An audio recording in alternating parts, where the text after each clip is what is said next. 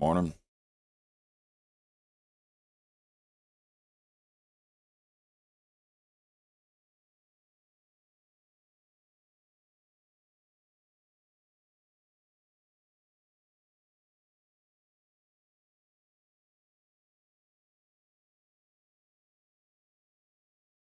No, no poop shower yet. Caffeine hasn't hit.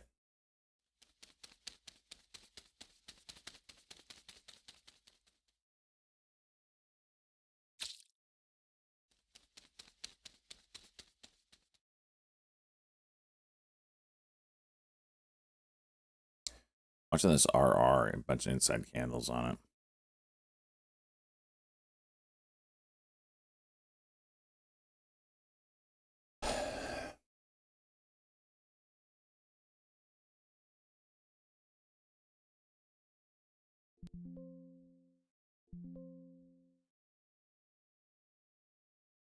Ah, yeah, of course.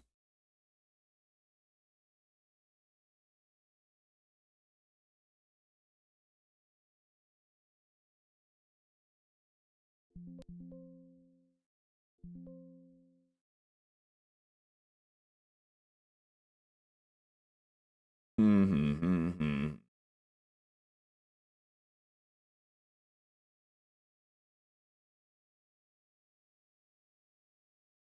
Right back up.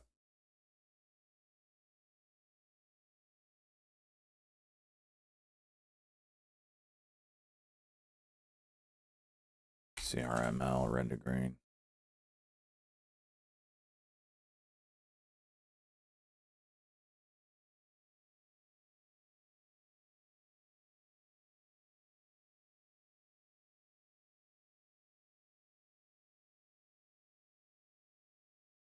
INHD, daily cock, nice.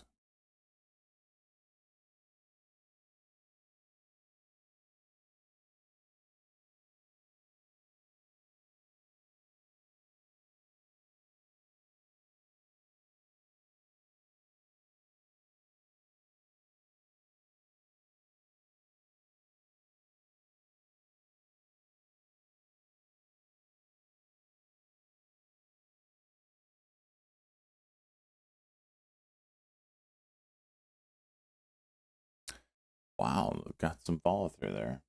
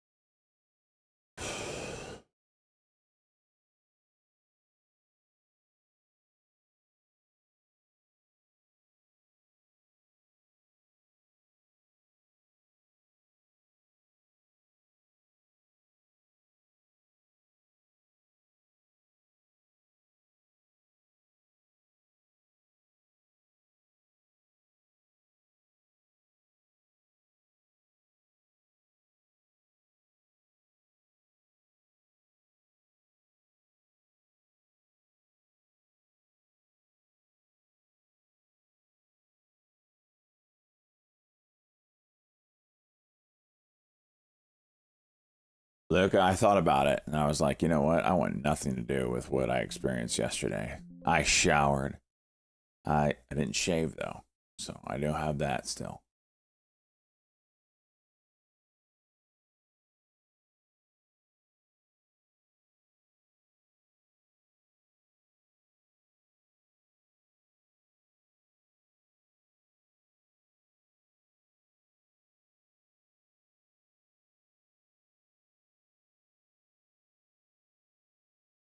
How has there not been a freaking cock here?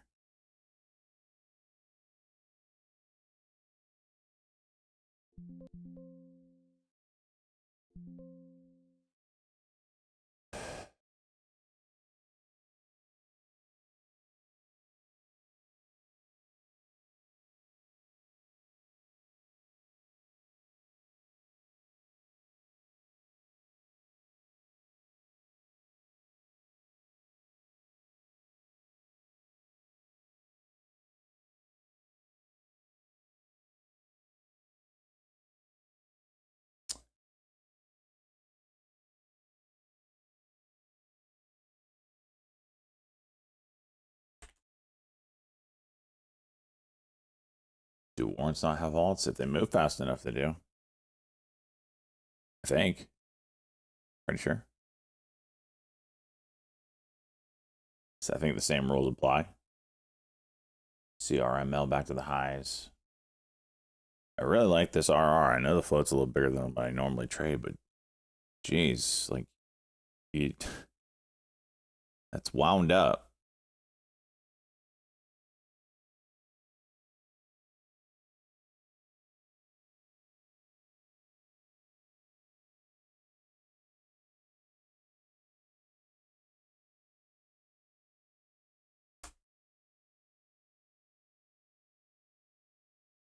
There it is. It's freaking shot up without me. 322 break. Come on. It's a 5-minute cock. Good.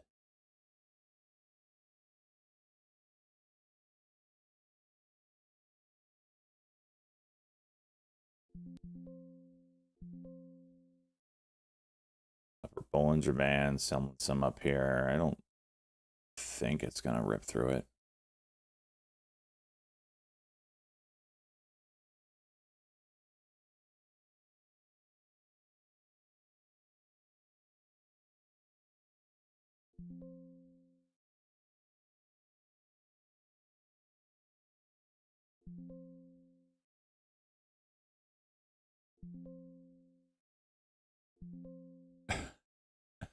Stop me out and then immediately bounce right back up. Okay. Okay.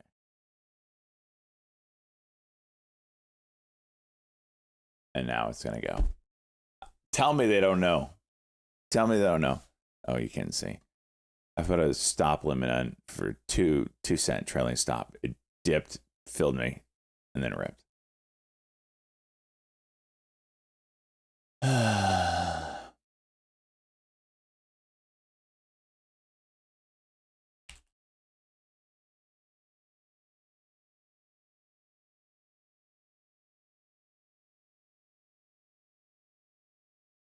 QMMM. Interesting.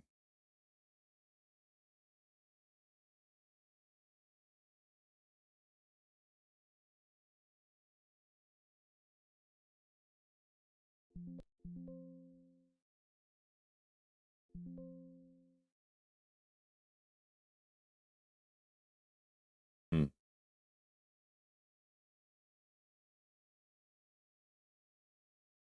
Volume's there.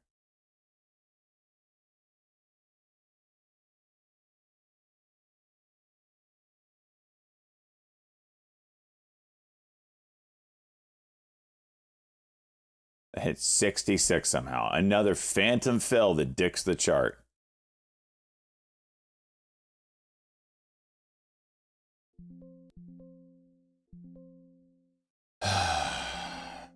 Getting sick of that, man.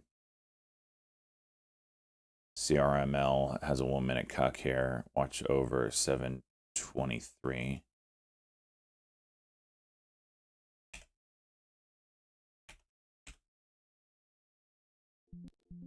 Whoa. Huh?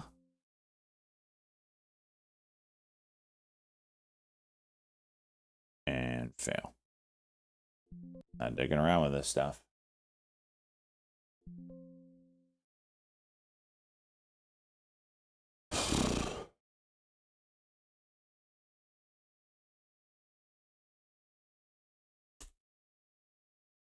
CRCL daily nickeling out. Yeah.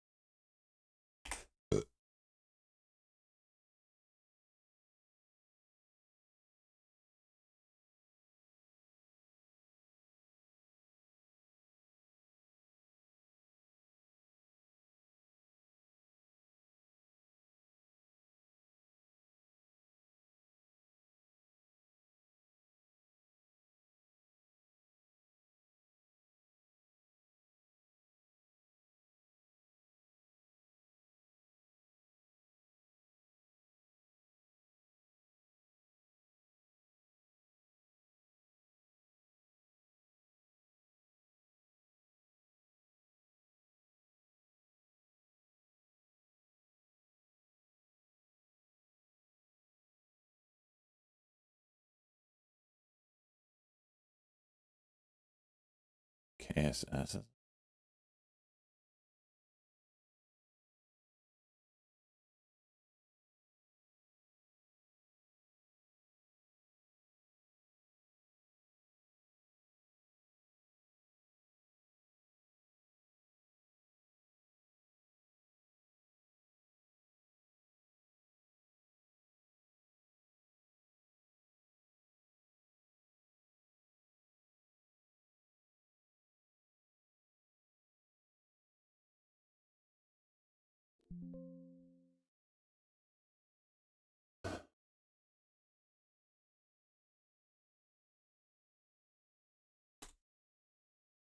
Five-minute on MDB.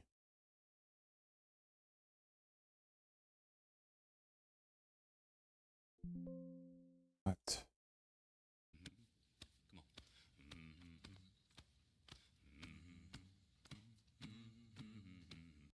Do it, Big Pappy. I'm trying, big boy.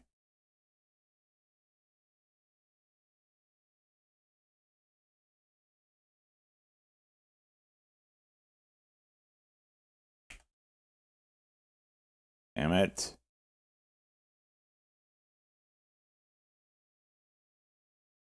The dollar spread. Woof.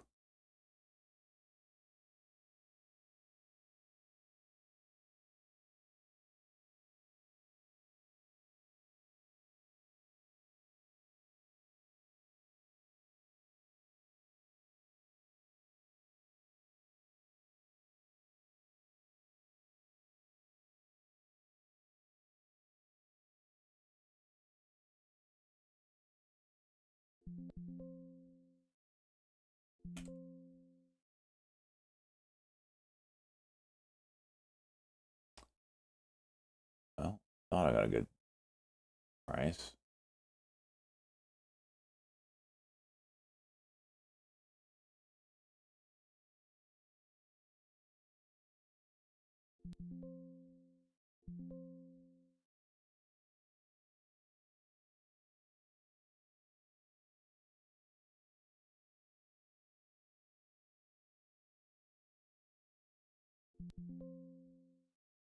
Eh.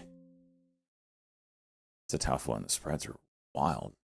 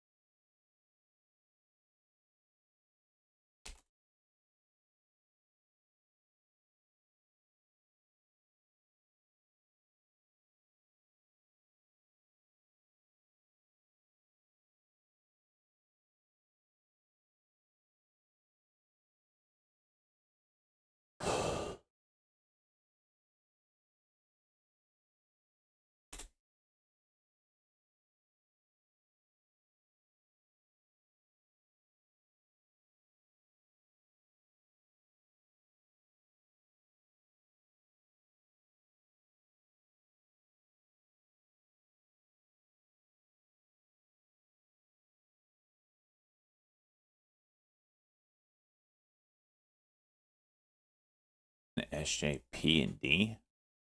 Pump and dump, huh?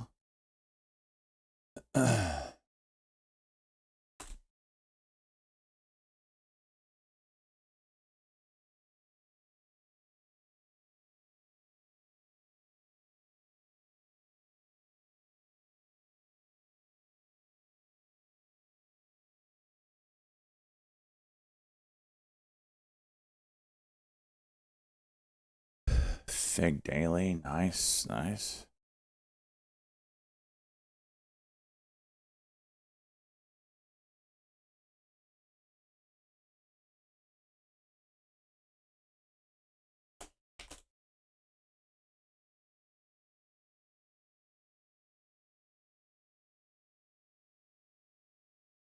$72.20.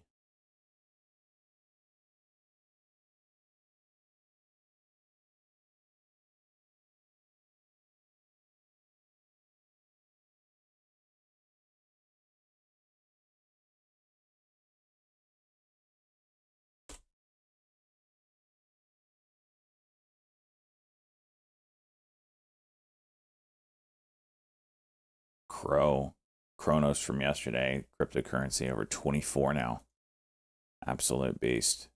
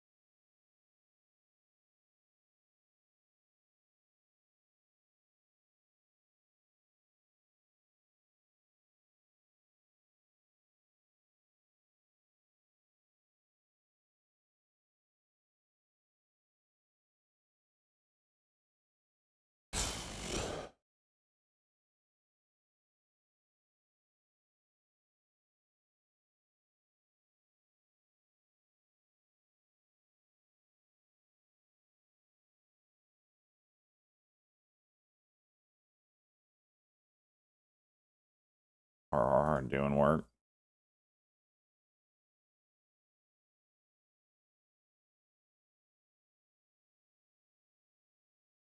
OPAD, maybe a 5 minute.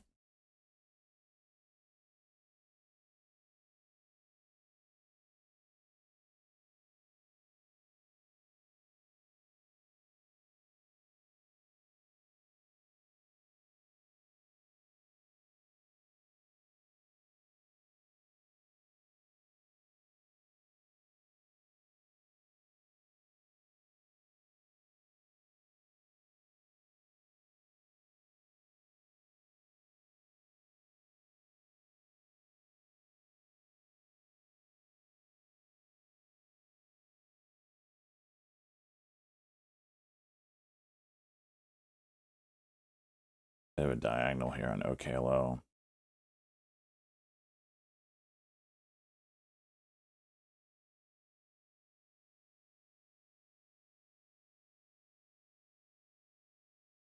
CRML doing a 1 minute cuck right now.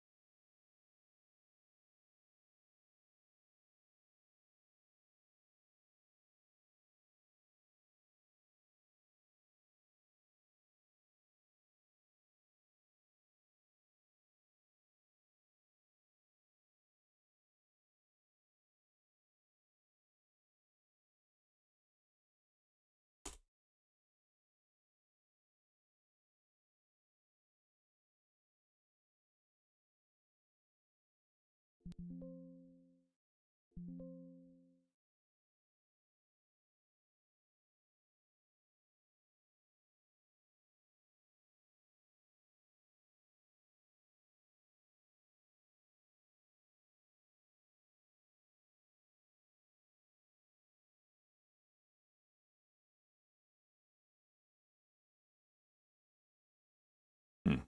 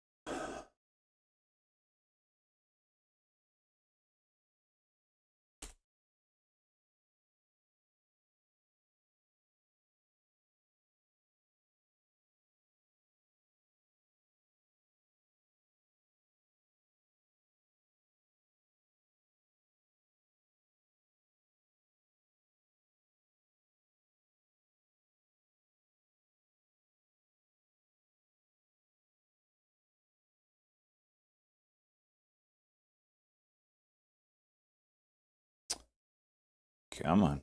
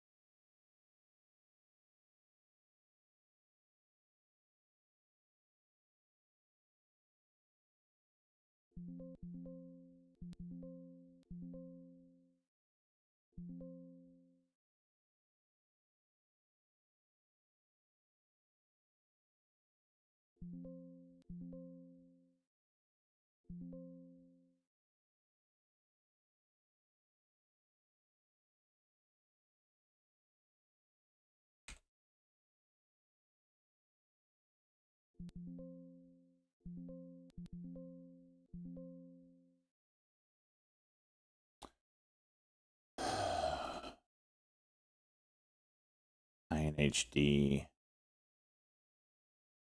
A little cuck here.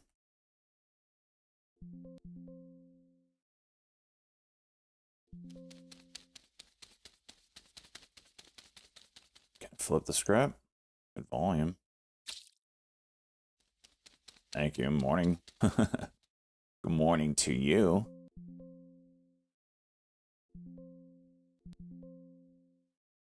Good morning to you. Bogus, I see you, 57 months.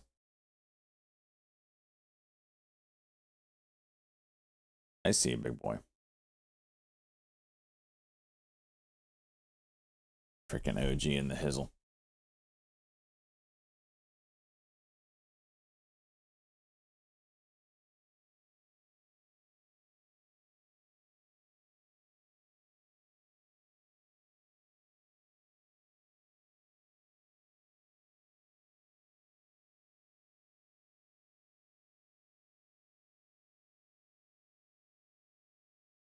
RR still juicing today. Young man. That's right.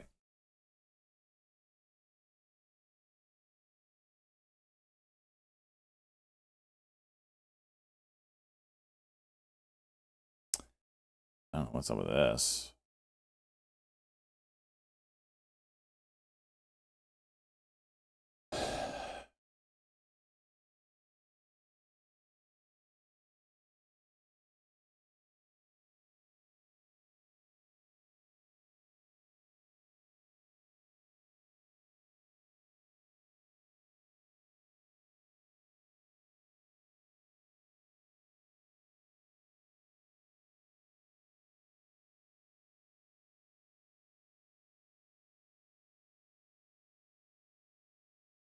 Fig broke.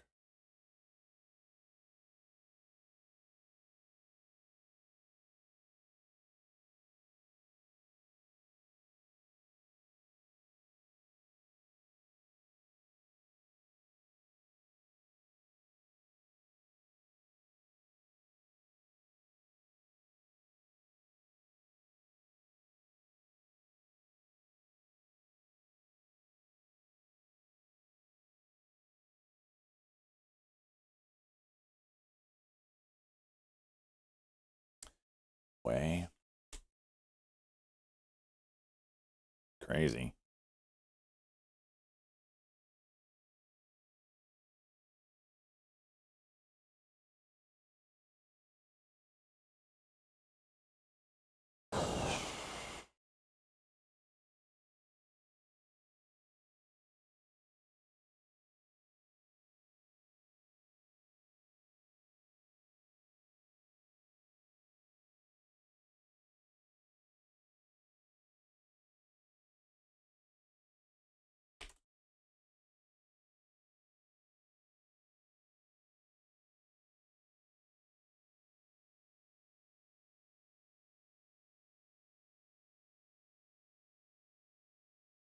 9-inch DWAM.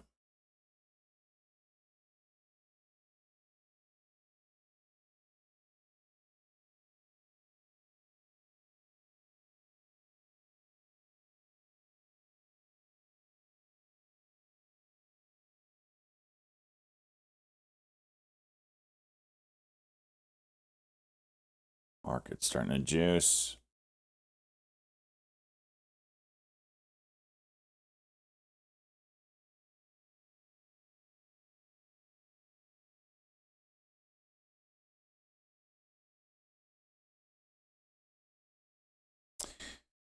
Looking at this fig, I like the daily level there at 72.20.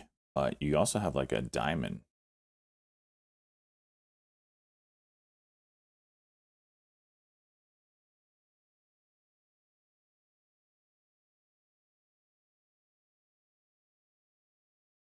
Interesting.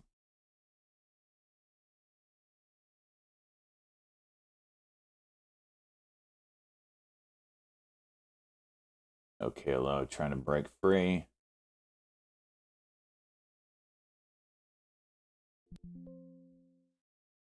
For high day is 56.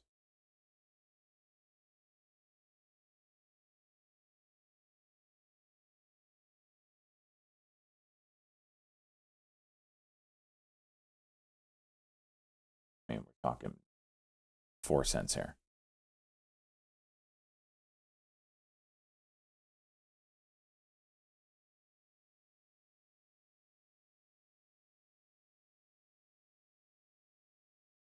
Oh my gosh.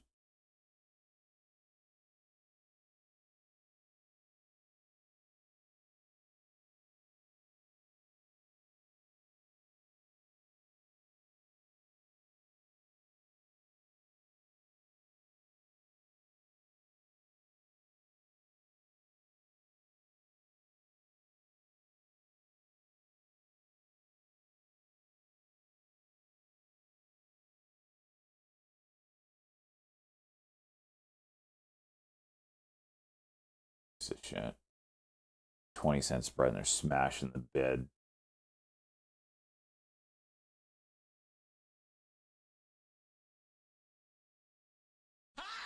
Oh, God.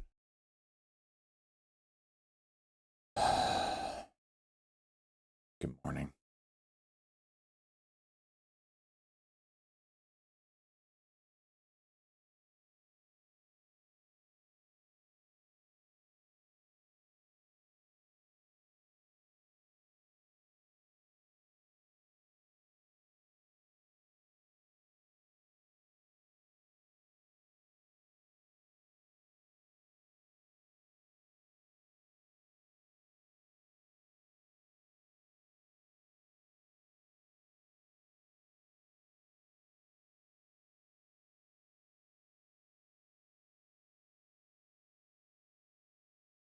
Hmm.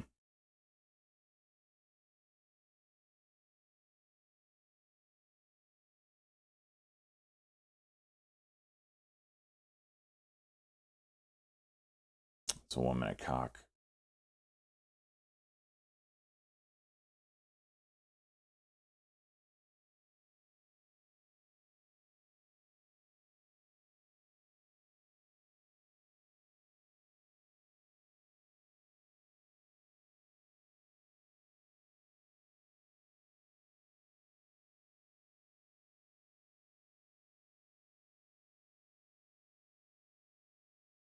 One penny. It's all I'm asking. RR going for it again. That looks really nice.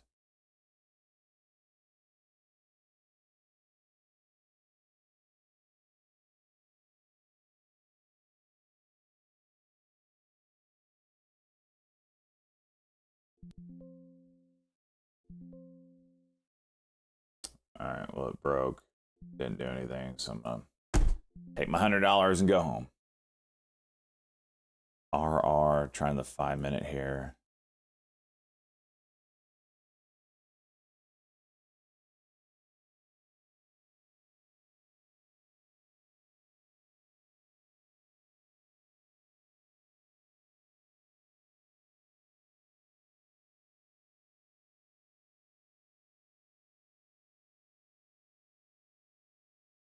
trade. Yeah, well, I mean, really shocked that it didn't rip, to be honest.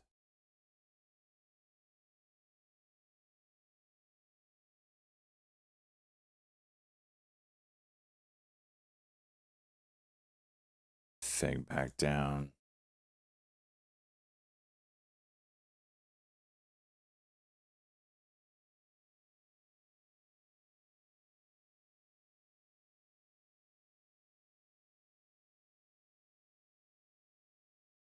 Goes RR.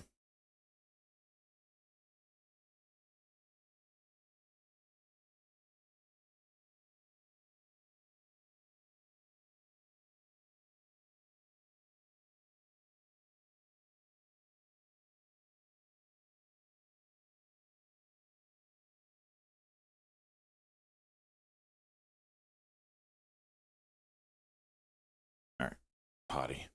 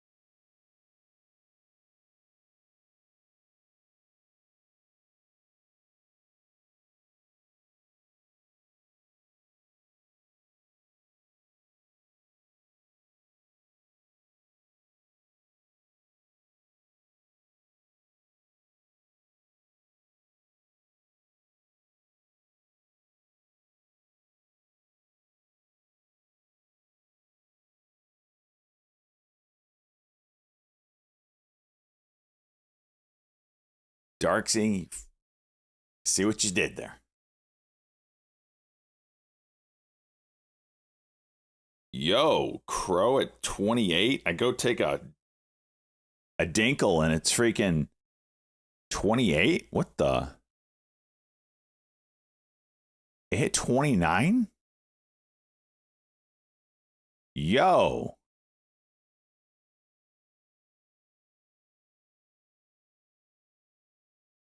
I don't know. I just made up the word. A dookie and a tinkle. A dinkle. It works. Boys, that is wow. Of course, it's back down to 26 now that I'm back, you know.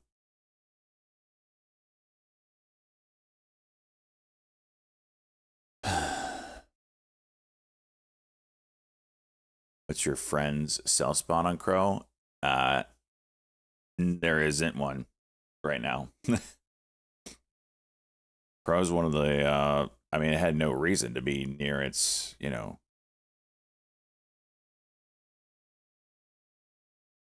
Let's look at some levels. All right. I'm looking at it on Coinbase, so it's not the best, but we'll go with it. Clear level here. So any kind of pullback, I want to see this hold 23.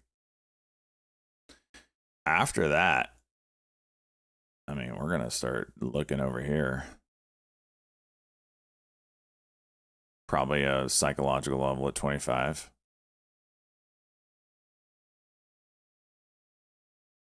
Pretty clear zone through here. So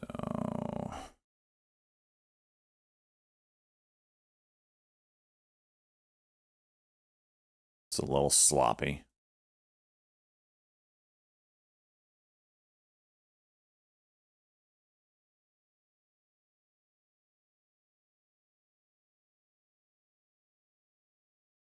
Then we'll go top. Actually, this one's like more of a pivot.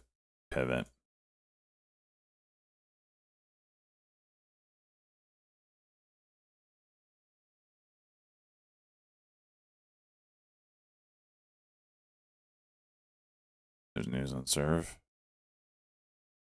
All right, back to this. Let's come back through there.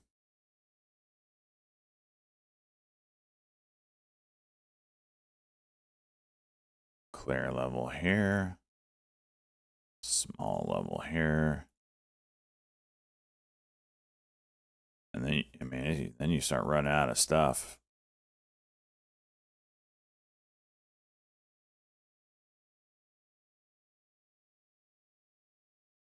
I mean, you're up at $1 at that point. So we're down here. We're approaching that slop area. We're over this 25, where the bottom side would be 32-ish. I can bring it down even more. Bottom side would be 30, we'll call it 30, which we damn near just hit, right?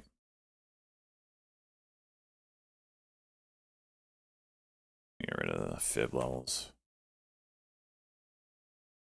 So my guess is it rejects this first, but I want to see it consolidate somewhere nicely up here.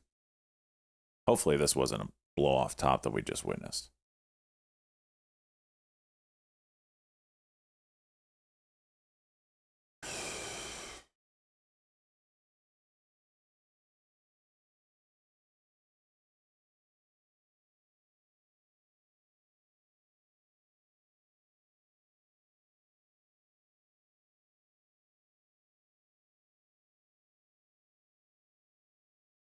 My thought process is on it is you have Trump's name attached to it, so most powerful man in the world. He hasn't even pumped it yet. You've got crypto.com, an established name. They're basically merger partners, right? You've got them as an entity owning 20% of the float, which is unheard of in the crypto world. Name someone else that owns 20% of one of these shit coins. You have in that prospectus or whatever it was that we read yesterday that they're going to try to reward people with Crow.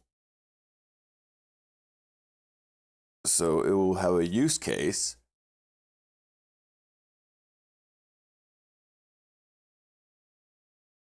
All of this is something that Crow hadn't had before. Crow was relevant in 2021, and it hasn't been since. So I'm proving you this short. Okay, go ahead, bud. Go ahead, bud.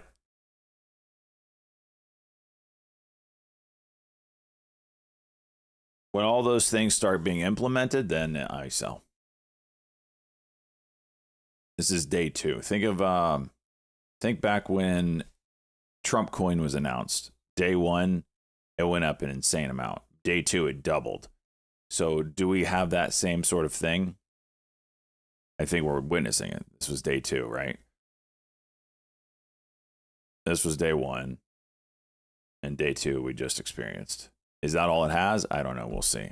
I want to see it consolidate. I want to see 25 hold. Is it crazy that some world leader buys Crow? I sure hope so. That's my wild card. I don't think that'll happen. But just saying, when something usually has every reason to go up, it doesn't. I think those are the catalysts. What do you mean it doesn't go up? Jeez, are you paying a freaking attention to what I'm drawing on this screen? The damn thing is up.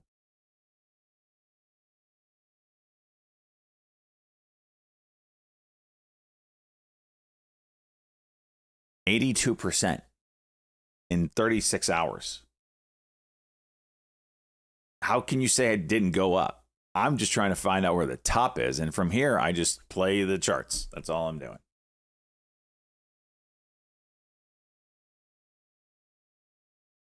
Crow's been way higher. Right. But that was 2021. Everything was much higher then, too.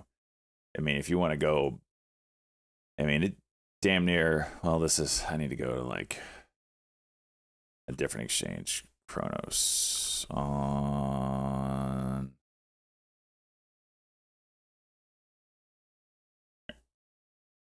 No, it's about as high as it went too.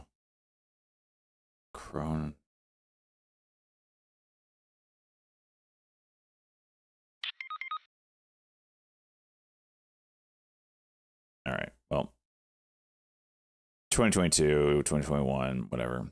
Highest was about $1, it looks like.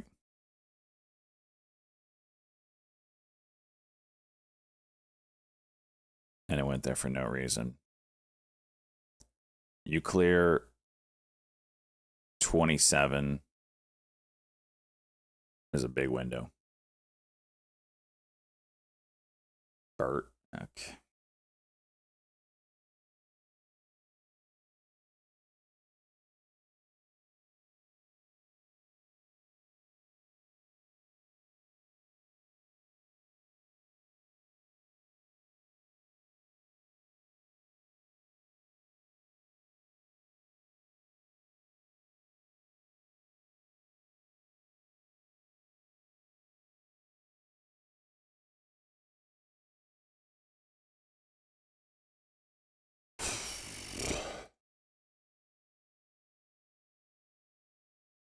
I'm just being patient. I have a really good cost basis, so I'm not in any hurry. I'm in at like 18 and a half. So it's not hurting me just to sit in it and sip, right, cheese, and just.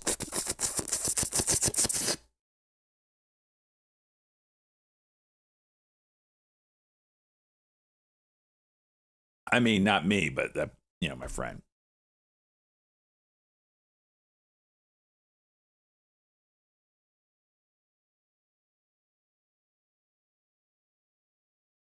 You were Jade? Jeez.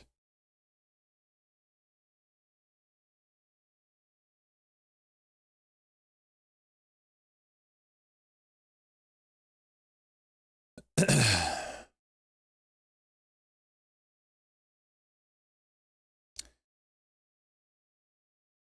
that 95 level core wave, breaking all sorts of levels here.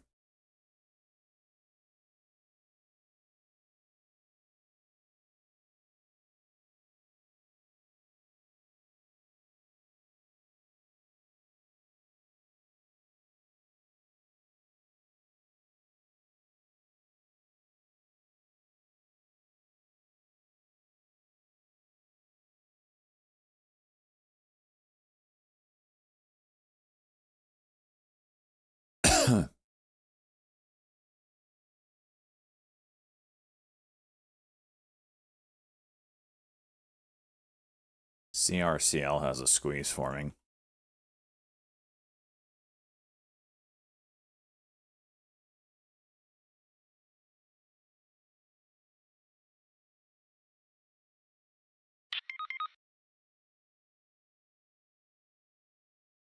What was the small cap that projected green? Oh, hollow, HOLO.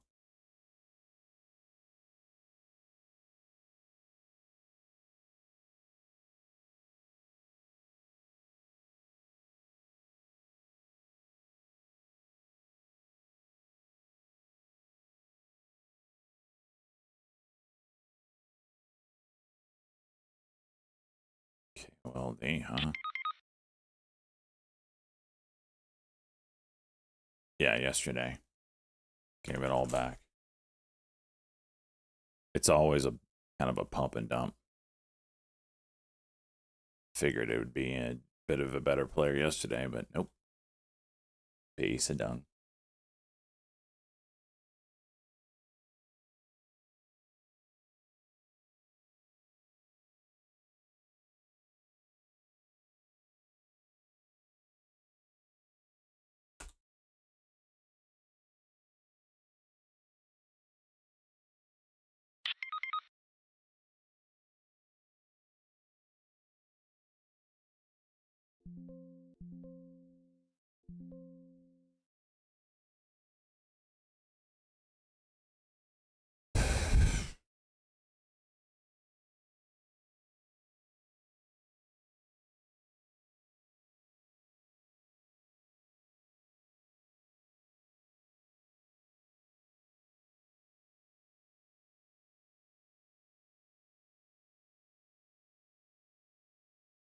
You gonna bust out here, bud?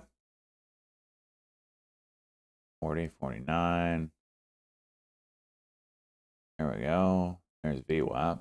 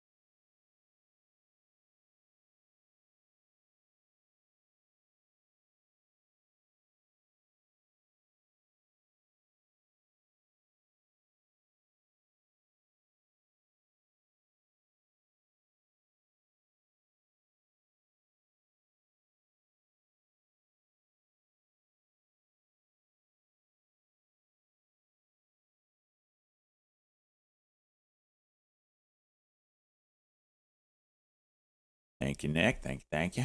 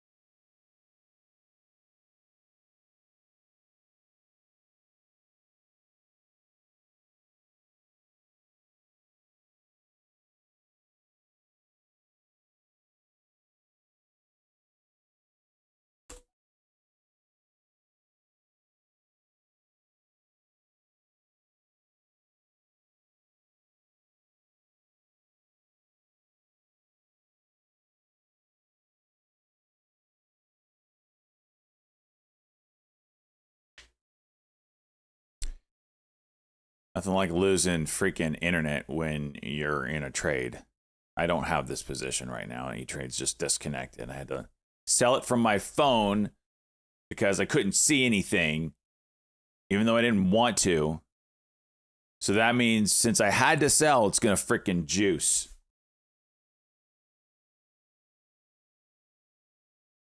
It's the whole internet just went.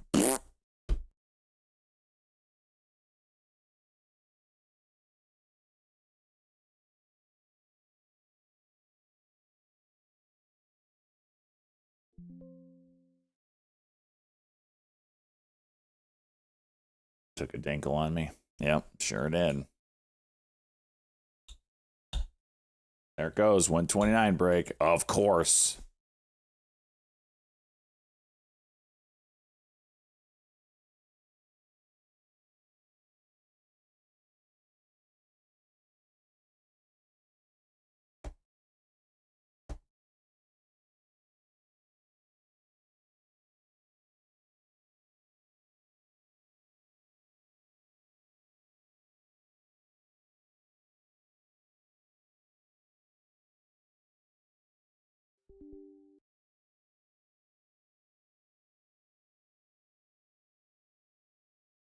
Cost you 15K? Jeez. That's why you always got to have that phone nearby.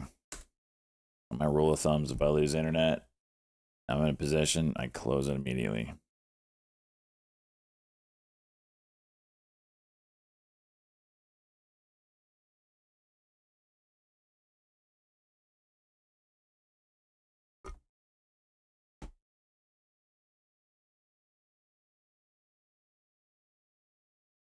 Haven't had an internet issue in months. Of course I get it when I'm in a trade. Of course. Who wouldn't? What did it fill me at? 62. Fucking garbage, man.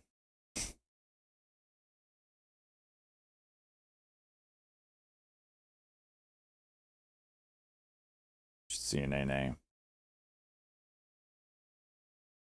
Is YouTube and Kick back up and running? Curious. Might have to restart those. Oh no, it's there. Oh no. Yeah, it's there.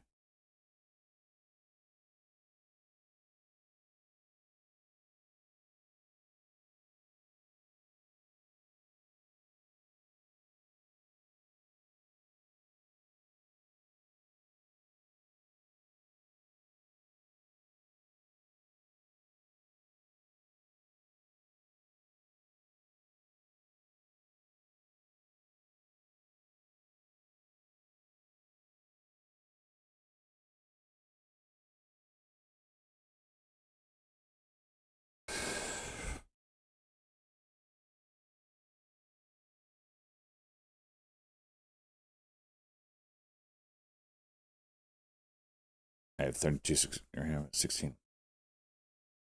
And it starts to lag on your PC.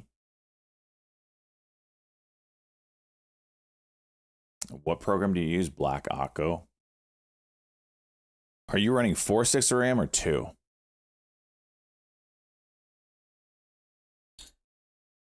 Yeah, I see that. It's halted, right? STSS. Oh, the daily cock on it, too. Jeez.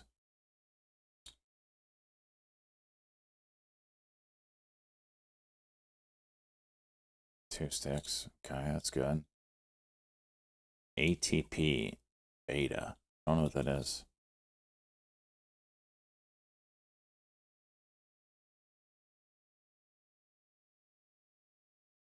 Why did Sats pop after hours yesterday?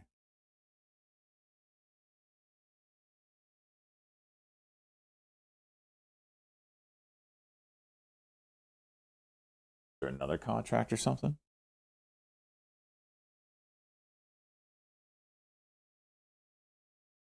KDP? No, I didn't see that one. STSS is quoting 17. Nice little gap.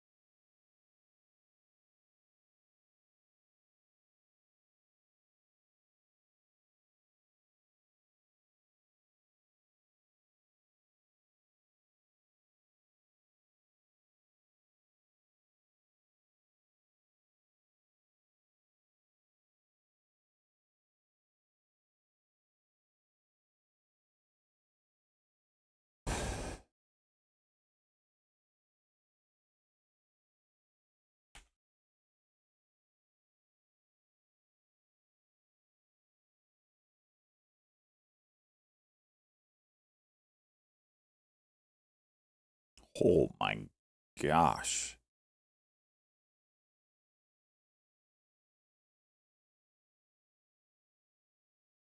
Well,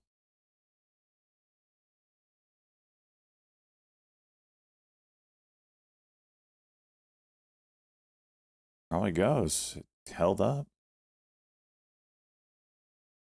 I am by under 17, maybe.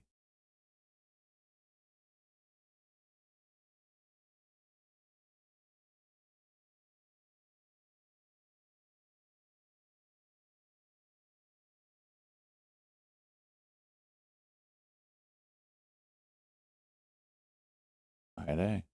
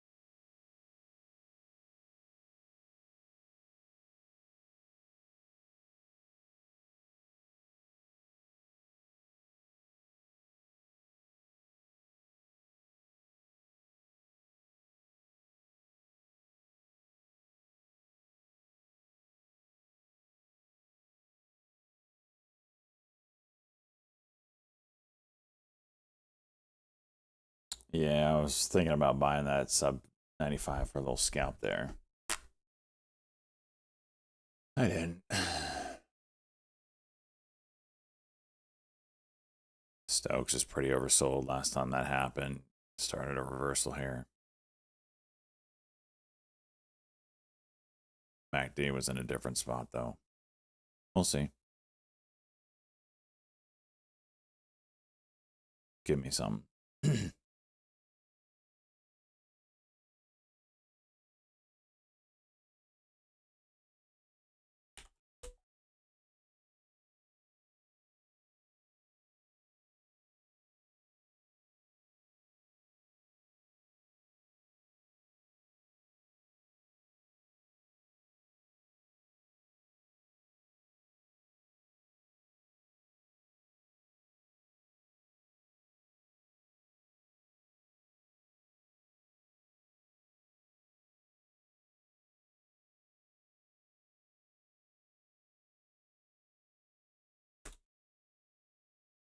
SMR got some levels if it wants it.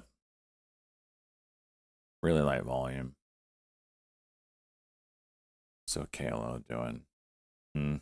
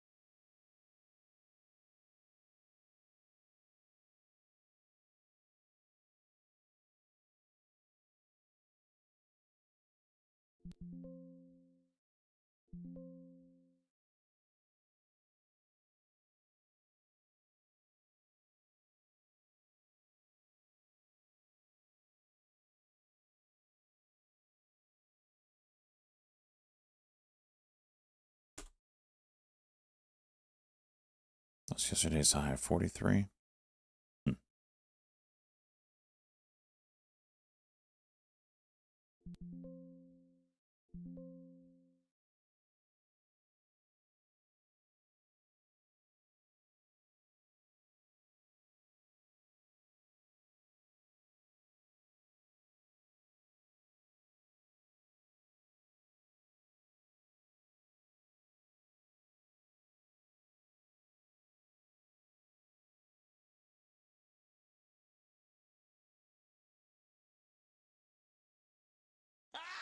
Not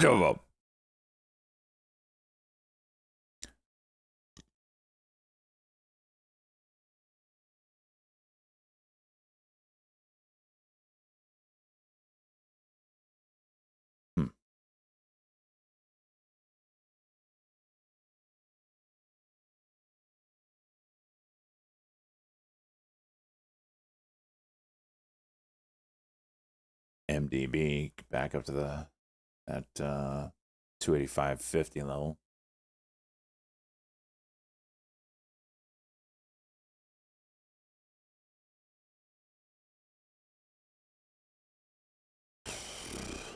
SMR breaking free.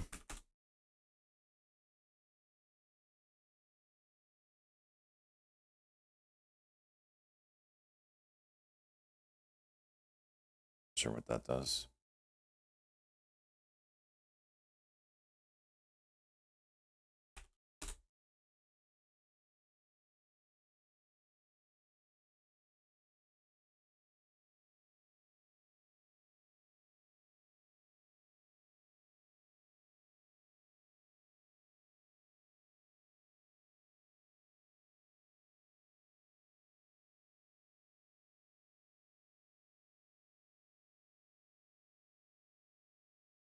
GoPro.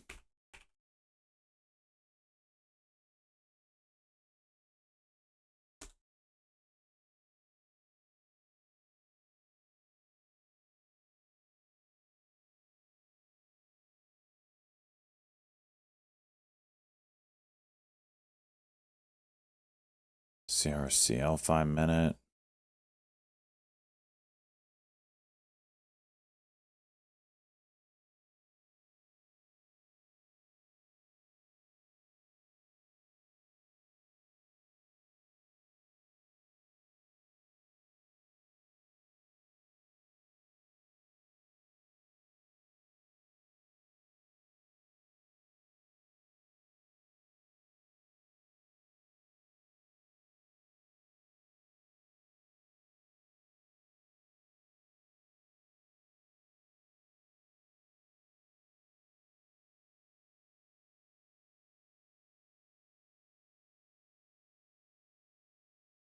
Damn, everything's dead right now.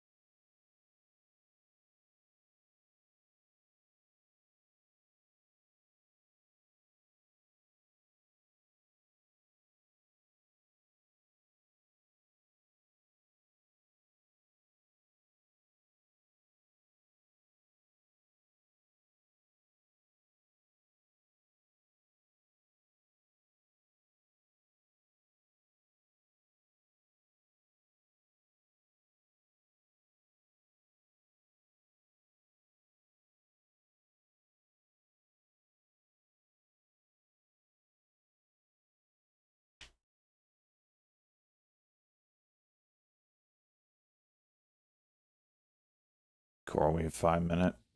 Still holding this 95 pretty nicely.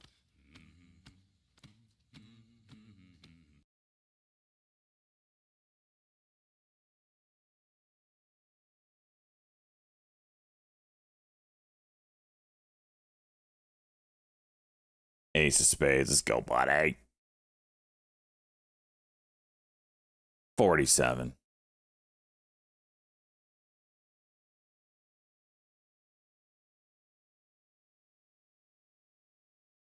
It's a 5 minute cuck as well.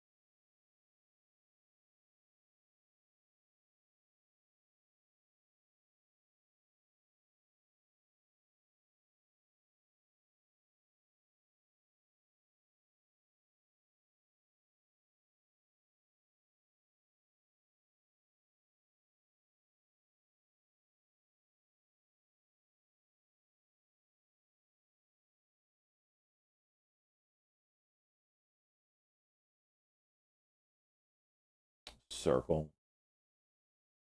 I like circle and core weave. 35.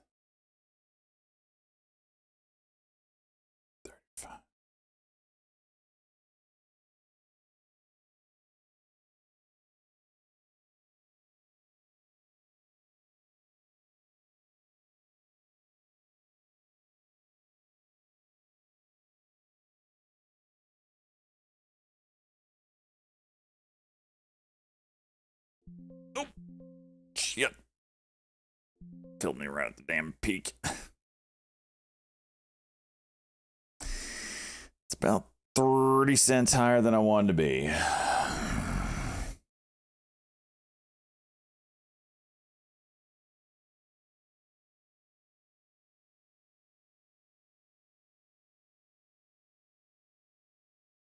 Mm-hmm.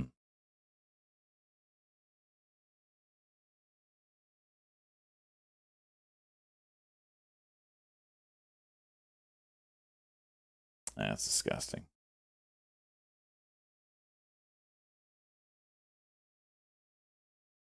Literally top ticked me.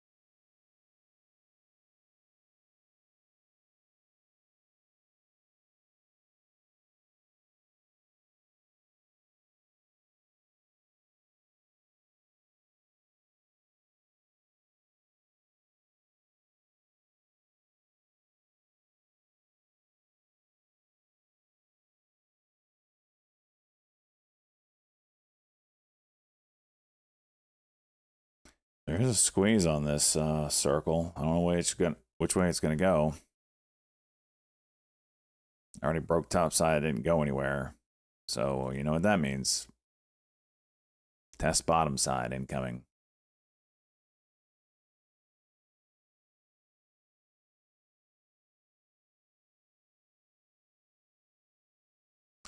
Yeah, the squeeze indicator, see it here? That momentum bar ain't helping me at all. But usually when they glow yellow, you're going to get it represents price compression, and you're going to get expansion from there.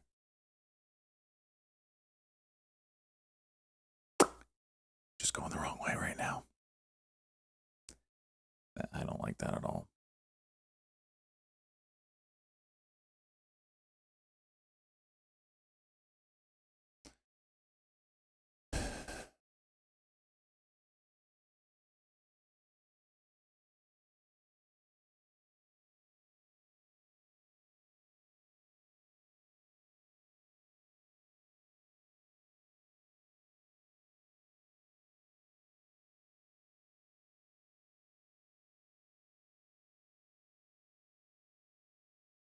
Yeah, this is a real bad look.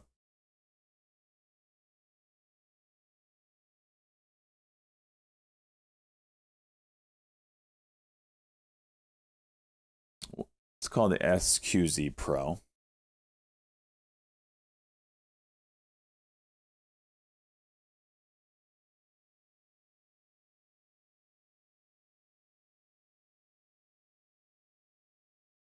If you have Thinkorswim, there's an indicator that it mimics.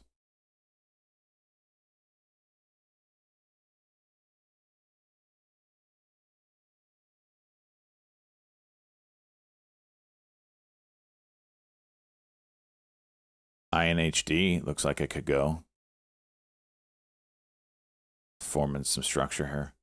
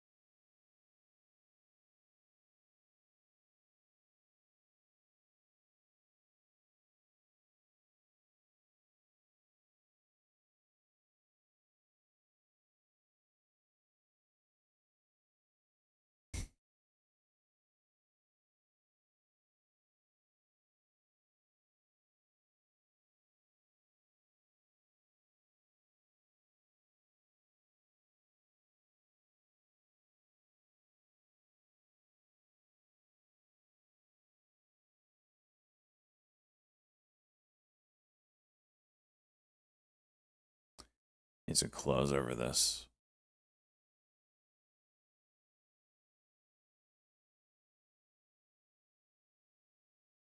Devs popping up.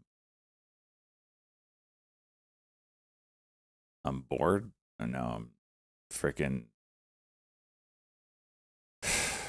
gripping my seat with my butthole right now, hoping that this thing squeezes to the top side rather than an absolute dump fest.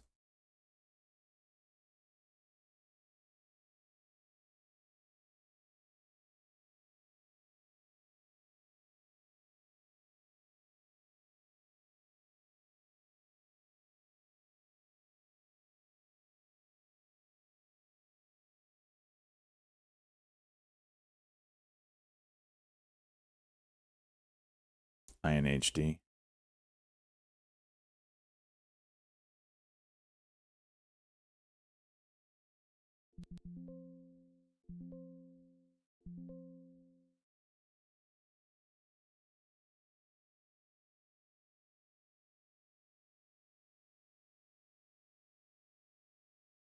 Really?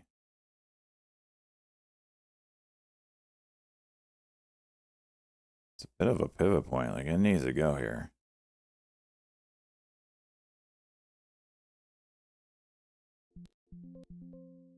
I'm playing around.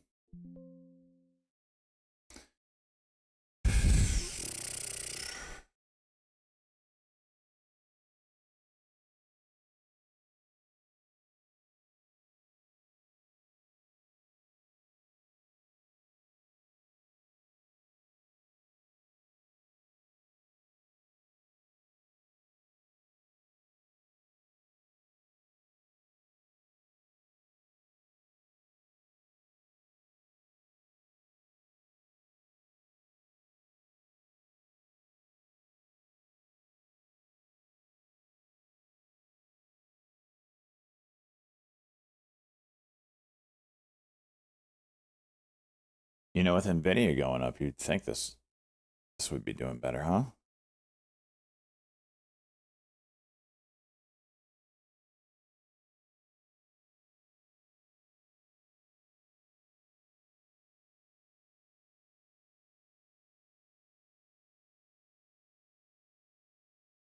So we have a change on the squeeze. It's starting to turn red.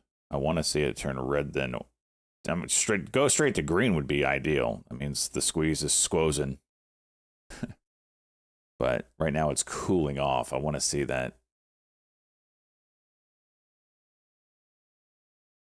Rather than just cool off, I want to see it indicate the squeeze is squeezing. MU. Nervous on NVIDIA earnings? Are you guys long? Are you guys playing NVIDIA? Savages?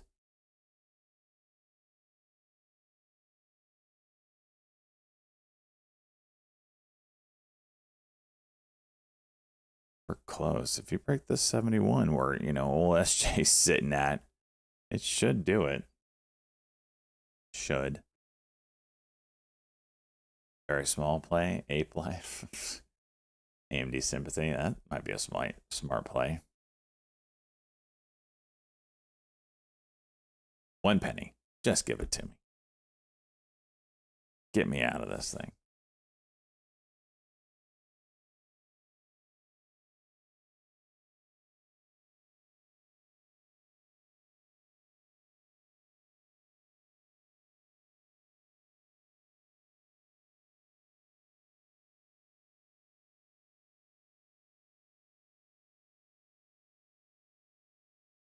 Well, it broke.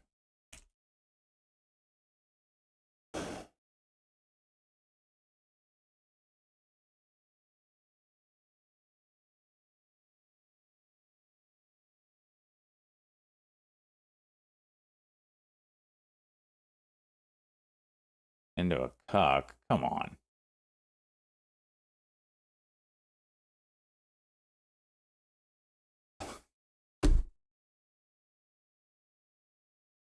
$40 years to go up. Elevator down.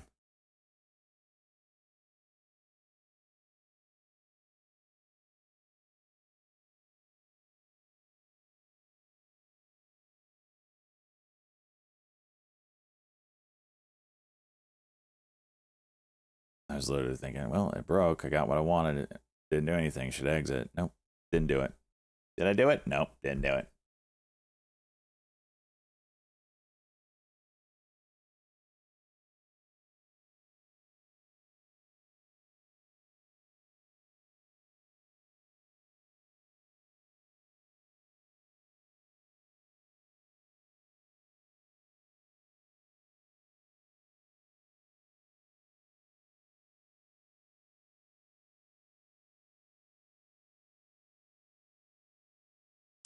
All the big volume is all red. Not a good sign.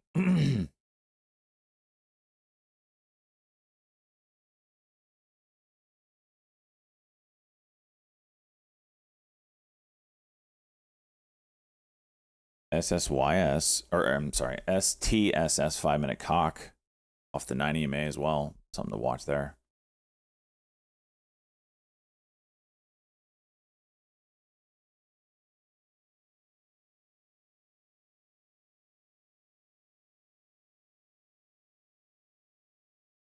All right, I need to just get out of this. This didn't do what I thought. I screwed it all up. Just move on. I should have exited here. I didn't.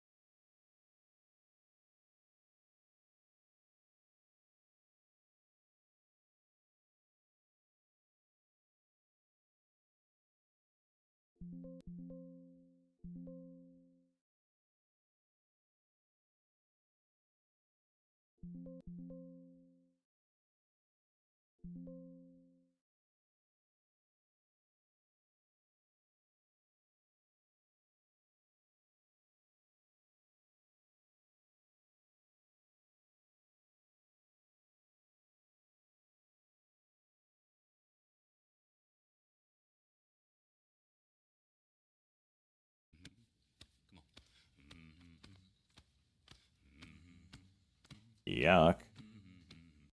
How much to shave your head?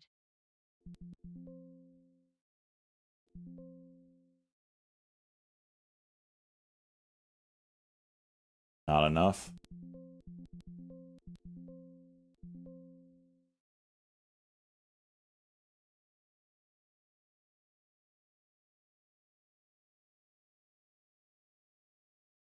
Where are we at now? $200. So this is a little bear trap. Let's see if this diagonal can hold up. Cam, let's go. 43 months.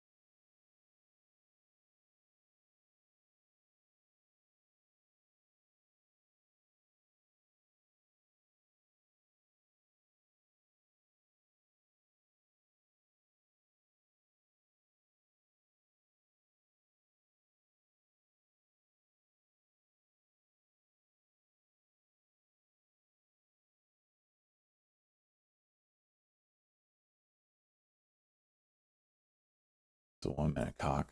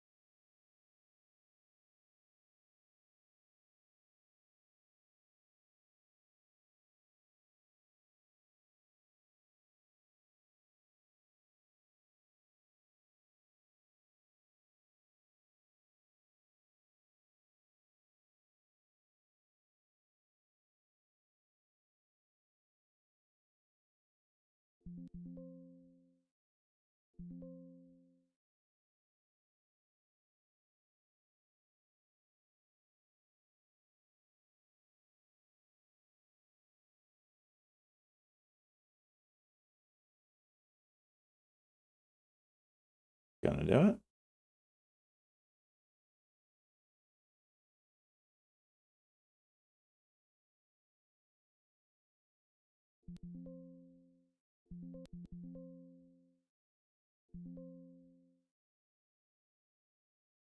Gonna do it.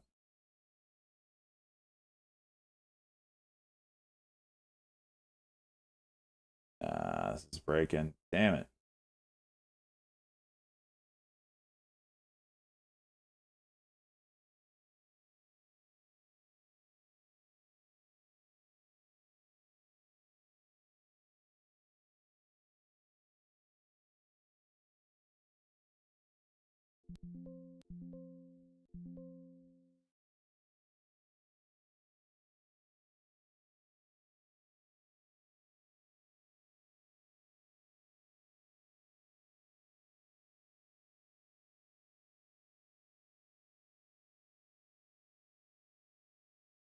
What?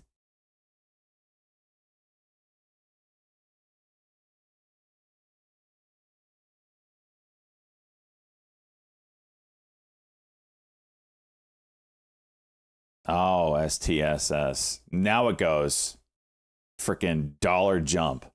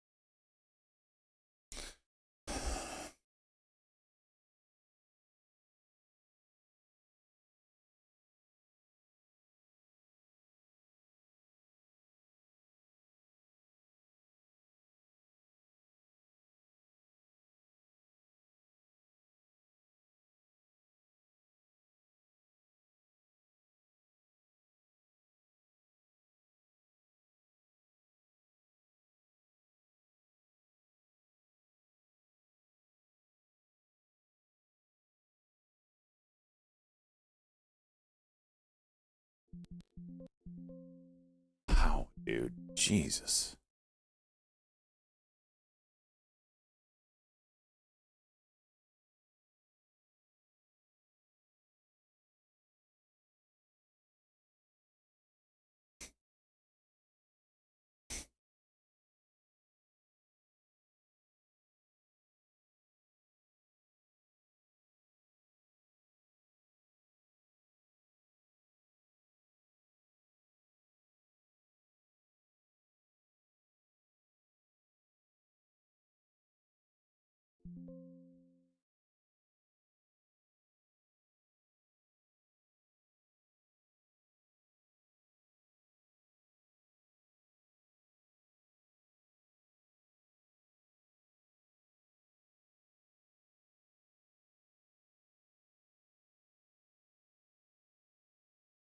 Did jury duty?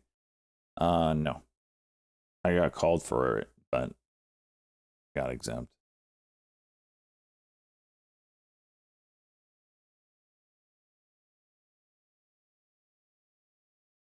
Kind of want to do it. Sounds like an interesting thing.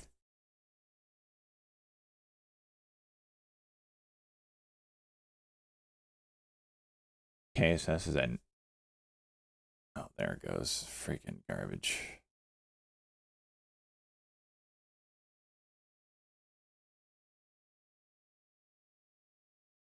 A bench warrant.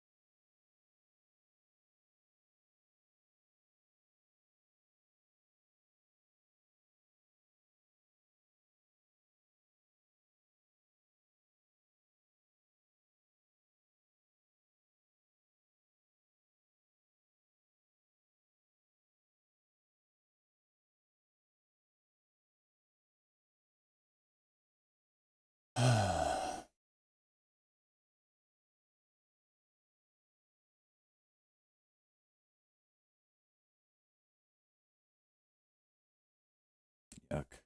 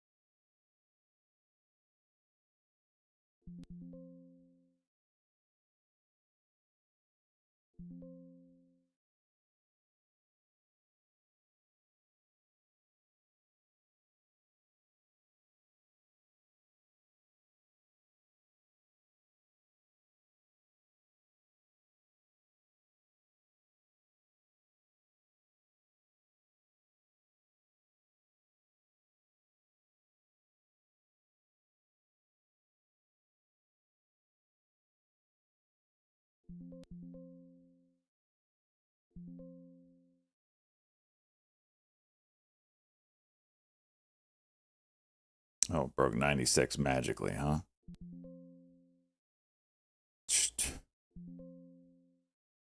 Okay.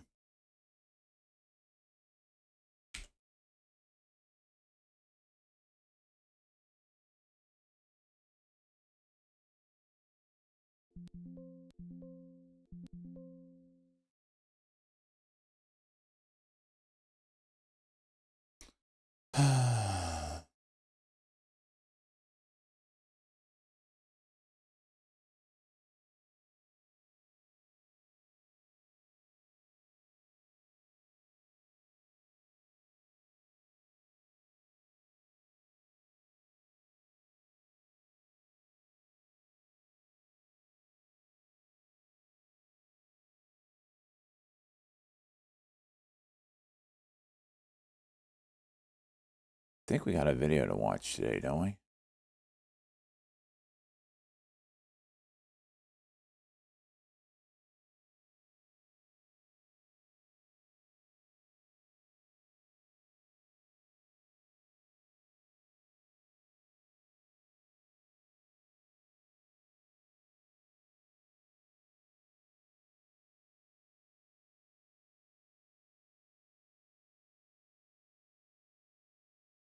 Maybe not.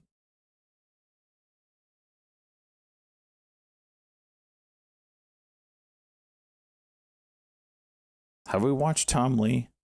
I don't think we have. No, we haven't. We'll watch this one. On the compound.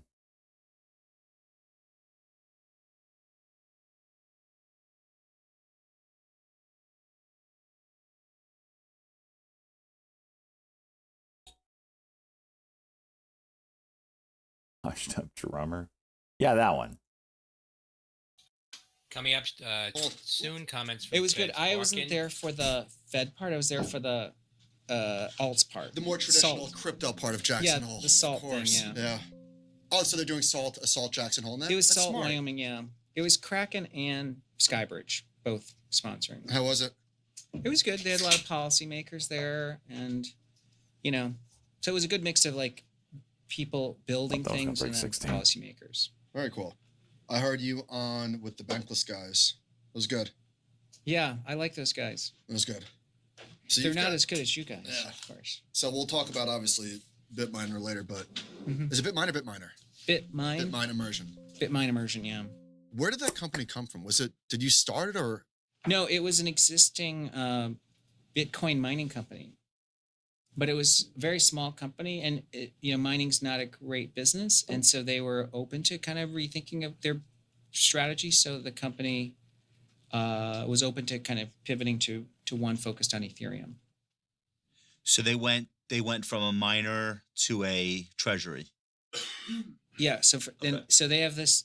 Originally was their thing was immersion mining. So they have liquid cooled miners, but mining's a very competitive business because you don't necessarily win a block reward, and you have all this capex. Whereas now they're essentially their treasury strategy is holding Ethereum is really asset light for them, or capex light, right? There's almost no capital spending, so it's a good pivot for them.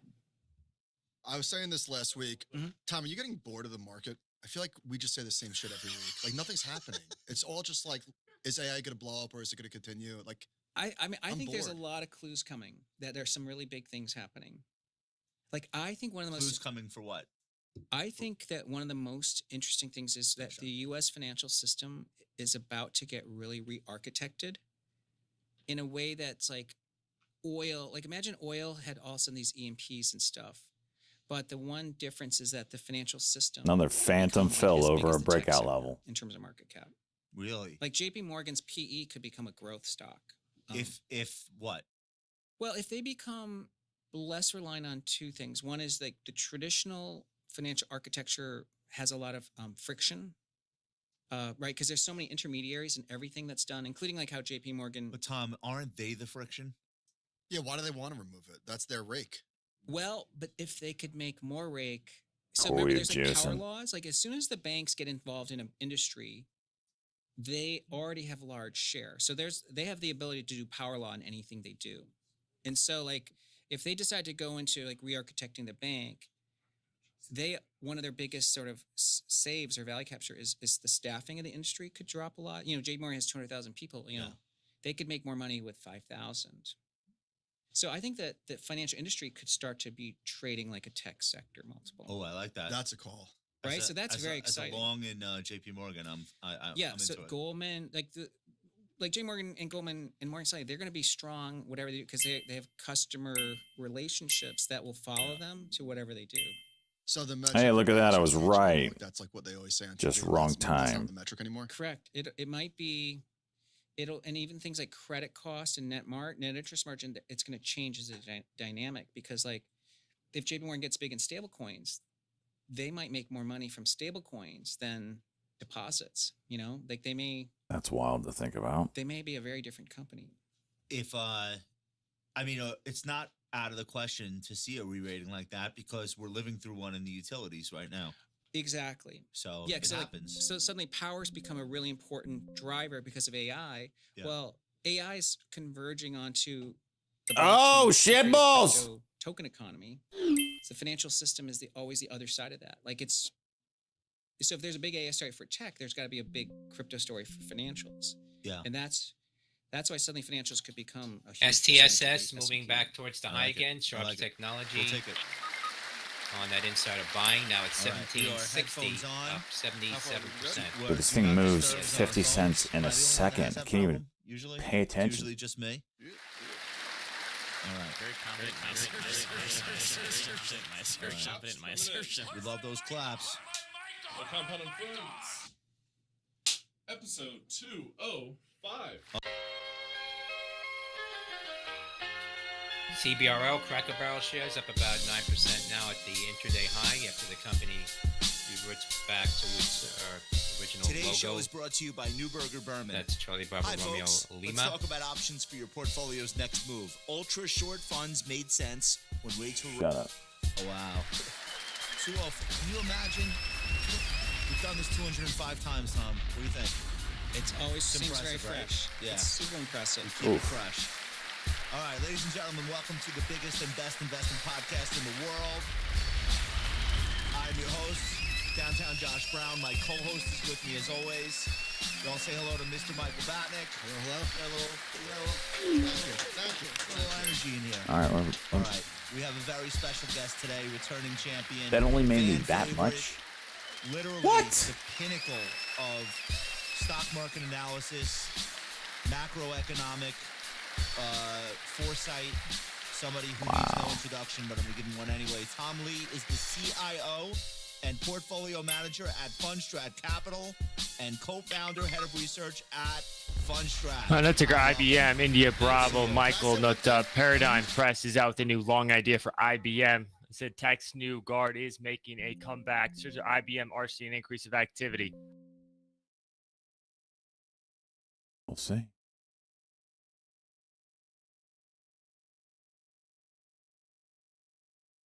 Who put them on?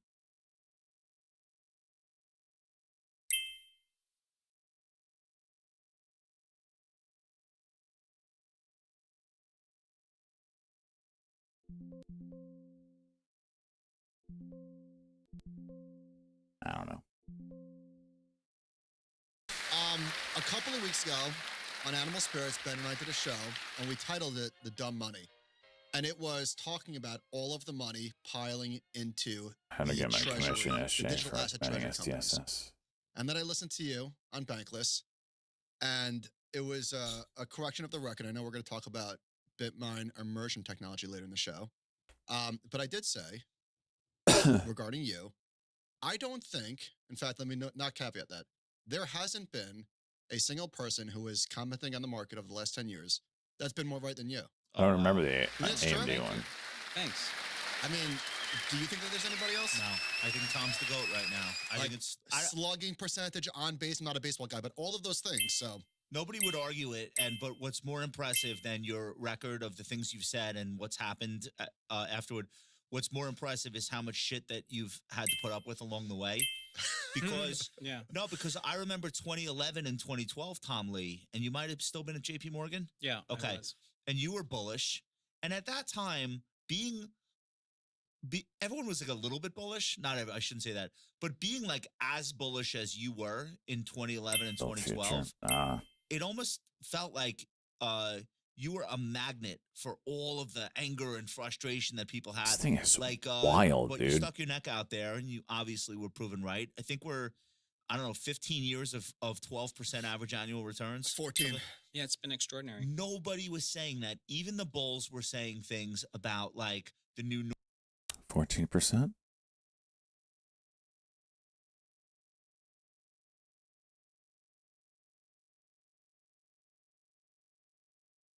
It's phenomenal, huh?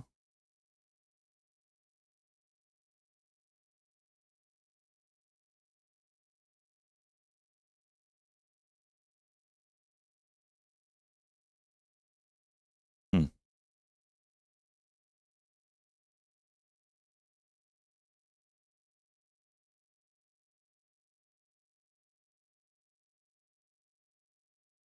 Hmm. 14% is 6% more than just the average. Get on my level, Tom Lee. Get on my freaking level. Normal and like get used to 3 and 4% average annual returns going forward. And they had all these reasons why, valuations, Cape ratio. And you were one of the few people that was willing to be bullish You the said entire way. all that. Yeah, no, you did. You did. You also, during crises, you would pop on CNBC or wherever you were, and you would say, yeah, no, this is volatile, but the volatility won't last. And we still think A, B, C, D. And then as those things would play out, you'd have to do it again because it'd be another crisis. But I do think that you are getting credit now. You're getting your due for having been the most right market commentator, consistently right. And how's it feel? How's it feel to be a gangster? Thank you. I didn't realize I was a gangster. I should carry like a machine gun. Then. Yeah. No, if you're like a markets gangster now. Yeah. I feel like you're the guy. What do you think? Well, next time I come, I'll wear sunglasses. All right, fair enough. And grease back hair. No, but truly, how do you feel in the position that you're in now? Do you worry at all? This has been an amazing run. It's got to stop at some point, or not the markets, but like just your career arc. How do you like? What is it like being Tom Lee right now? I'd sell calls. No offense. Michael, The women that I get are fantastic. Well, we are constantly. Why don't I trade prop firms? Why would I want to trade prop firms when I can trade my own money? I'm in a very strange business because like research, and we have essentially really 3 cohorts, but really it's primarily institutional investors and then non-institutional. And we service them and we provide research, but they never really say you've done a great Our job financial Okay. advisor. because like their job is tough and they already have many people providing advice. And so like we're just one of the many views. And so we Damn never right. really Damn get Oh, right. they'll congratulated. take the credit, and you're just an input. Yeah. Okay, but that's fine. That's Yes. the business you're in. You're only as good as your last tip. That's another thing, like because I was an equity analyst, like it's our next call that matters, not our previous set of calls. Oh man, what a hamster Shut wheel up, that Cheese. is. Yeah, Right. but it's fun and exciting because it keeps us grounded, and that's why I am so afraid to ever take a victory lap. Yeah, it's a really good point. And the reality of this business is that you could have somebody in the markets for VIX is starting to rise a 400% little run in the bit. S&P, Come on, man. and then there's a 20% drawdown, and it's stupid Tom Lee, Mhm. bullish right at the top. It's like, no, yes, at the top, but also for the 400% Whoa. preceding the top. What just Did happened? We all Mhm. forget, Yeah, but people do forget. They We don't got a care. that huge Feb to ass April wick period here. happened this year. Like all of a sudden, people are What was this?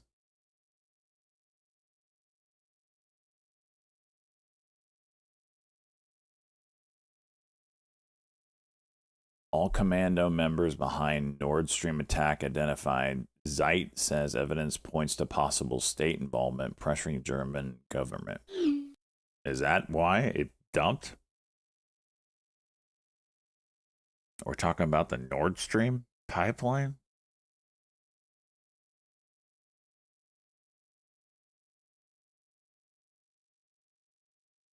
Oh, it's all okay. Is this a test, Cheese? Is this a wick test?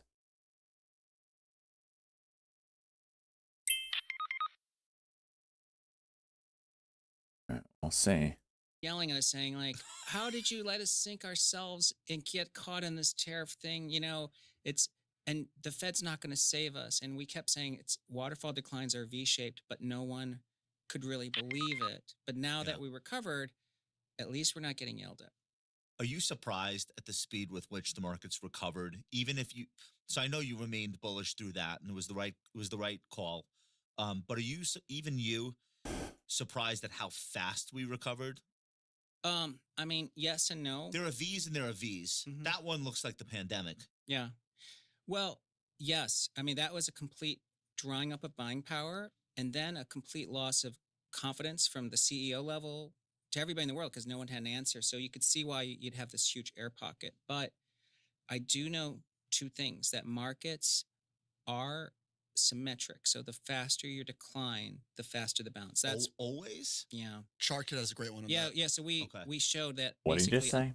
unless there's a huge air pocket. But I do know 2 things that markets are symmetric. So the faster your decline, the faster the bounce. That's always. yeah. Chartkit has a great one on Yeah, that. yeah. So we showed that basically unless there's a recession, it's always a symmetric bounce. It's the ratio is like 1.4 to 1.7. So if it took 8 weeks to lose 20, you'll recover it back in 1.4 times that length. Oh, okay. So in other words, it's always like there's a symmetry. ratio. Why? Yeah. So why do so many people think It's interesting. V-shaped recoveries are anomalous when, based on what you're saying, they're actually the norm? I think people don't study history. I think they study their own sensibilities. They're saying like, oh, well, if you lose confidence, it's going to take me this much longer to recover. That's why everyone says there's a K-shaped or square root. You hear like U-shaped recovery a lot too, right? Correct. Like Okay. every letter but Hmm. V. Yeah. And it's but always a V. It's always a V. Tom, so you did the work. You've got 12 waterfall declines since 1929. Do you think that this is what we're going to see going forward? Yes. Actually, maybe What's a structurally. what's a waterfall decline? What's the definition of that? Oh, well, it's a term we coined probably around the 2012 period, but it's when the market has a high velocity decline. So Okay. like if you say So like a lightning fast sell-off. Yeah, so the fastest declined at 10% or the Okay. fastest down All right. 20. So rather than like dribbling lower, when it just like the bottom falls out. Yeah, it's like you sprung like the ship is just sank. All right, There's so no here's leak. 12 of these. And just for the listeners who aren't looking, we have dates in here like 82, 87, 2002, 2009, 2020, 2025 is now on the list officially. Yeah. That was a big one. That was 20%, and it was like overnight. Yeah. Okay. And usually no retest, at least in modern history. That's right. I mean, it will look like a retest, but no. Usually, that's another thing. People say there's always a retest. It might be true at the stock level because there's sellers that want to get out, but at the index level, it's actually rare. Yeah, I actually would say post financial crisis, there are no retests. Yeah. Like that's it. If you don't nail that moment, it's okay. You could still buy later, but you're not getting two chances at Yeah, the you're bottom. buying higher. You're buying higher, and that might be okay for people. I disagree. All right, let's talk about the I result. want to say that looking at them, there's not a retest of a specific level, but you will get a failed cuck. Let's look into it. I feel like I've looked at this before. 100% disagree. Yeah. I feel like you get a failed cuck. It might not retest that level, like the bottom to the penny or whatever, but I feel like every one of the bounce starting points has been with a failed cuck on the daily. Hey, look here.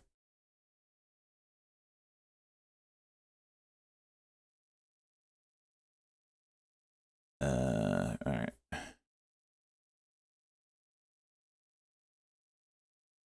For instance, right here. This is Liberation Day.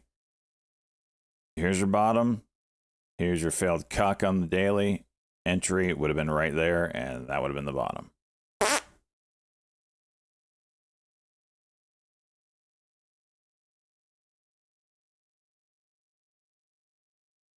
Let's look at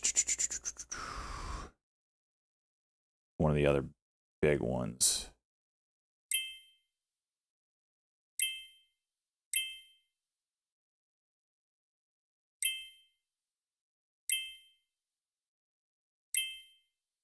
Bottom, failed cuck, and that was it. Let's look at COVID. Bottom, failed cuck, and that was it. This is the China fears thing. Bottom, failed cuck, that was it.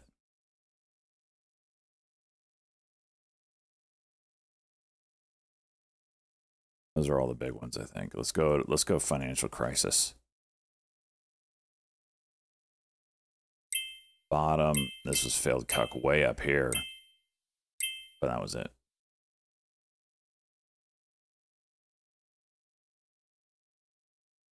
Now the question is, you could have said that here and try to go long.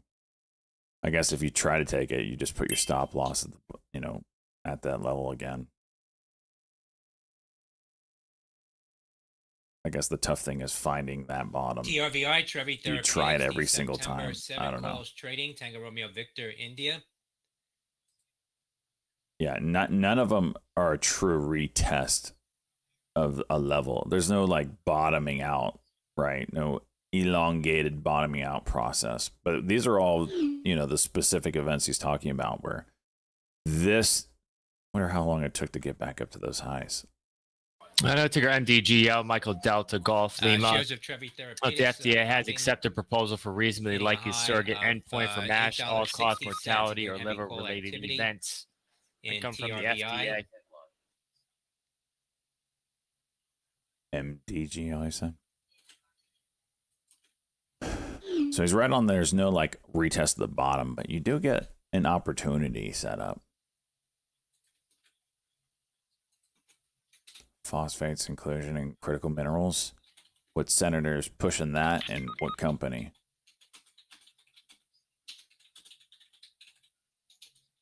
ES test. Oh, look at that. Jeez. That is disgusting.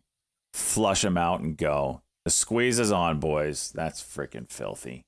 Resilience of the current stock market. Would love to just get your like 30,000 foot view of where we are. So the S&P is working on a 10% gain for the year, give or take.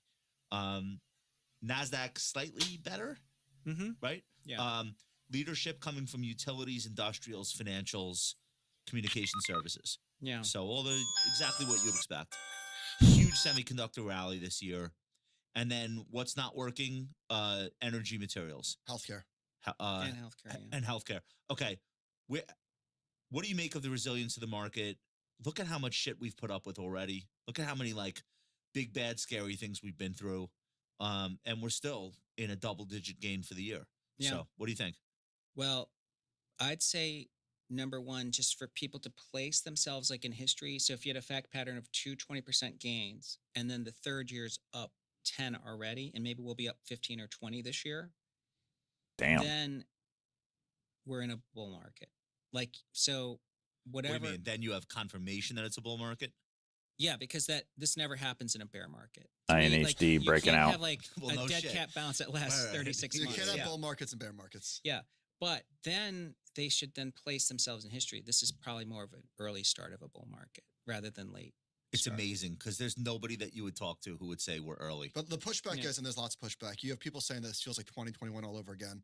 The SPAC boom, the new issues, NVDA and Microsoft. We're talking to Todd's crypto, talking to Todd's on last week. NVIDIA and Microsoft are almost bigger than energy, healthcare, staples, utilities. It feels like it doesn't make sense. But I'm you're saying watching it now does make sense. phosphate stocks, ticker MOS, ticker NTR.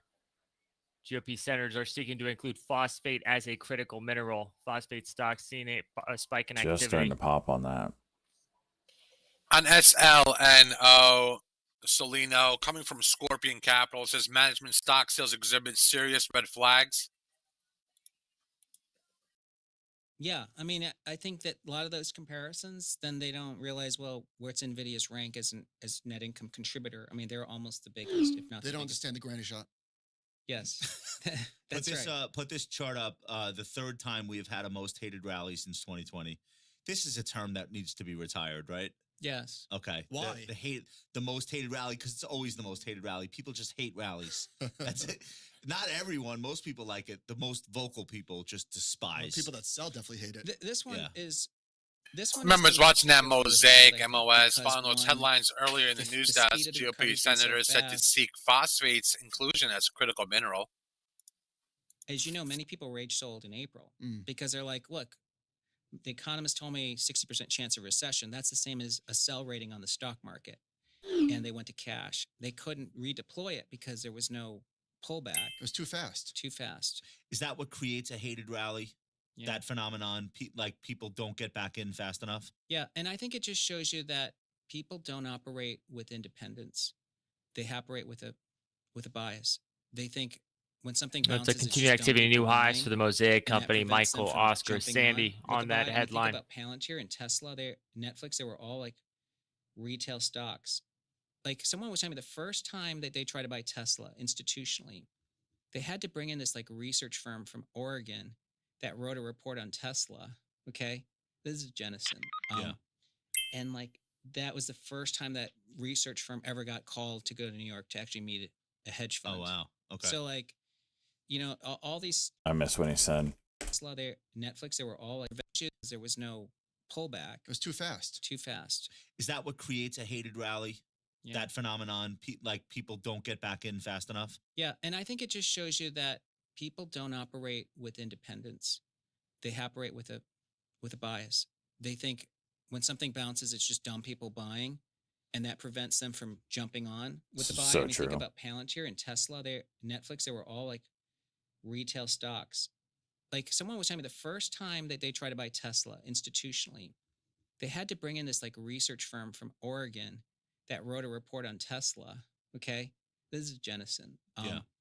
And like that was the first time that research firm ever got called to go to New York to actually meet a hedge fund. Oh, wow. Okay. So like, you know, all the really big churns come because someone recognizes it, and it's not often like the crowd that recognizes it. Okay. So the hated component of this, the hatred comes from a lot of people miss out. A lot of people can't bring themselves to buy something that's already recovered because they think they missed it. And then you have people that missed all three. Like Yeah. they never bought because they've been waiting since 2020 for, Yeah. you know, a return to the lows. Yeah. And they don't get it. And then they don't get it again. And then they don't get it again. At that point, it's just like maybe stocks aren't for you. Yeah. And I'm not trying to be snarky, but a lot of people say, well, American exceptionalism's over. That's why I'm buying Germany. MOS Are still the moving. people that hated every rally here. And so they're trying to now create an opportunity somewhere else. Let me ask you this. So you have some charts showing the equal weight PE for the S&P 500, Mm-hmm. and it's been in a range over the past 6 years. It's averaged 16.3, and right now it's 16.9. On the next chart, you've got all these different things that we've experienced and that we've brushed aside. Yeah. The resiliency of the stock market, I like that you From- used eggs for the inflation cycle. the inflation to the fastest Fed hikes to the tariffs and everything in between, supply chain issues.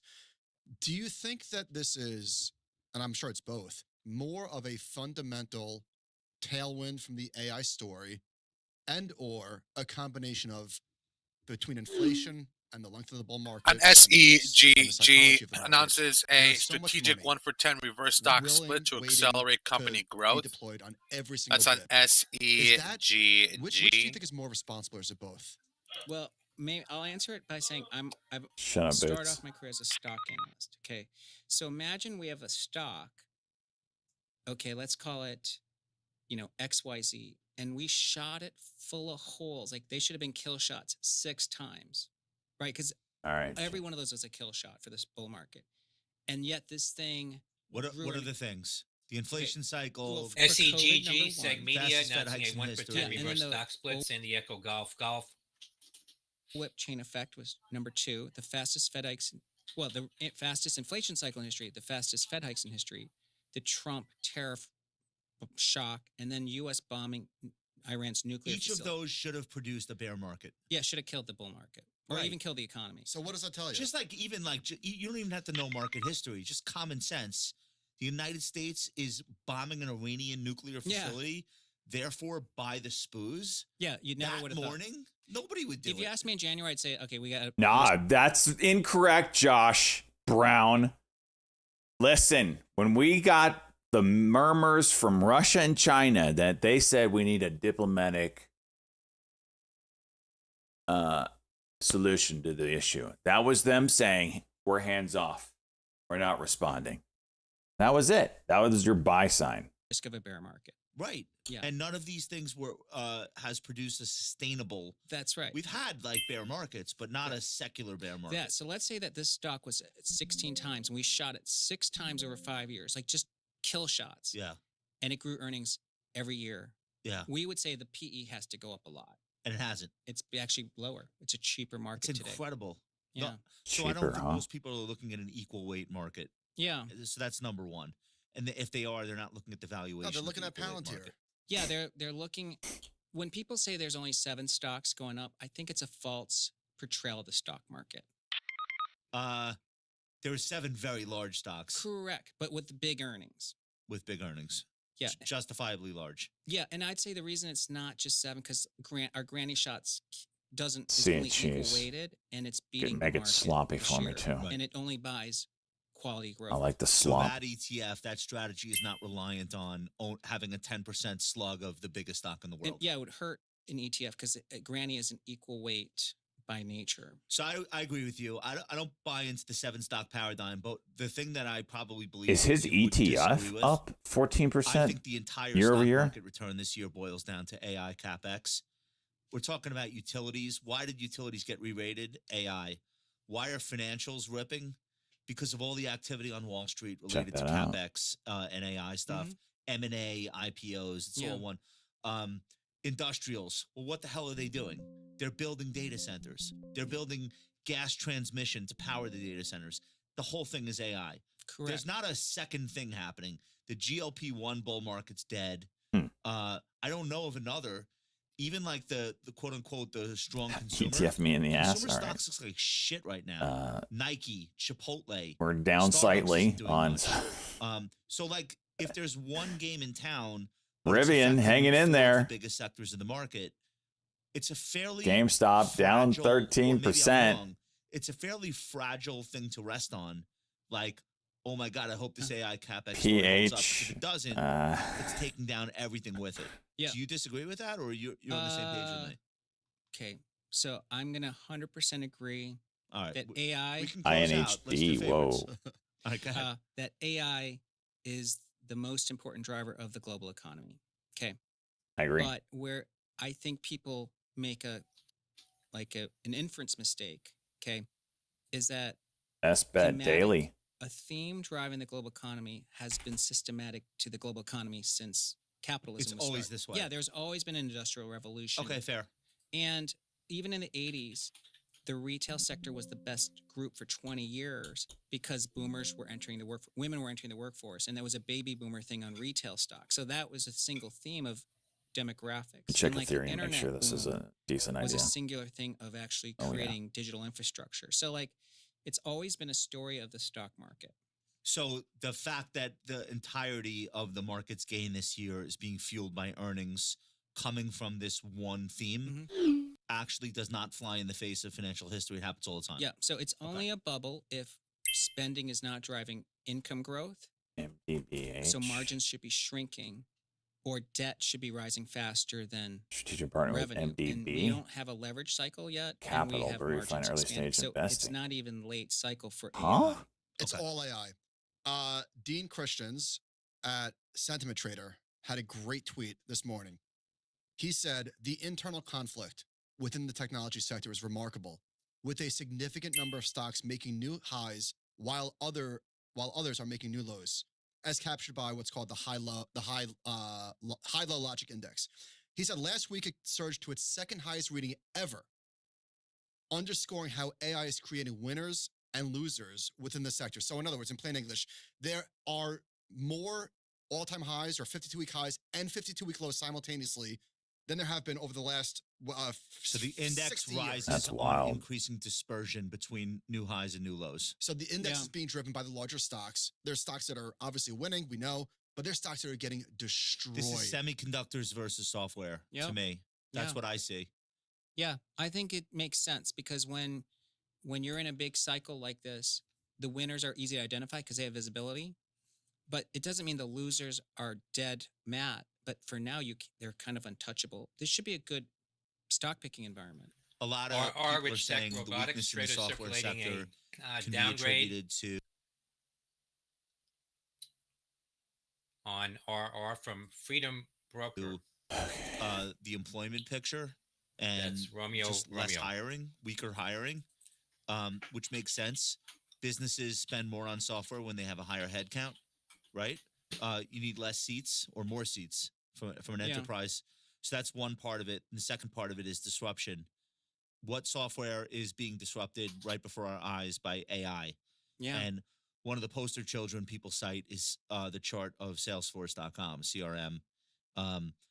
Salesforce would say, no, you don't understand. We're going to invent agentic AI. The market doesn't think so. The market thinks that AI is going to be able to do a lot of things that people's employees can do, which means less demand for enterprise sales at Salesforce. Where do you fall in that debate? I think it's more the latter is driving because, we know creator, the value that you pay for a creator now has dropped a lot because of AI, whether it's content creator or software. Developer. People are writing their own apps internally now. Yeah. With ChatGPT fixing the code. So on the margin, if let's say it's only a 1% change in the demand of something that can cause 20% change in the price of something, we know it's been chipped away. Okay. So you think the weakness in the enterprise software space is somewhat warranted? Yeah, and you can probably see it in Silicon Valley, right? They're not funding SaaS companies anymore. They're funding AI startups. They're funding tanks and drones, but that's a whole other conversation. Do you think the next leg of the bull market comes from a broadening out?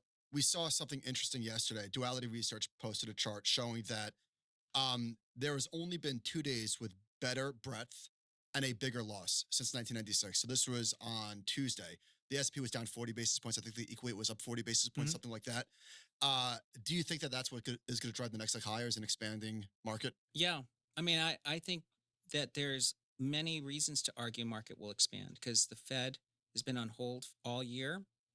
So they're neither dovish or hawkish. But if they resume cutting, it's a dovish cycle resuming. That's broadening. The ISM's been below 50 for 30 months now. Why does that matter? Well, it's a sign of business confidence. Like the CEOs of these companies, because now I'm chairman of a company, like there's no internal economist. You get your economic view from the Fed and from like Wall Street, right?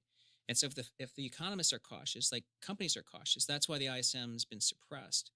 But that means you're not funding CapEx beyond demand. so expansionary spending hasn't taken place. That's a broadening.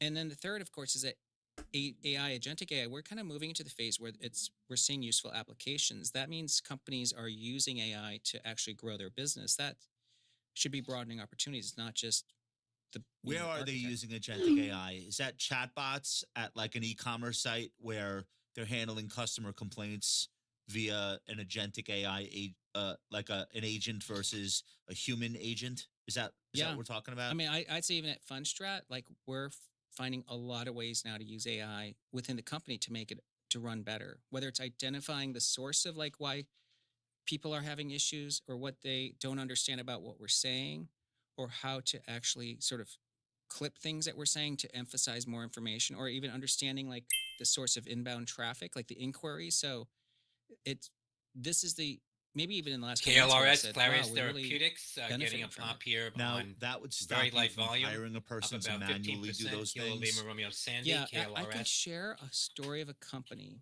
but I can't tell you the industry it's in because they asked me not to say. But they're a really big company. Adult entertainment industry. That took a Redwire RDW Romeo they're Delta really Whiskey. big in That's the Redwire supply notes at chain. blog post. And they Redwire said autonomous drone was that showcased they were like with various branches kept- of the they U.S. have a military. commodity that Ticker they gotta hedge, and RDW they is kept seeing a losing bump in money on their activity. hedging. And then they BMR were losing money on Beamer the supply chain because Imaging, like they have to buy this shares commodity and they have to package it and getting a sell it. pop on Then they their brought in Palantir. video And then compression they, for like, autonomous just spent vehicles, every up one of to their 50% invoices and all improved the video truck compression. times and literally every trade they Working did with for hedging. NVDA, that's And then it just spit out this like Bravo series Michael of Romeo up recommendations. 13% now Now off the they're highs. making money. Their hedging of their commodity is a huge profit maker, and their operating margins have asked. And then they said they have no idea what Palantir did. It's like magic. Yeah. So And it was like it wasn't like a bunch of consultants coming. It was like literally they just fed this into like. Can I ask you about Palantir? So I listened to their conference call for the first time. I'm like ridiculously late to the Palantir story. I sort of understood that it was a government contractor primarily that was now going to go into commercial and talk to corporations about how they can take their magic and apply it to every industry. And I love the story. The stock is $400 billion market cap. They're predicting $4 billion in revenue for this year. So it's like everybody gets it. I don't know how much opportunity there is in the stock right now. But it was remarkable, the stats they put up on this call about adoption of people hiring Palantir. Like, yeah, I think they added like 1,000 corporate customers in a quarter or something crazy like that. Is that the kind of company that you think transforms American business to the point where you get that re-rating in small caps? Yeah. And finally you get valuation expansion in Yeah. mid caps because Palantir or somebody like them comes in and completely transforms the company, and Wall Street then gets shocked on the next quarterly earnings report. Yeah, 100. Okay. I did speak to Palantir because I saw them at an event, and this is what. So even like our company, which is only 33 employees, but we of course have big asset management and we have tens of thousands of clients. But I was like, could you guys just drop it and like make us better? They're like, just let us do it. And can you do it for free? Yeah. But here's the thing. My business partner a bit, my Mosaics, says that, he has this term called grifting. Palantir eliminates grifting in your business model. Okay, say more.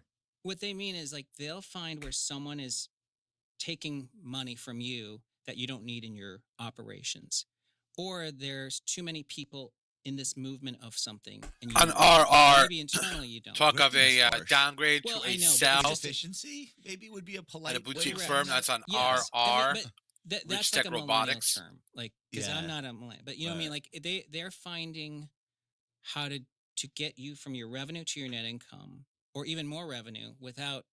They're the new efficiency Yeah, expert. and you don't have to be a better marketing. They're actually just saying this is how you should replumb your business. So we have all of these Jeez. magical companies that keep popping up out of nowhere, that are getting huge and pushing the valuation of the index to new highs. And this is a tired case that the bears have been making for 15 years. Maybe eventually it'll prove out to be true. But when you see something like this, the EV to EBITDA of the S&P 500, or whatever metric you choose, in this case, that's what Gainify is using, at an all-time high, why doesn't this scare you? What are the bears misunderstanding? I think if we started at point A, which is 2016, okay, and every company was unchanged and their business strategy was exactly the same, and they didn't have to do anything and face any stress in that 9 years, then I would be shorting that chart. But look at what happened to all these companies. They had to deal with the 6 kill shots. We have, like, as you said, AI revolution, which is really an American story and maybe part China, but nowhere else. So why shouldn't more value be coming into American businesses? So you know what I mean? Like, So you're saying we're paying up for companies, but shouldn't we? Haven't all of these companies gotten so much more impressive in the way that they handle?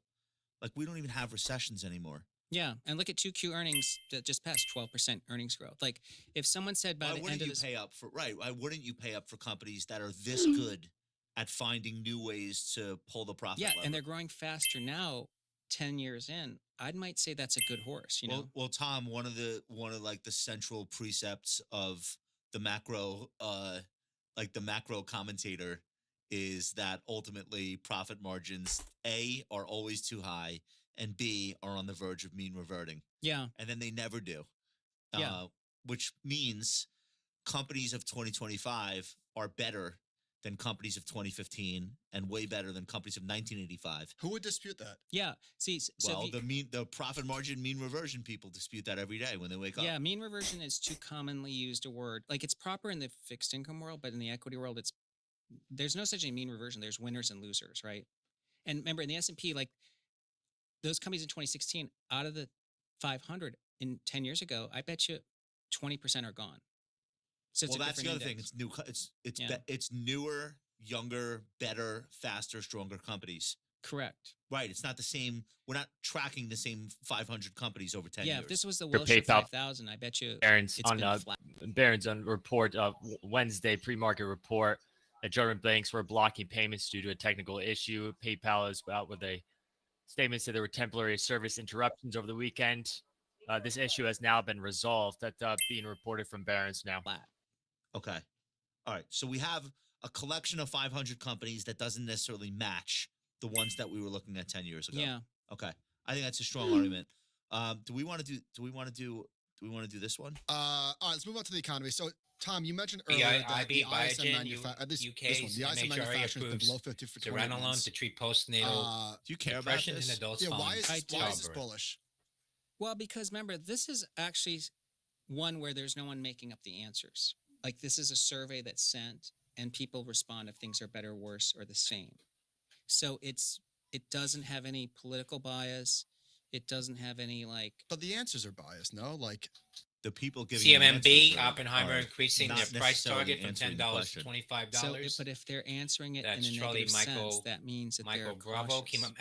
So you can which take is their what answer you at face want. value. Yeah. That's what you don't want this to be like a heavily Shares bullish. popping on that news. Correct. You never had a cycle CMMB. peak when you've had ISM below. By the way, this is the longest stretch since 1950. When you have this With pervasive that chat room circulation caution in attempts on ticker business, CMMB, we're Charlie nowhere near Michael, cycle. Michael so Bravo, and imagine people, unconfirmed note imagine they turn circulating. bullish and they start spending money. You actually were talking to the bankless guys about this, and this is an important point. Like, everybody's bullish. No, they're not. Shares feel of that way for Chemomab now. now at Why- $3.62. why do we have On 25 CMMB, below talking of a the 50 price on target the raise ISM? over at Is it because Oppenheimer. people That's on that answer this CMMB survey, being what circulated. they hate the most is inflation. That would be my guess. and tariffs now. Well, that's like they hate tariffs because of inflation. Yeah. I think they hate inflation more than anything. So I think that's why you get 4 straight years of below 50 ISM prints. Yeah.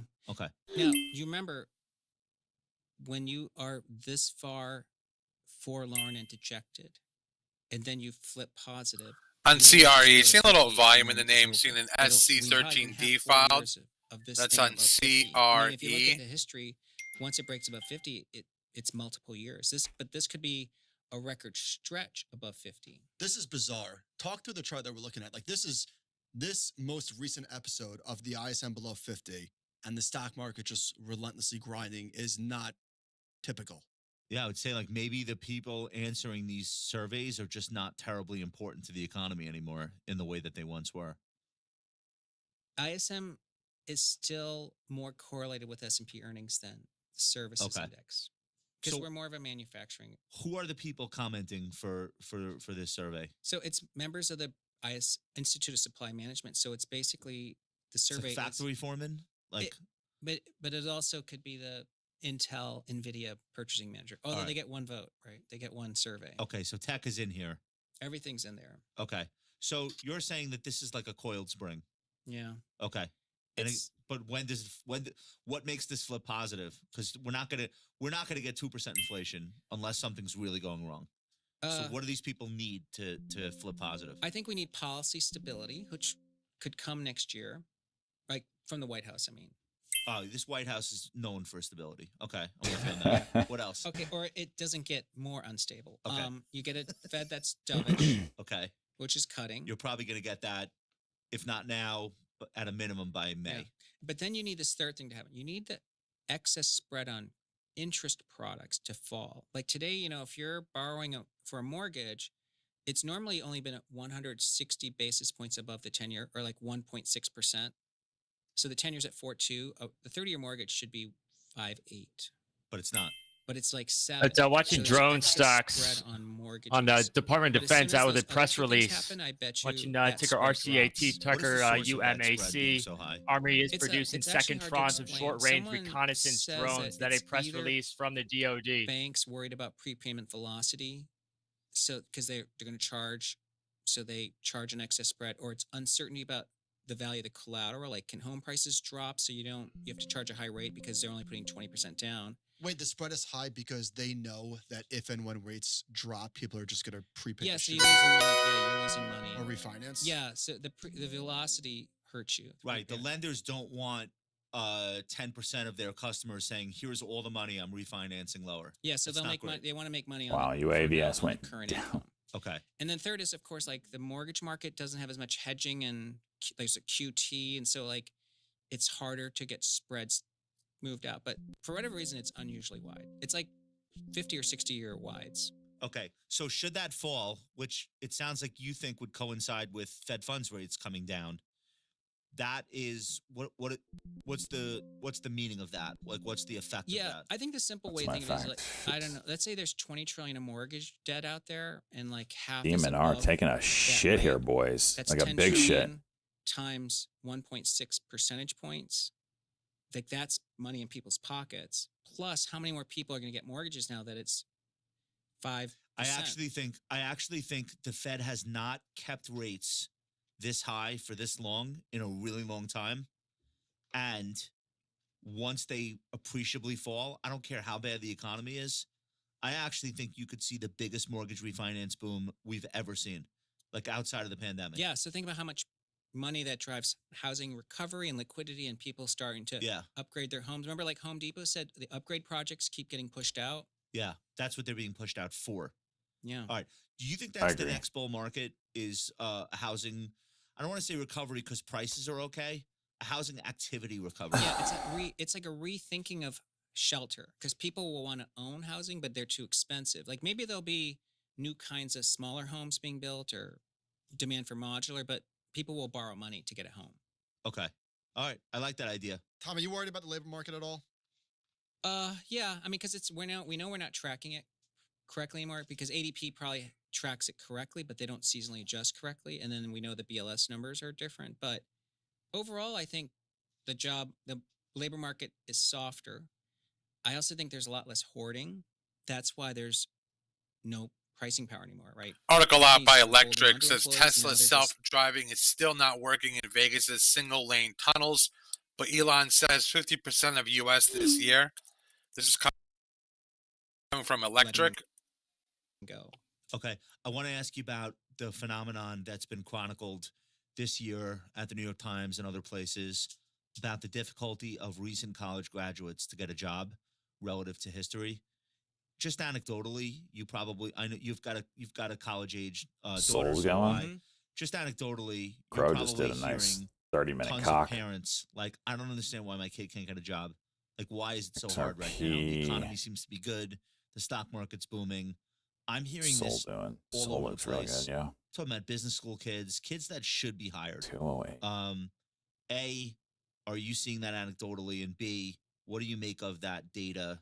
Is it something that could get worse? Is it a blip? Like, what do you think's happening? I think it is a big problem. I mean, I think it's observable. It's like too many things that could explain it.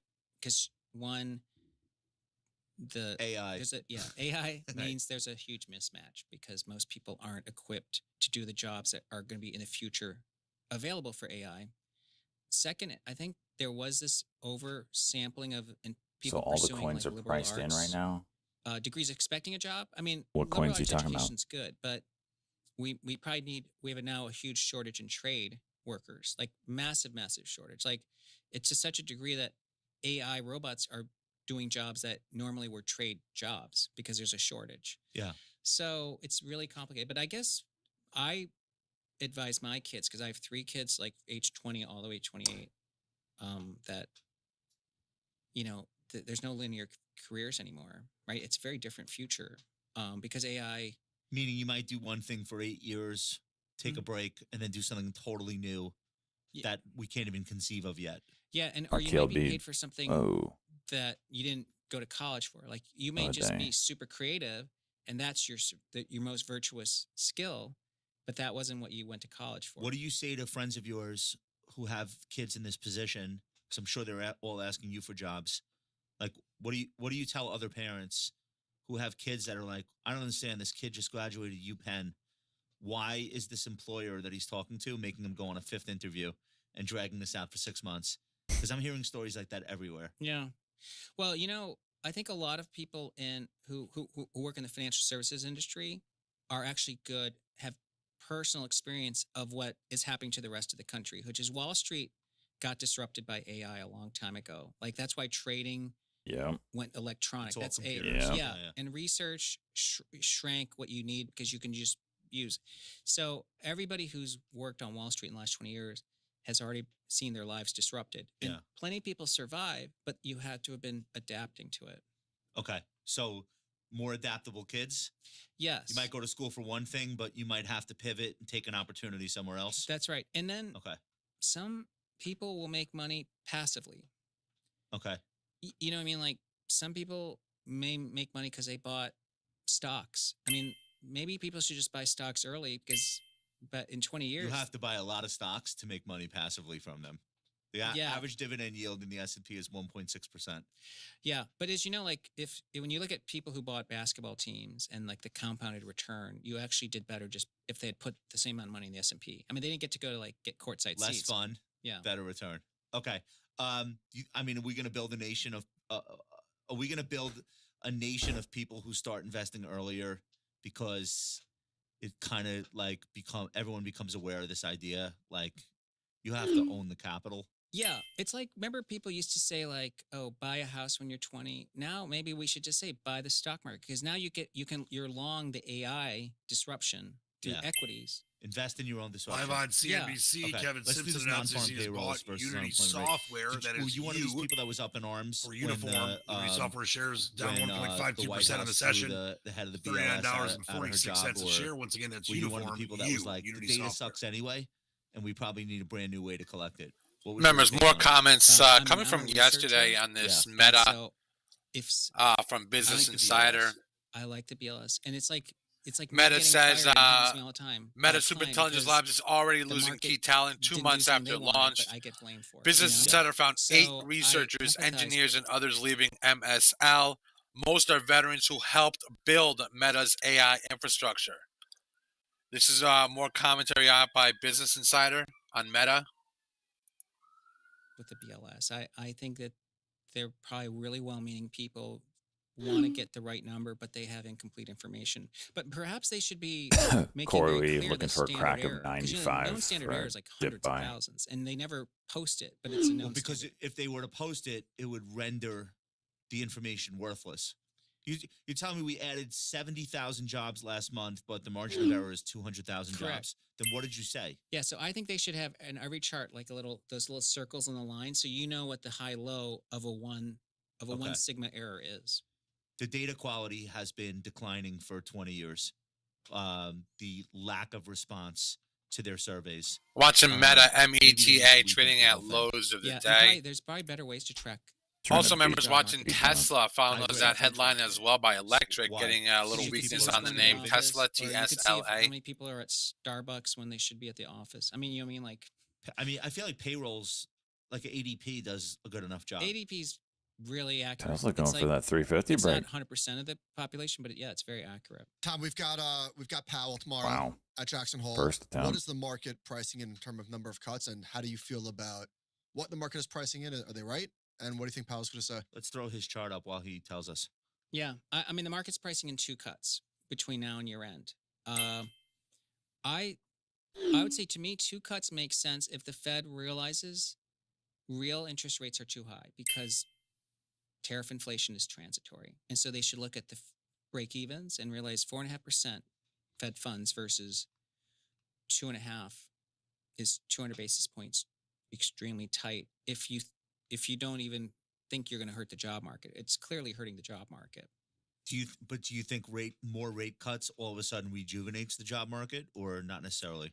I think that a dovish cycle is going to get the ISM back. RAY, so that's Ray Holding Limited. Oh my gosh, See a big drop. And of course, down on the housing, it's very expensive. Do you have expectations for the speech itself? And understand, by the time people are listening to this, it'll be Friday morning. Yeah. I don't know what time Jay Powell's speaking. Do you know? It's the afternoon. Yeah, 10 a.m. Okay.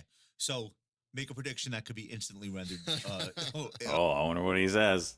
Incorrect. I'll make one too, but I want to hear yours. Well, last year the S&P was up 2% after his speech. Yeah. I think we're gonna rally tomorrow.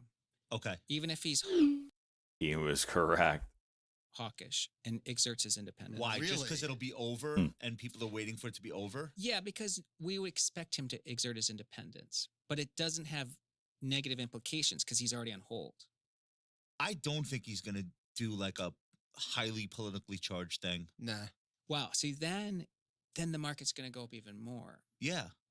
So it's so the way that this was phrased, the way that this is being looked at is like it's Powell's last stand. That's how Barron's phrased it. Like ostensibly this is his last chance to give a Jackson Hole address as the Fed chair. And he's being called a moron publicly. Like he's being shit on. Pooping right now. People are like, he's going to strike back. He's going to do this like fiery speech about the independence of the Fed and why that's so important for America. I don't think he's going to do any of that. I think he's going to acknowledge the fact that the labor market is softening. I think he's going to signal that there's a rate cut coming in September. Damn, Josh, you nailed it. I just don't think that he wants more smoke. I don't know. I could be dead wrong, but we're all going to find out together. Yeah. And he's from what I've heard, because I don't know him personally, high integrity person. Yeah. A really class act. So you're right. Nasty pullback in the market right now. If he cares about the independence of the Fed, then ratcheting the temperature up is not going to help him. Yeah. Okay. What do you think of the irony that the jobless claims, the NFP numbers were actually trending in the right direction for a rate cut, and then Trump gets mad that they're not showing enough jobs? Yeah. But wait a minute, I thought you want a rate cut. Let me get this straight. You want a rate cut and you want an explosively higher hiring number? How do those two things work together? I don't really get it. That's right. And also knowing in September, there's a big revision, the annual revision, which is probably going to make all those previous job reports look even worse.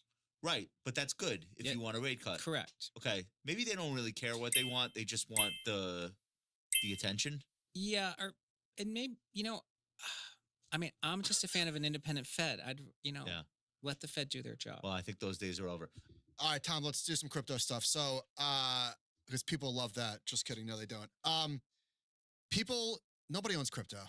And I know that's not true, but it's the people, it's the companies that are buying the crypto. It's you guys, it's Saylor, it's the people that are early adopters. There are still a lot of people who just feel like they missed it. They hate when we talk about it's enough. Bank of America, they ask their clients, do you guys own crypto? And 75% of them are at zero.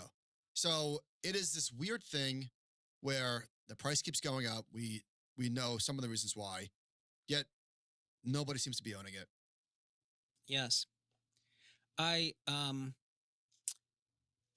We know crypto is a generational divide, because if you did the survey with someone under age 30, it's probably like 50% own crypto. But history shows pretty clearly it's people in their 20s and 30s that are driving all future change. Credit card spending shows their investment. The 75% doesn't matter. In other words, Yeah, or the 75% is going to flip to 75% own crypto. So we had the chief legal officer and chief financial officer of Coinbase, which is arguably the most public-facing, successful crypto company. They spent 45 minutes with us on Monday. We put out the video. The video does far less views than what we typically put out on Mondays. I'm not mad about it. I thought it was an amazing interview. I'm really good at this. I don't know if you know. Michael, You're very good. And Michael knows crypto better than I do. And I thought we did a great job. I look at the comments, and these are our fans. So, like, that's fine. You know, we want to hear honest feedback. They don't fucking care. They just say, oh, these assholes again, talking about Coinbase. Yeah. So we had crypto people in the comments who hate Coinbase because it's centralizing crypto. All right, that's fine. Oh, no, it's that's ass. A minority. Like, people in traditional finance still do not want to hear about any success in crypto. And I think my answer to why that's the case, I think they look at the people who have made millions or billions of dollars in crypto as having done something illegitimate or lottery-esque. I don't think it captivates their hearts and souls. They don't look at it like, look how smart these people are. And what's so funny is there are famous value investors who haven't outperformed the market in 15 years. If I put them on YouTube right now, the views would skyrocket. Yeah. And you know the names I'm thinking of. I'm not going to say them. But it's like, let me get this straight. That's right about that. This asset class has been the best performing asset class in the world for 10 years. Hmm. And you don't want to give any credit to the people that saw it early and capitalized. You'd rather hear from somebody who couldn't make money if it hit Icon. because they're quote unquote doing it the right way. Yeah. I think that's what's going on. Yeah, it is. So imagine like if your neighbor one day discovered oil in his backyard and became like really rich. Oh, you would hate his You'd guts. hate him for. I agree with that. And then he's like becomes an oil evangelist. You'd be like, I hate oil. Enough with the oil. Shut up with the oil. Right. I hate you. Yeah. I hate oil.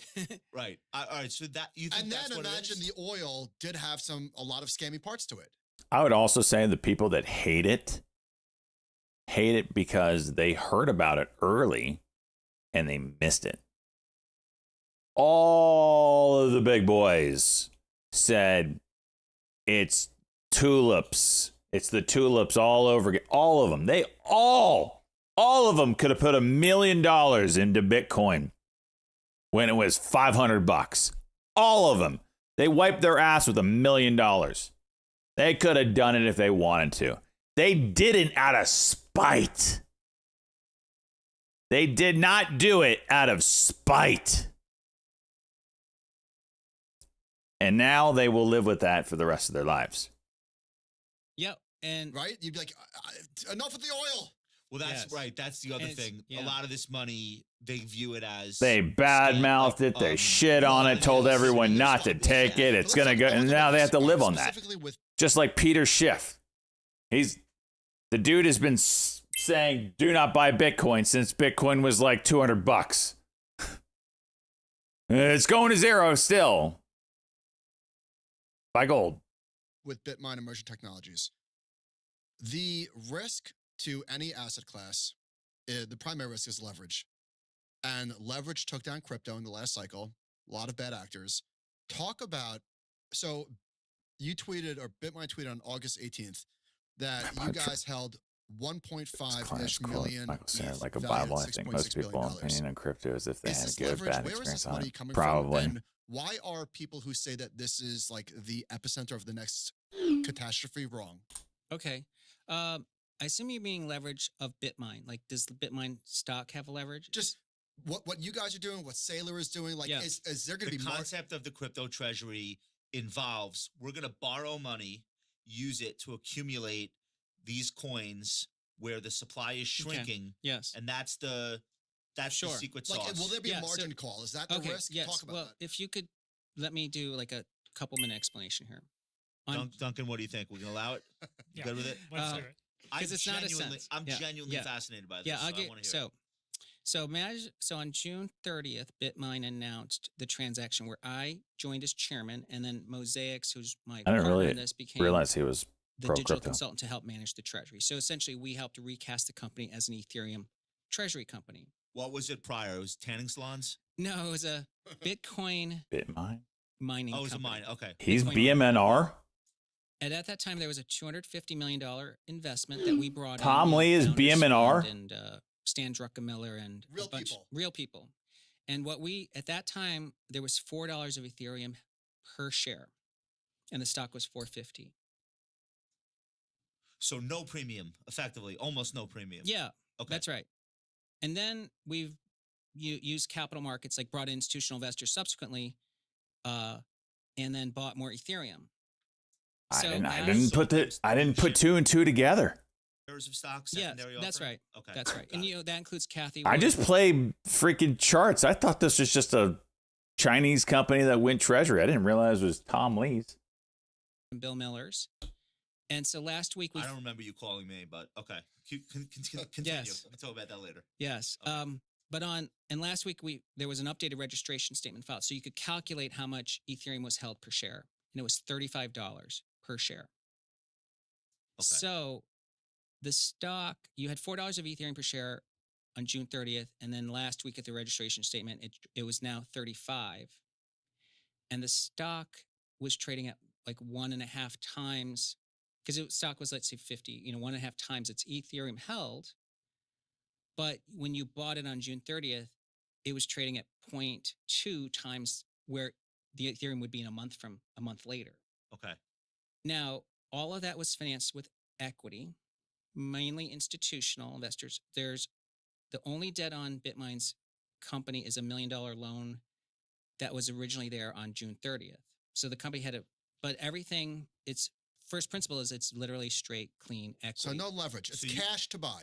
Cash to buy. So you guys call Druckenmiller, Kathy. It's like, hey, we're going to do this thing. We're going to use this stock as a vehicle to acquire ETH. Yeah. Now, And ticker Novavax seeing we heavy need to sell activity. stock November to you Victor in order Alpha to X-ray facilitate new those highs purchases. NVAX. In other words, you're putting money into the company. We're issuing you shares in the company. We're going to take your money that you give us, and we're going to buy ETH. Ethereum. Okay, yeah. so nothing magical other than it's Ethereum, and it's Got not, any news or something? hey, we're going to do a transaction where we're going to buy, Daily I don't know, Cox, buildings, 755. Yeah. or something that's more. Yeah. So Ethereum, number one, Markets are is pooping. where the stablecoin boom is taking place. 60% of it. So like this whole Genius Act, Besant says stablecoins are going to go from 250 billion to 4 trillion. Note That's an FDA exponential demand. is growth. approving COVID shots with new restrictions. The headline on the wire. For They're Ethereum. replacing money market funds. Correct. And Okay. it's dollarization and all. Remember seeing some headlines Ethereum out. pays a 3% native yield if you stake it. FDA is approving COVID shots with new restrictions.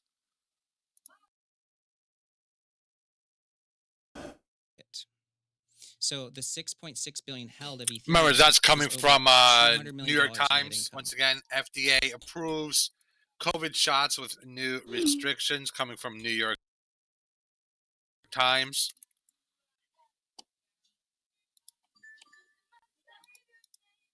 Right now, the day we turn on staking, not only is there no debt on Bitminer, it's going to pay you $200 million a year in dividends. And what do you do with that? Buy Jeez. more Ether? Or we might just pay it out as cash dividends. Where does that hello. 3% native yield come from? Is that gas fees that So users it's are called, paying to use ETH? Well, it's called proof of stake. So Ethereum doesn't have a proof of work model where you're competing for a block reward. It's saying if you hold ETH and you agree to stake it and validate transactions, you earn the staking fee, which is 3%. Okay, so that's where that's coming Yeah, from. and then there's a power law force at work that if we get to 5% of Ethereum, we become a really benevolent staking entity. That's why we want to get to 5%. The distinction, one of the many distinctions between ETH and Bitcoin for people listening that don't care that much but care a little, is that the Ethereum Foundation and the Ethereum whales are fairly coordinated. Ticker They have made BNTX changes. also seen increased activity. Ticker INO, India November Oscar at highs.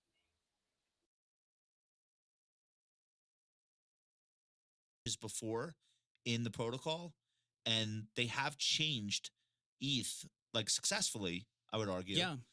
to make it more useful to the community. Whereas Bitcoin, there was one major fork where they created Bitcoin Cash, but other than that, it's probably too dispersed for there to ever be any kind of coordinated action. That's right. Okay, so this is not quite as decentralized as Bitcoin, but it's more useful for things like stable coins. Yeah, so we're Okay. working with the Ethereum Foundation because we can explain to them what Wall Street's looking for.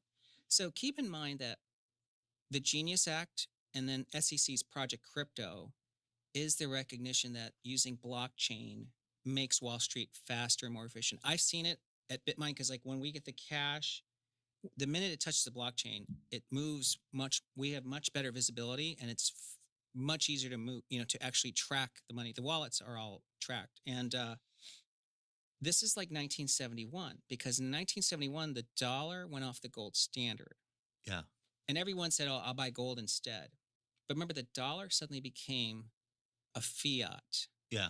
And Wall Street innovated because they said, now we have a dollar. Let's make sure we can move the dollars efficiently. You don't need to move bars of gold to match the movement of the Correct. dollars. So it created Wall Street, came out of that single act in 1971. So now, 2025, Project Crypto from the SEC and Genius Act is saying, Wall Street, take advantage of this new technology to make Wall Street a tech industry.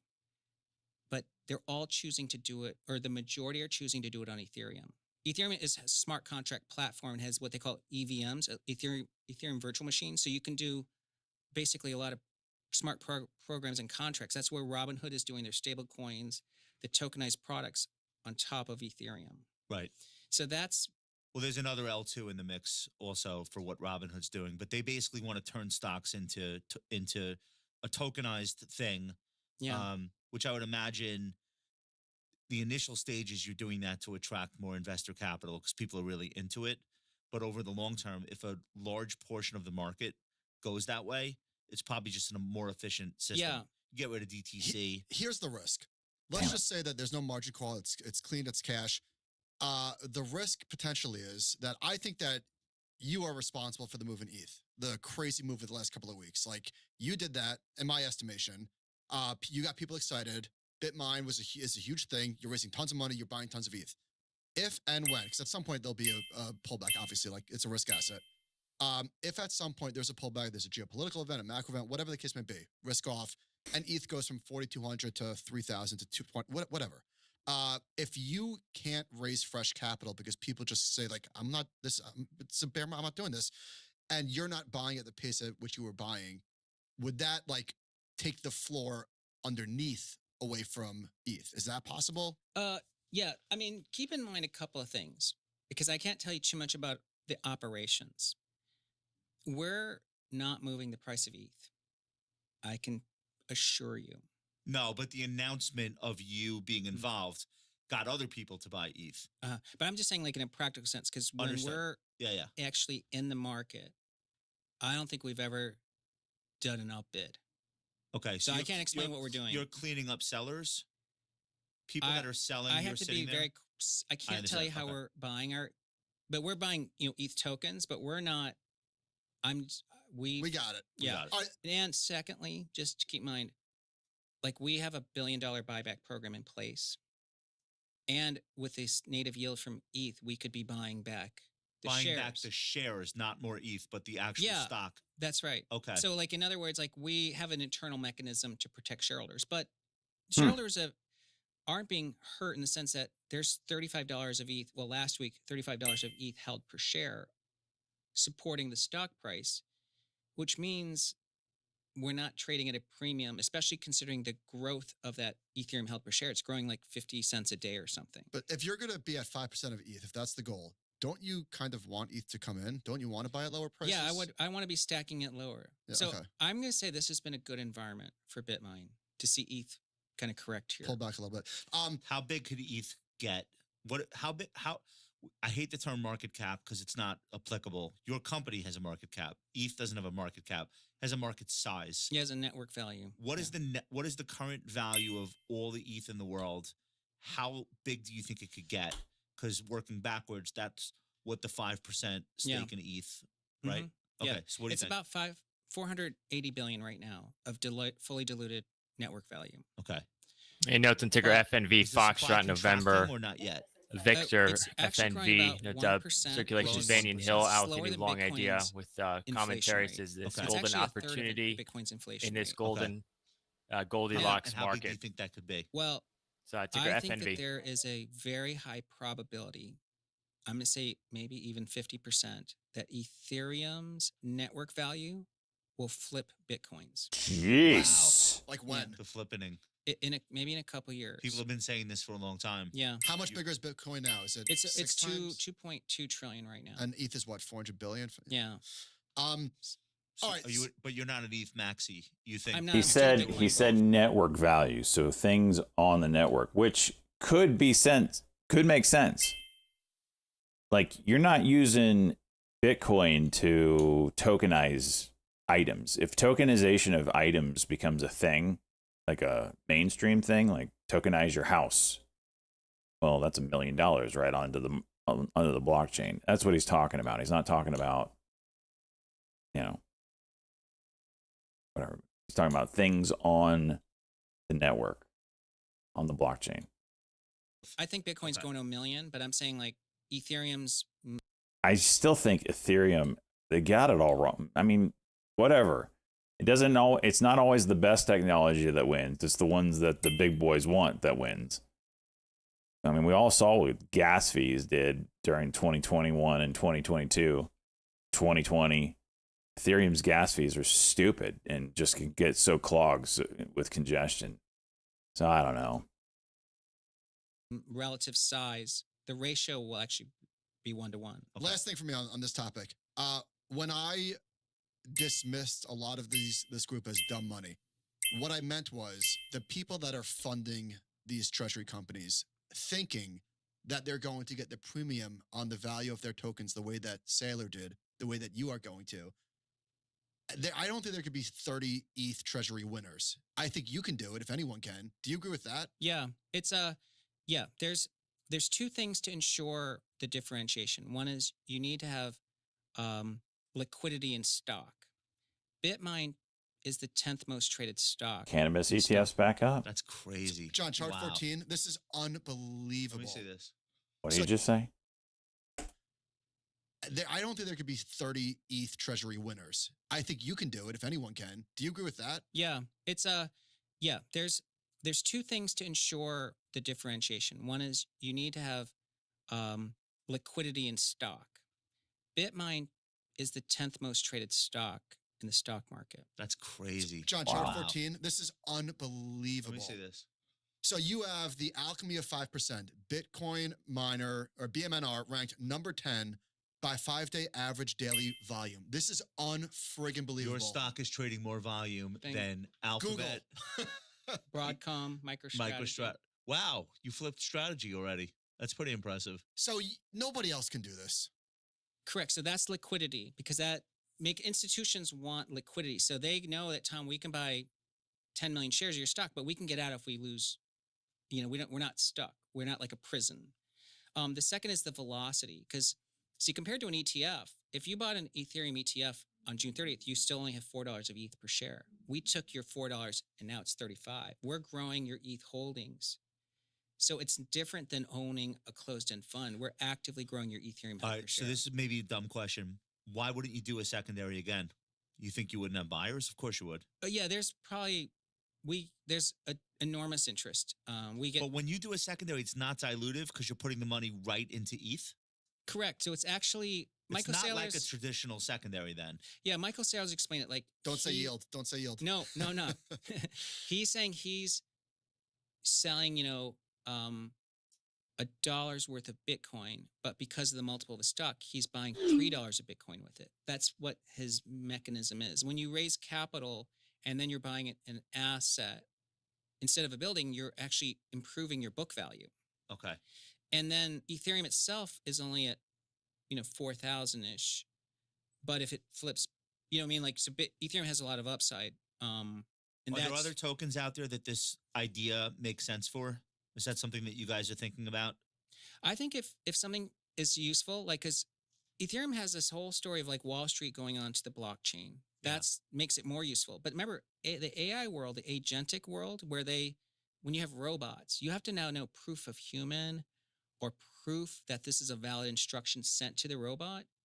They're going to have to build a token model, which is right now most of that's happening on Ethereum.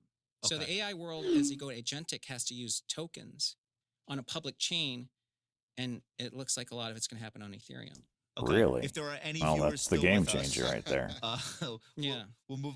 Is there anything else we wanted to do? No, it's enough. It's enough. All right, we can't get out here gotta without do granny shots. without giving you your flowers, as the kids say, about granny shots. What an On absolute BNTX and PFE, Pfizer and BioNTech, Comirnaty receives U.S. FDA approval for adults 65 and older and individuals ages 5 through 64 at increased risk for severe COVID-19. That's on BNTX and PFE.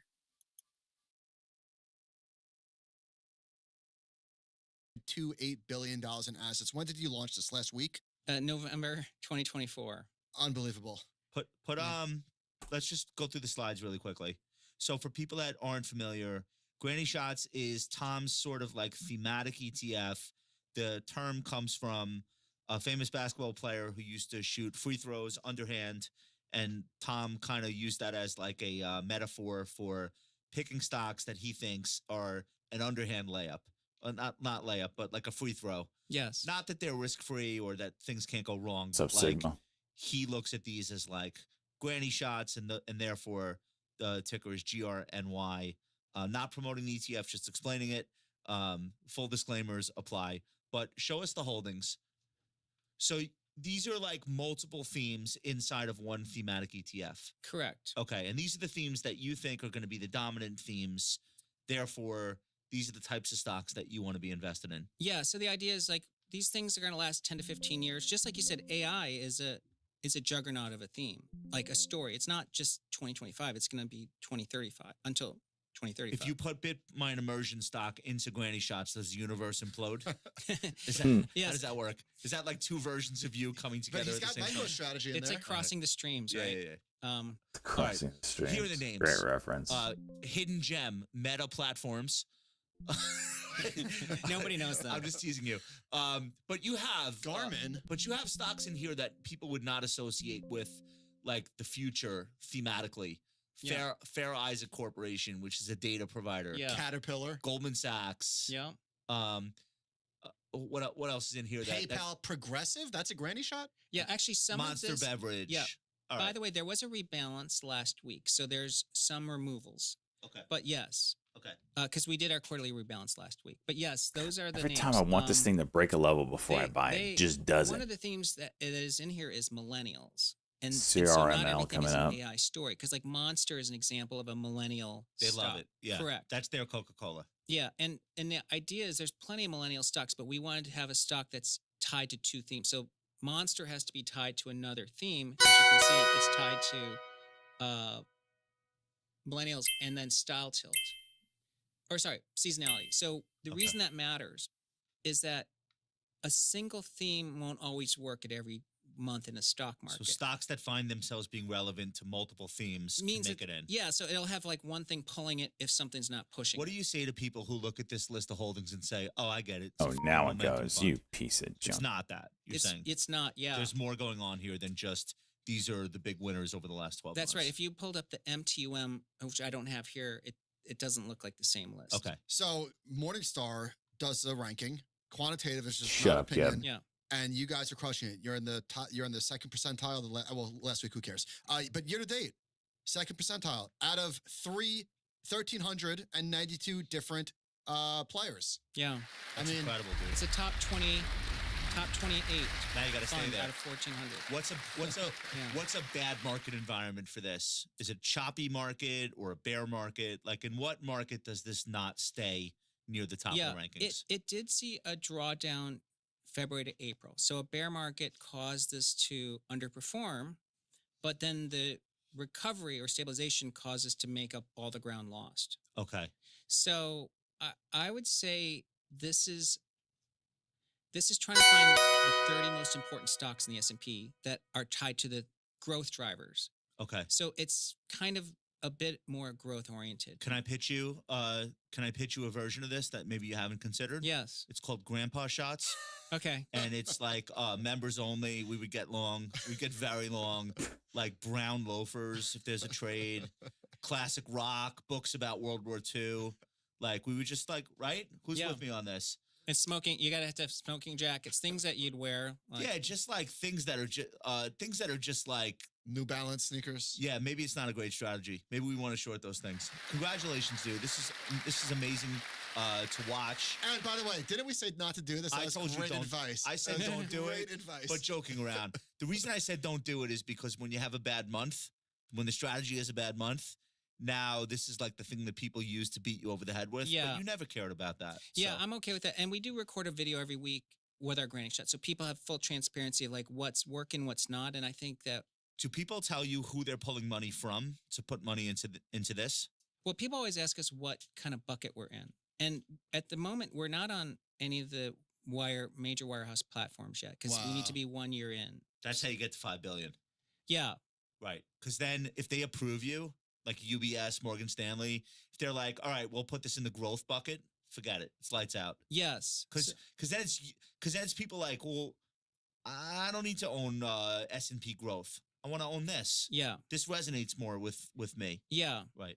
And I think it's, so we're just trying to find you the best sort of important theme drivers in the market. Dude, I love it. Congrats. It's amazing. Thanks. We end the show these days with something called What Are You Looking Forward To? And it could be career, it could be personal, it could be whatever. What are you most looking forward to right now? Oh, I actually have something interesting going on. Because like usually you'll ask me and like sounds like you do. Okay. Next, at the end of this month, I'm going to Seoul with my wife to the Freeze Art Festival. What is that? It's an art festival. It's the last year in Seoul, Korea. Like Freeze has art festivals, I think, in Miami and a few other places. Okay. She likes art, but it's really we're going to see friends. So I'm actually taking a little vacation. Is she Korean? She's Korean. Okay. So how long are you gonna go for?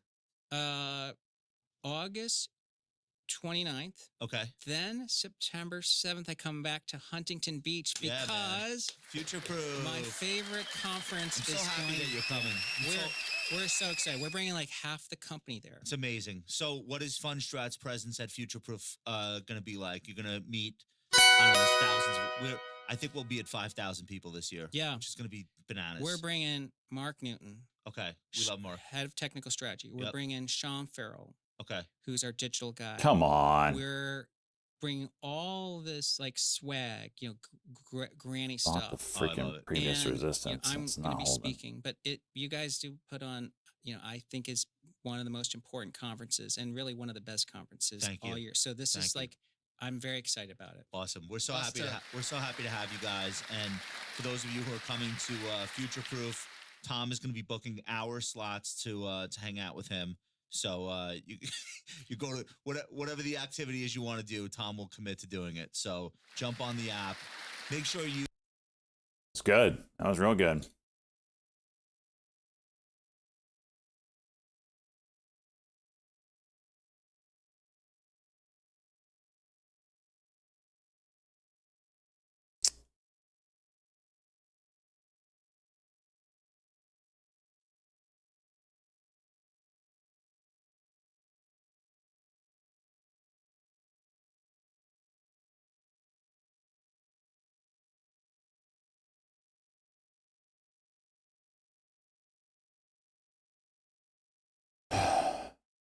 What is this thing gonna do? I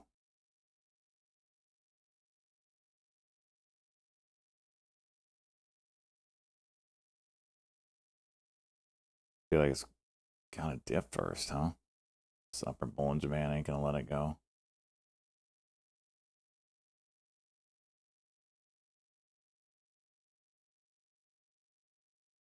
No.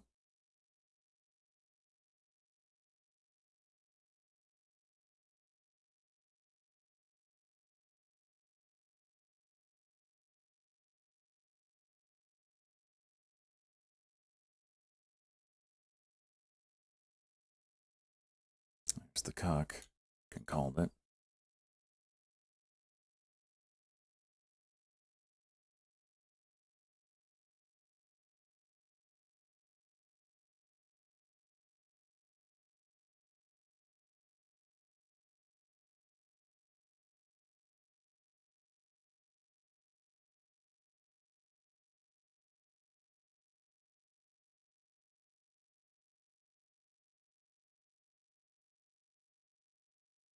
I like the CRML because trying to test yesterday's highs. That's what I'm hoping for on the break.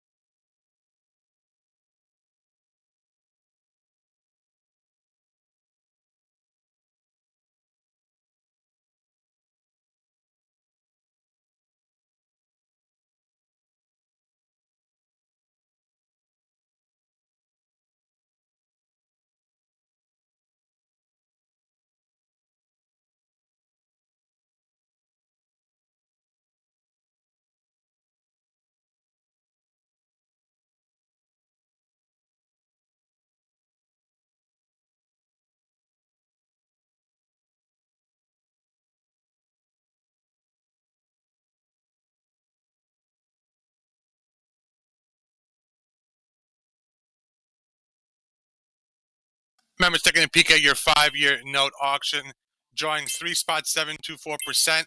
Bid to cover at 2.36. SATS, huge pop.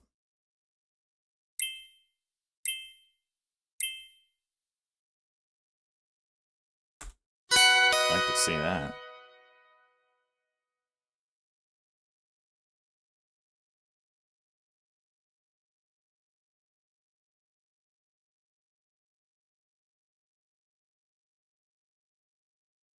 SATS is juicing now.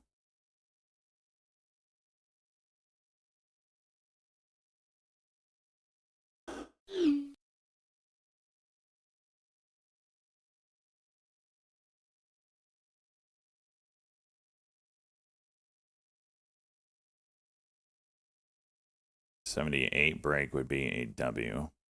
Do it. Yeah, baby.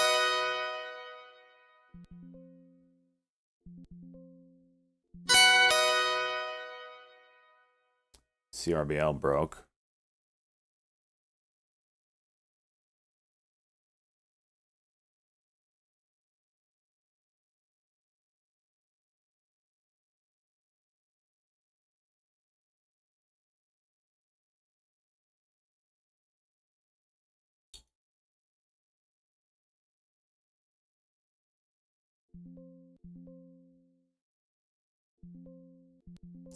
Out.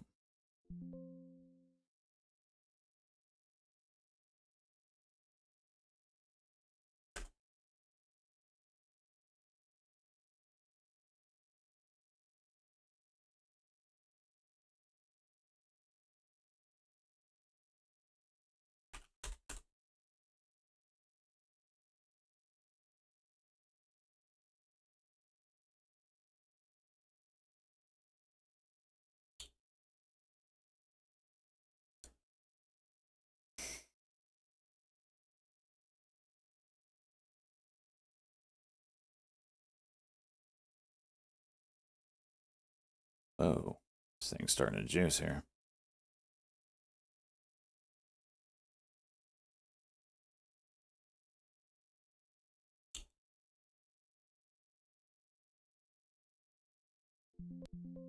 Still in half.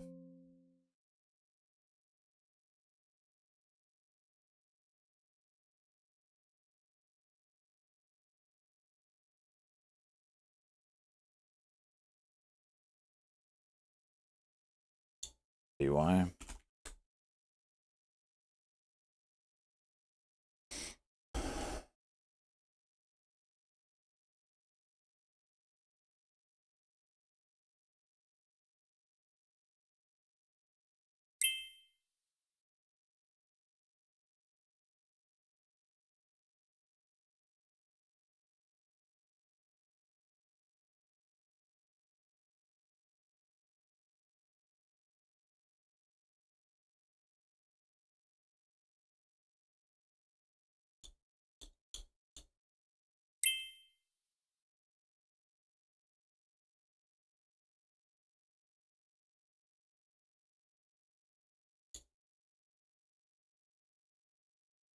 CoreWeave 1 minute.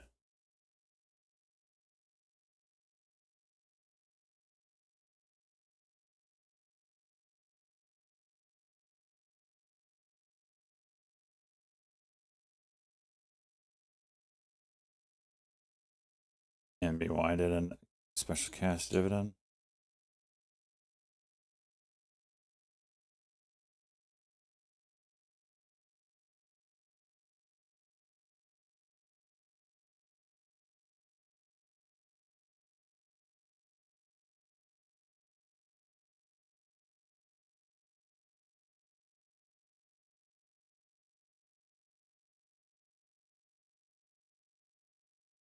SATS. Jeez. 1 minute. Cock potential.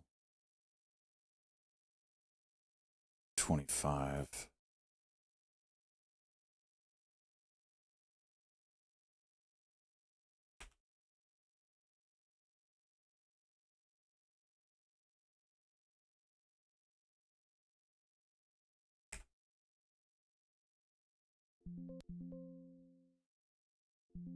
Oh, come on.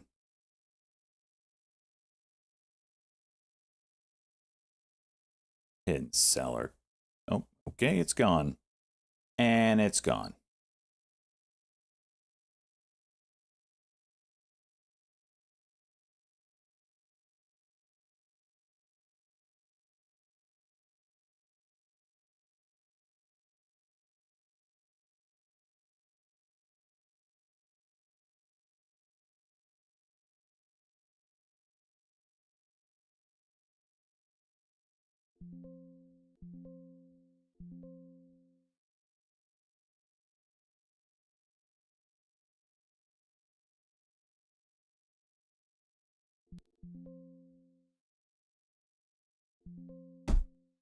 Literally a half a second. Literally a half a second. This thing is freaking juicing.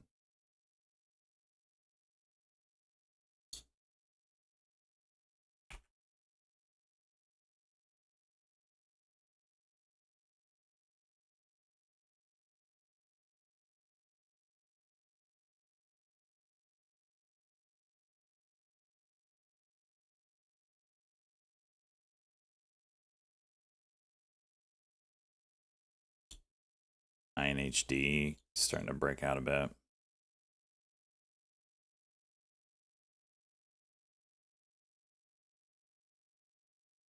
All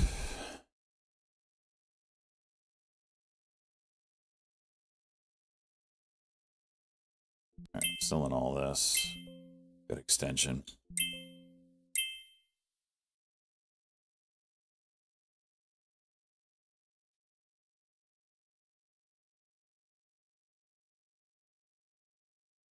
I needed your new scarf. Damn it. Star Trek's mom. Unbelievable. Aren't you supposed to be on a pole somewhere?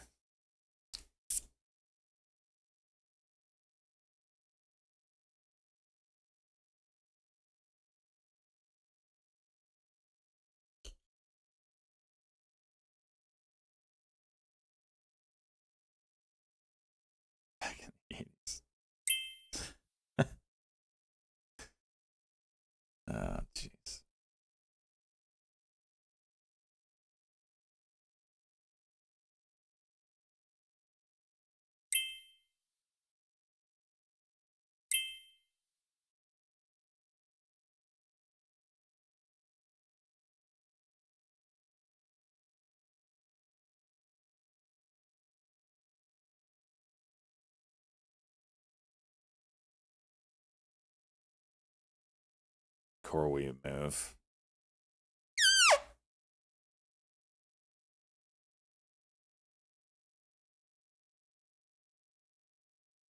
MDB through 290. Shut up, Halo.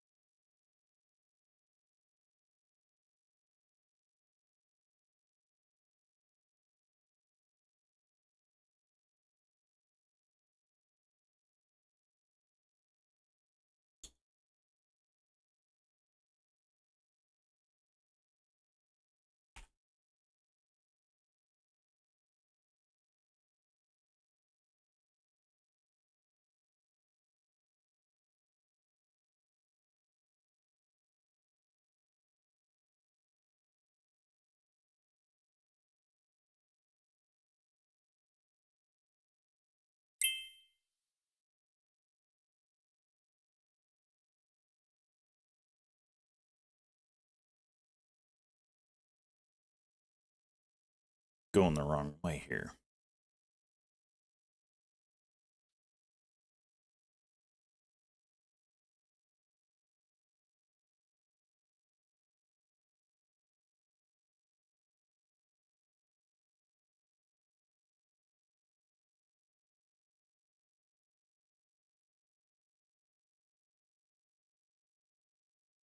AEO starting to juice. Is the squeeze beginning to squoze? A little double bottom here. 13 holds. Juicy juice. Let's kind of look at this on a bigger chart.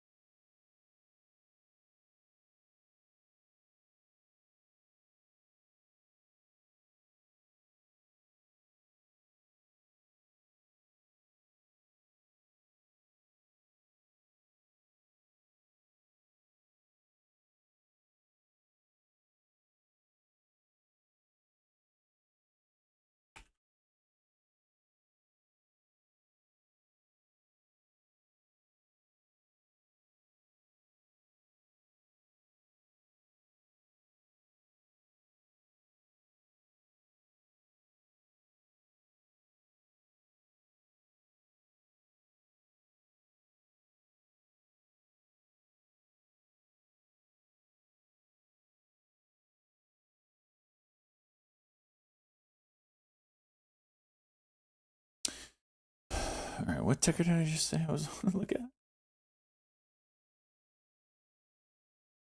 What ticker did I just say? Hey, yo, thank you. Jeez, a massive brain fart. Look at this on the 15-minute. Clear breakout.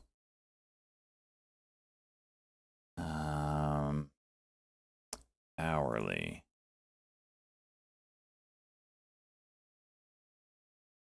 Wow.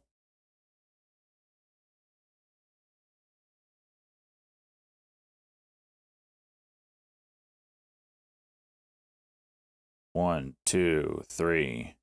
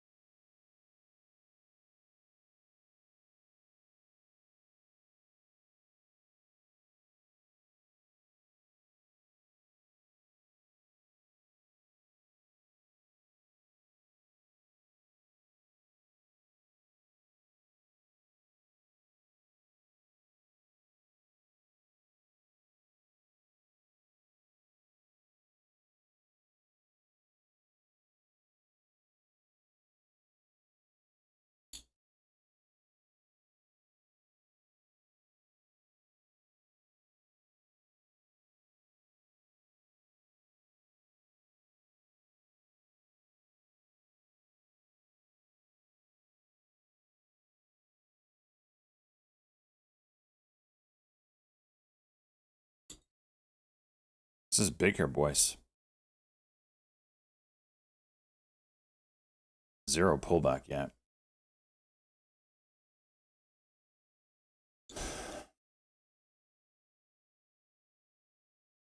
DMNR.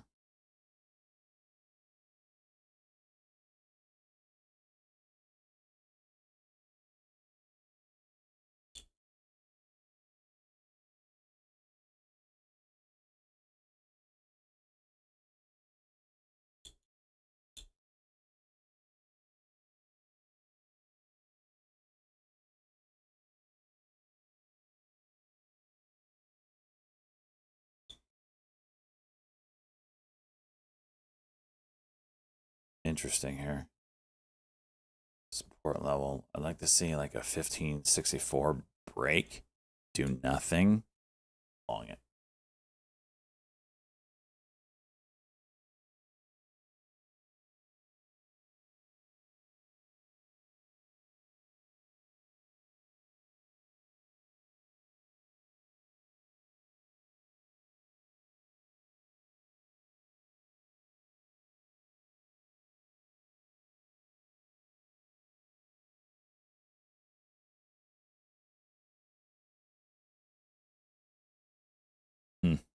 Did the opposite of doing nothing.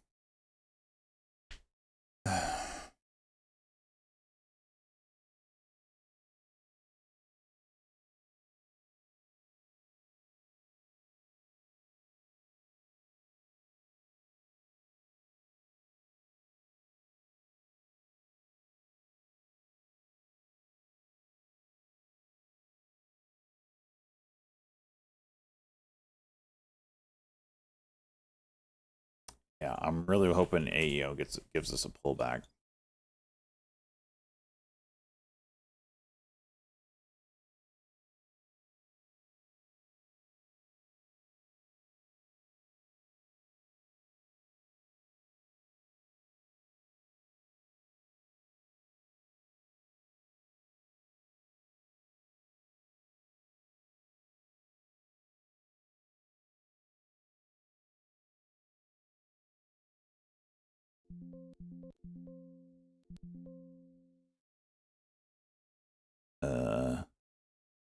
Okay.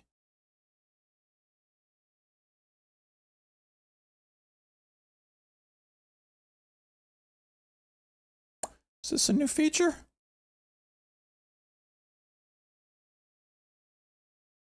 Put in an order for a certain strike and you get the weeklies and the next week's?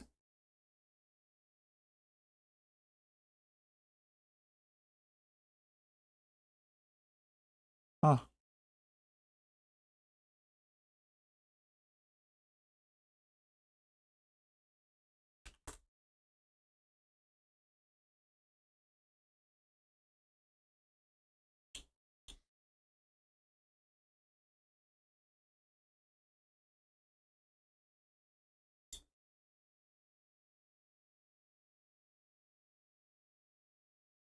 Time spread.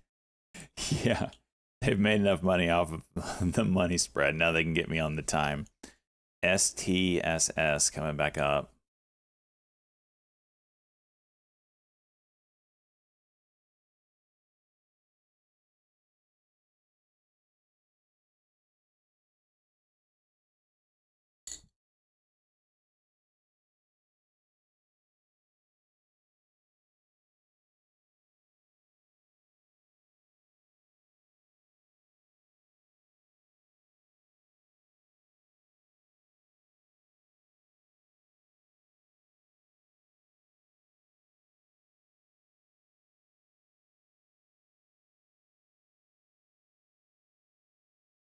INHD trying again.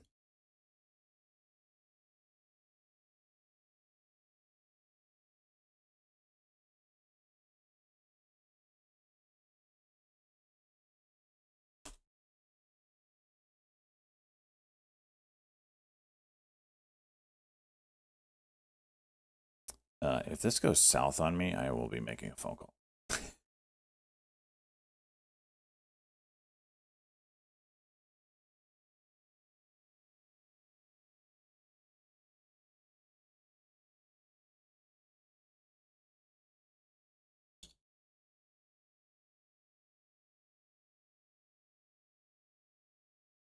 This ain't no spread. I bought both of them are calls.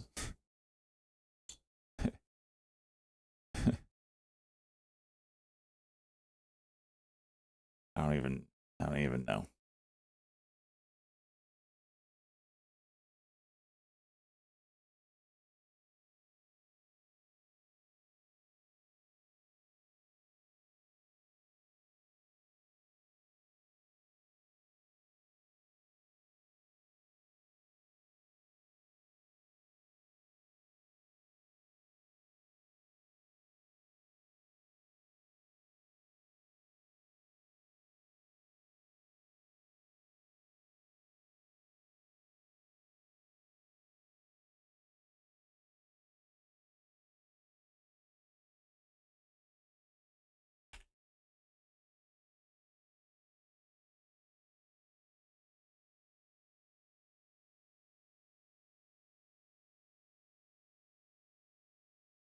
Little mini wedge here.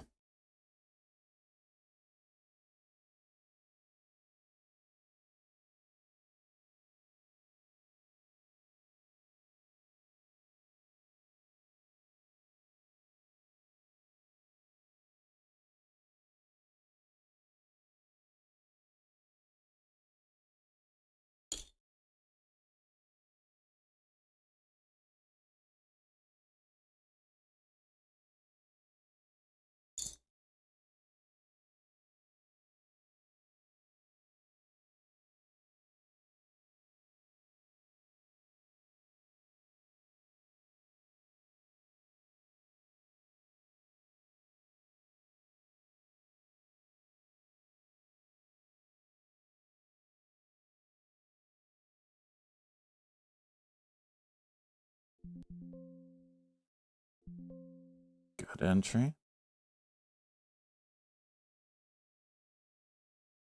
I get over 84.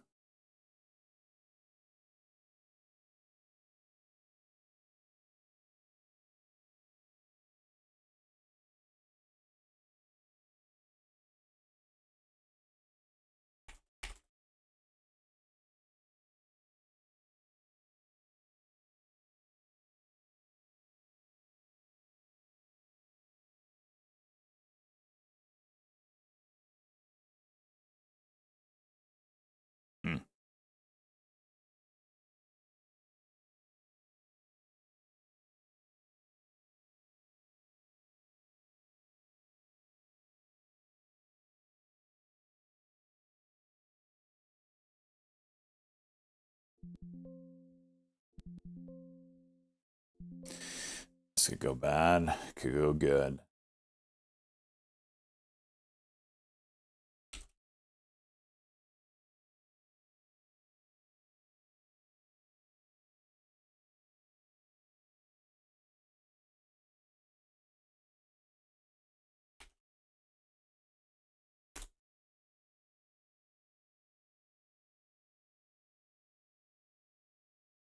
Very tight here.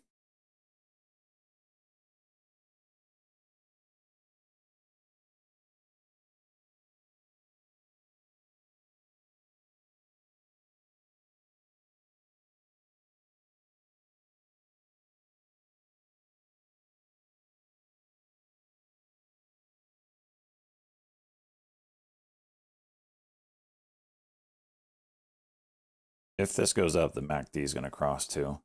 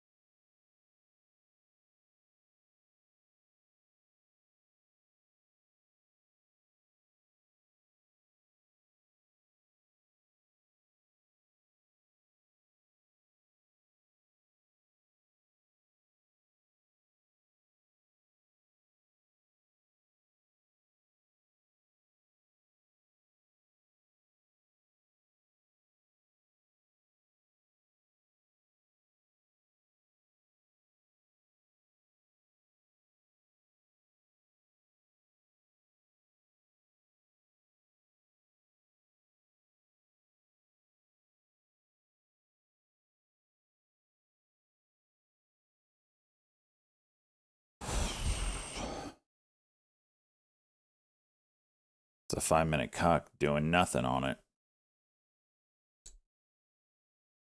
So far. If you start breaking these horizontals here, it probably does wash out, but holding it up so far.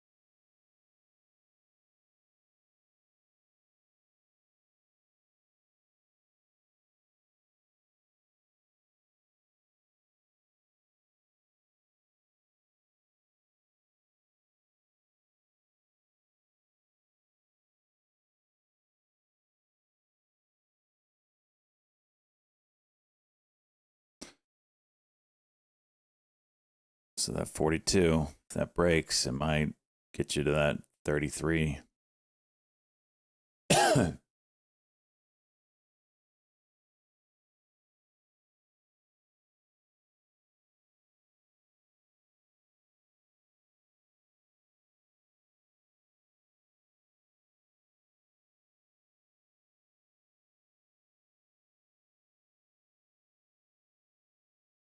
WHLR juicing. Not sure what that's about.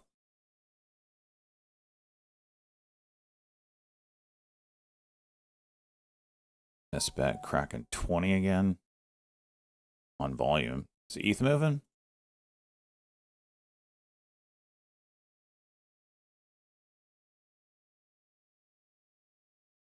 Not yet.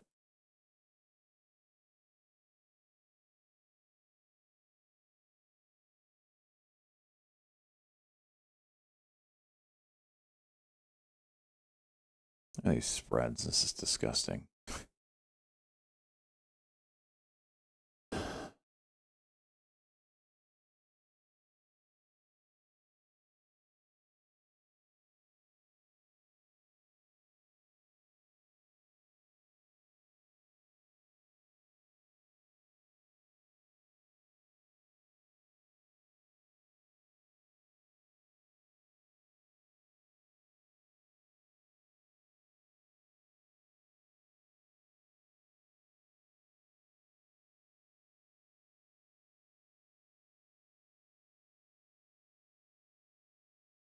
Come on, break 42.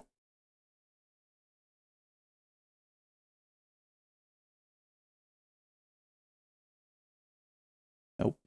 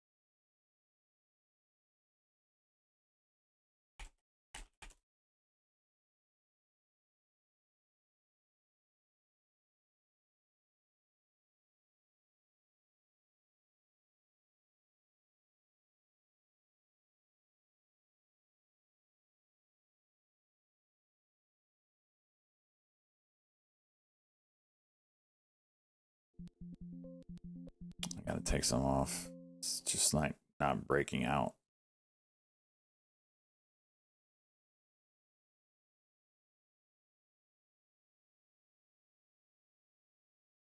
Retest the diagonal.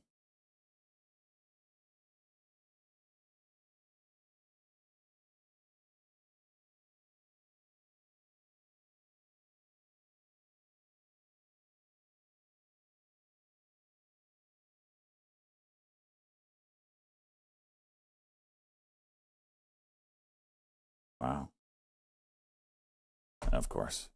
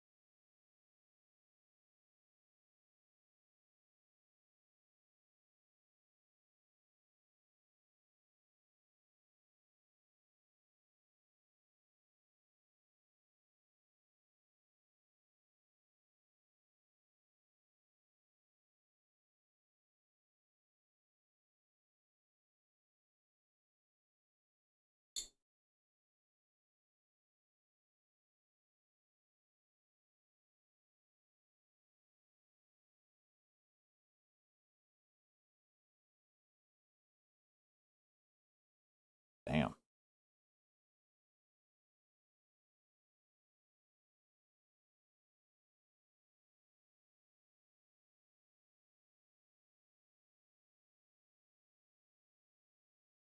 Do I think NVIDIA will fall 15 to 20%?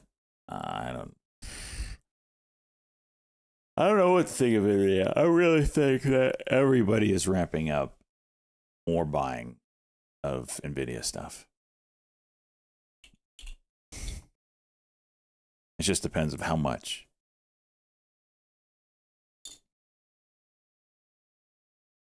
The question I have is there enough power to run the need for the processing? Like, is the I don't think there's a bottleneck of supply for cards. If there's a bottleneck, it's power. That's my guess. And if there's a bottleneck for power, how long until that gets rectified? Should have good banana.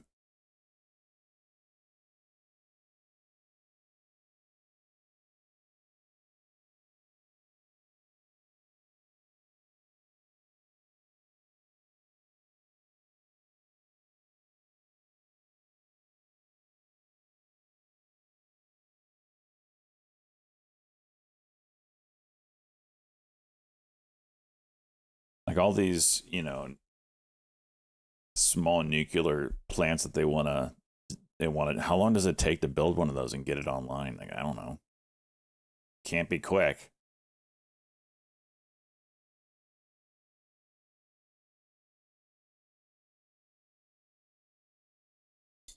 Got a link of banana? I'll play it.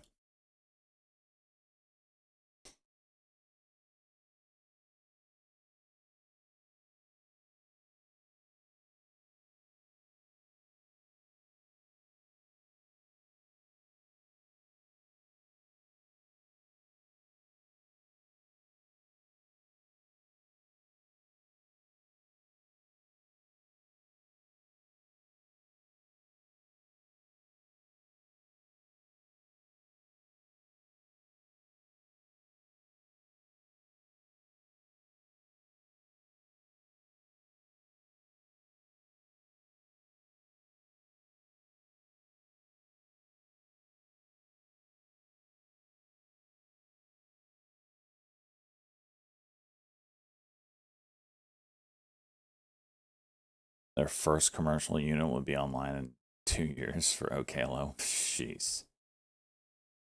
There are too many to show you one, but this journal is quantums are short. They're sharing niche, and the players today aren't making money and don't even have a product. News really has tried to rent server time and cannot. Interesting. I mean, I'm not going to short it. He's probably right. The weird thing about quantum that I don't get, there must be some hidden reason, is like everybody's got a quantum computer that they're building. Like, why? Like, everybody.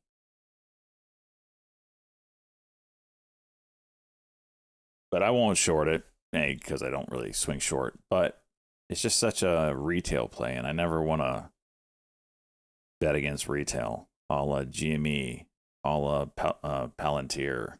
Like, they will dick you.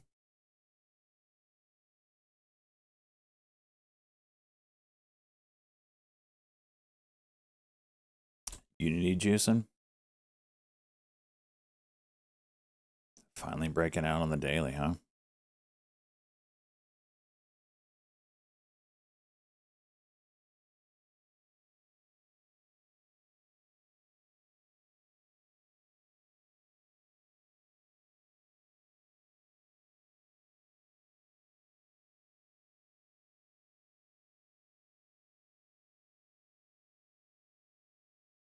Will control the world. Oh, fantastic. Fantastic.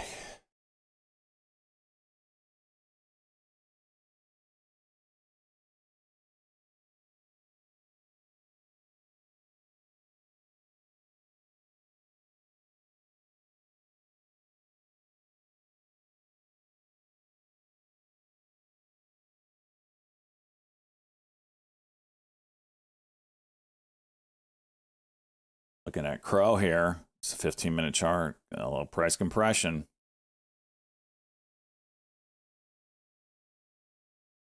INHD just went.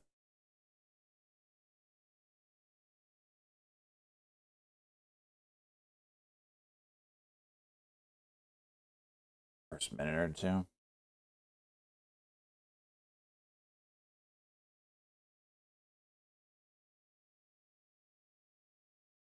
All right, we'll watch it.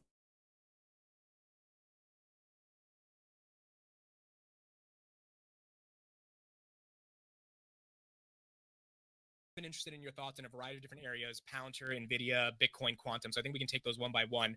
But I think we'll start off with the elephant in the room. Everyone has been wondering why you are short quantum and how quantum is going up 4 or 5x. Is it just retail hype, momentum, or do you, the guy who has done pretty well for himself in life in terms of managing money, not understand the quantum thesis? So I'll just lay it out there. Are you right, or are the shorts going to get burned on quantum?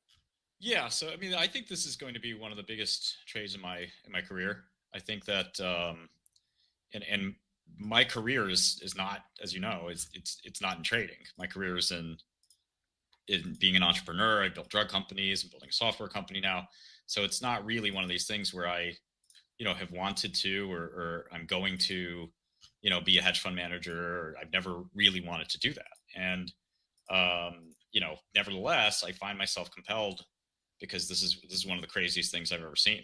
There really hasn't been anything like this. I don't know if ever is the right term, but it's really a remarkable thing that's going on in the market, and it's wrapping a lot of people who are new to the market into it. And I think it's there's something like this happens, every few years. We had the cannabis rally, we had NFTs, we had, 3D printing, there's a lot of little mini bubbles, but this one's pretty preposterous. I mean, 3D printing could have been a thing, cannabis could have been a thing, and you just have to sort of wait and see. And then when all the cannabis companies reported earnings, they were really bad, gross margins were negative. You can't build a business on negative gross margins. And, you sort of watch and kind of like decide that, okay, this is a cool and exciting idea, but the business just isn't there. Quantum is sort of like that. There's just no possible way that these companies could be successful My girlfriend. There's no way they could be successful. No way. Yeah. So my girlfriend's we're a lot of people are experts, and we talk to all the same experts everyone else does. All the big names in the field. But the big names in the field are telling you that it's not possible. Scott Aronson, again, my girlfriend worked with him at MIT and at OpenAI, and in essence, Scott just doesn't believe that quantum's coming anytime soon. But worse than that, there's 4 quantum stocks: Rigetti, D-Wave, IonQ, and Quantum Computing Inc. Correct. 2 of those are frauds. So IonQ and Rigetti are actually trying to build a quantum computer. Now, I think that's 30 years away. Even if you do build it, there's nothing there. But D-Wave and Quantum Computing Inc., in my opinion, and I know other people disagree, they are complete scams. Oh, damn it. So D-Wave has been around 20 years. They made 6 generations of their computers. They've never worked. You can't find a customer who says they work. You can't find a customer who actually uses the machines in production. In software, we call production live setting, the real deal. Not just, trying as soon it out as I and see if this sell, thing can work someday, but actually no, this is a part of our business. Right. No, not a single one that I'm aware of. And again, if the company could show one, I challenge them to do so. But, so I'm shorting these stocks. QCI was a beverage company. They're under investigation by the SEC. Not that I love the SEC, but, I think that, this is a company that basically didn't exist before. They had $30,000 of revenue last quarter. 30,000. Your stream and my stream do more than that. And I think that, for this to be a $2 billion publicly traded company that has a quantum is just silly. Again, well, why? In your professional opinion, how did we get to $2 billion off 30,000 in revenue? Liquidity. So it's liquidity. I love your stream, your viewers. I love my viewers. Not all of our viewers are the sharpest tools in the shed. There are a few amongst us who are not great at investing. You're excited. You want to buy the next NVIDIA. So do I. But you have to look through thousands of stocks to find the one gem. And that's not what people do. People are lazy. They don't want to do that. They want to read Reddit. They want to watch a YouTube. They see one thing that sounds exciting. Oh, that sounds like the future. I'm going to buy that. And, that's typically what happens. NFTs were the same way. Cannabis was the same way. How could you deny the sexiness of cannabis? You got a 100-year-old tobacco industry in the US, $100 billion companies, and now you have weed. Oh my God, this is going to be huge. Well, it turns out the business fundamentals just weren't that good. And the Tilrays went down 95%, Aurora Cannabis down 95%, et cetera. And the reality just hits you sometimes. And we all want to buy growth stocks. We all want to buy exciting stocks that could be the future. But you also have to do your homework. And the CEO of IonQ, former CEO and founder, had this very esoteric podcast, a physics podcast. I saw you tweeting about it yesterday. Yeah, 629 nanometer. It's like the nerdiest thing you can imagine, but this is where you find alpha. And he went on there and he said that quantum computing is not going to be around for another 30 years, and there's no application. We don't know what they're good for, literally. And even the NSA. So the one thing I can see in quantum is that they would be 31. Extremely good for hacking and encryption breaking. And this is like a hobby of mine on the side, specifically with Bitcoin. And so I've played with quantum computers. I've bought every single commercial quantum computer. I'm a major user of their cloud time. Spent thousands of dollars of my own money on quantum computing. And I can tell you these machines don't work. They can't factor even the number like a million, which a child could factor with pen and paper. Right. These quantum computers can't do that. And it doesn't look like, oh, we're just around the corner, we're going to get a breakthrough. In fact, if anything, it looks like we may be at a logjam. Now, technology does progress, and sometimes you get these discontinuous jumps where it's like, oh, wow, okay, it didn't work before, and all of a sudden, boom, it works, kind of like AI. Shut up, Shred. But the problem is, what are we going for? What is it that we're going to do when the magic machine shows up? And nobody can answer this question. And factoring numbers is fun. I like doing it. But the only thing it's good for is encryption. We've already had post-quantum encryption. In fact, the guy, his name is Chris Monroe. He's a genius. He's an idol of mine. Yep. He's probably going to win the Nobel Prize. I didn't realize we just broke the daily too, 624 level. NSA doesn't want a quantum computer, which shocked me actually. That's way more bearish than I ever was. He said that they just want to know when quantum computers are coming so they can prepare for it. And I thought that was fascinating. because a lot of people think the NSA has a quantum computer or they're really interested in it, but that impression from the founder of IonQ was really surprising to me. I wouldn't have characterized it that way. And again, he's sort of explaining that even the big companies like Google and IBM don't have quantum computers that will work. He thinks they're wasting their money. So I want to talk about Google and IBM, but here's a question. If you were the biggest quantum bull on the planet, what is the use case that you are the most excited about because of quantum? I think it's people who are these people are confused. They don't understand what these computers can or can't do. So if you think about computing in general, NVIDIA. All right. I'll watch this out of the open here.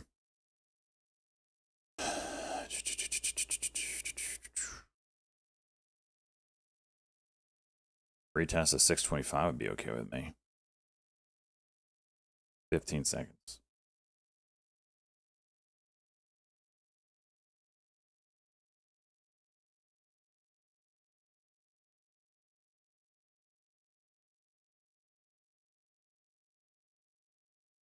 Oh.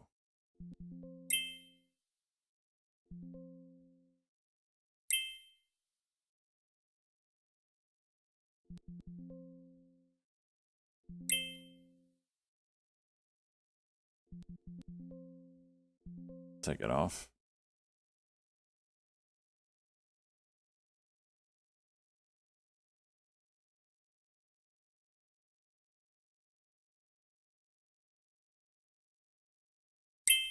Damn.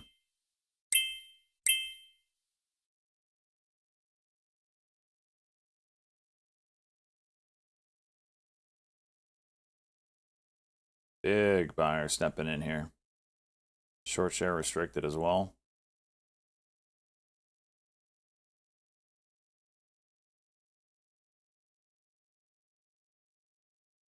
This one doesn't feel like it's got the algos in it. What's the hull level? Anybody got it?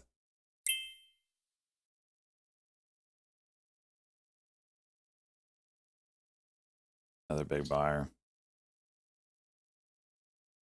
734. Jeez. LUCY shares of Lucy popping up. Innovative Eyewear, LUCY getting a little pop here. Trader circulating a YouTube video. Gonna have to find that. Reebok Smart Eyewear launch promo. That's Lima Uniform Charlie Yankee. Where are they circulating that?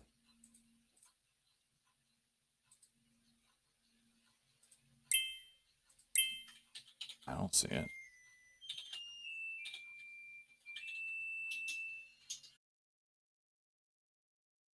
STSS. So here's my take on that. You're getting close to the pinnacle. Like when you have a formation like this, when it gets to about 80%, 70% full, you're expecting a break. And right now we are hovering down at the lower side. Like for this to turn up, you're going to be near the 90% mark, and then I just don't trust it anymore. Doesn't mean it can't break and go, but rarely do formations, unless they're manipulated, go all the way to the pinnacle. So I can't short this, so yeah.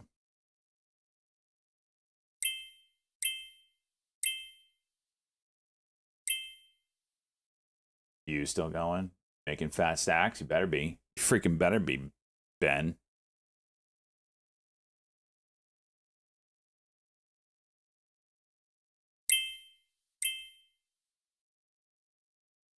INHD 1 minute. Damn.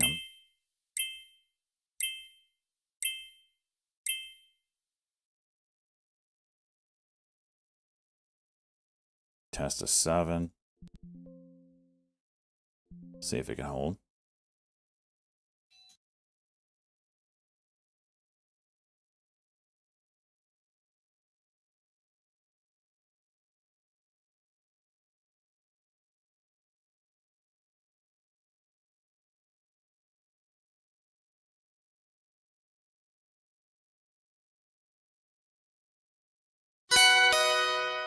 Hey, yo, trying to go. Getting a little on the heavier side here, boys.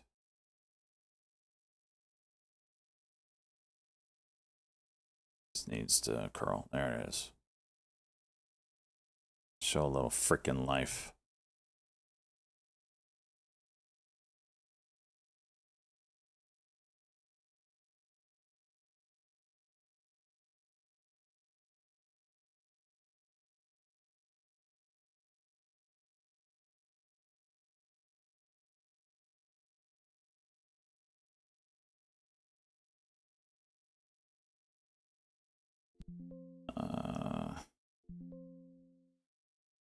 Is it gonna go now?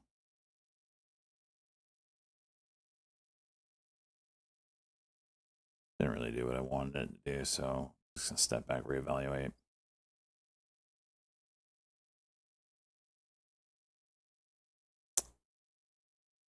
The 1 minute cuck. Buy that? We buy it? No. Yes?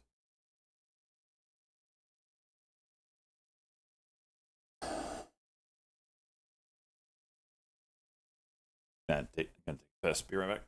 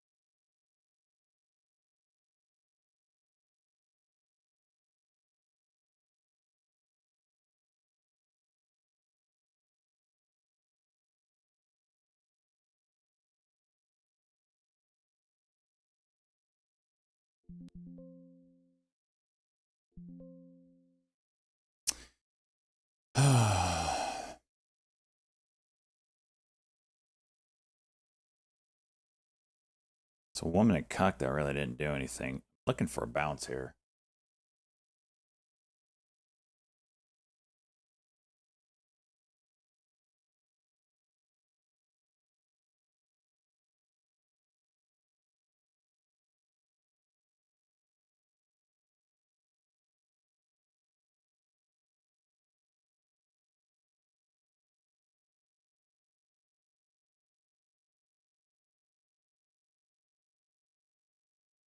There's the bounce.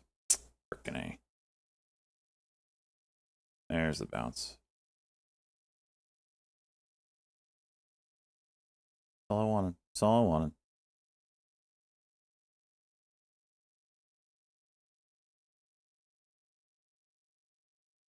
STSS, what you doing? Still playing around, huh?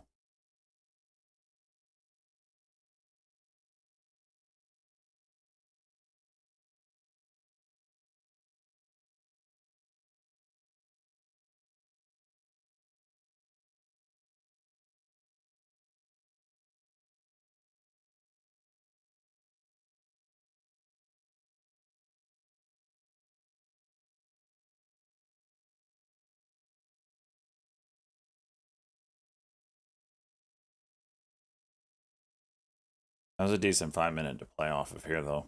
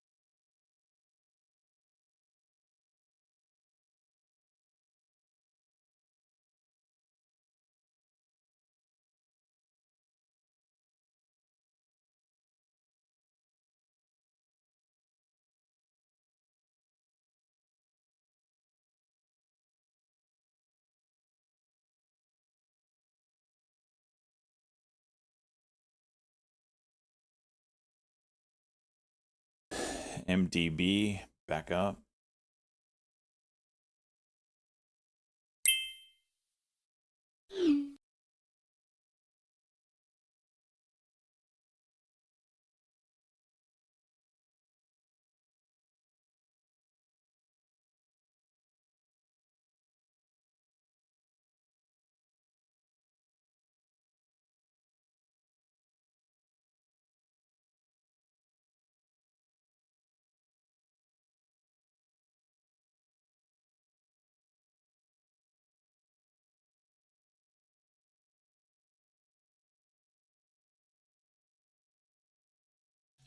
mRNA Moderna receives FDA approval for updated COVID-19 vaccines targeting LP.8.1 variant.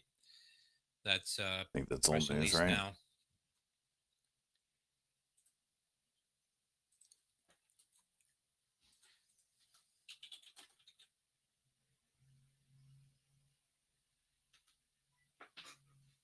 AEO testing the 200-day moving average yet again. You get over that, it could be Joe Central.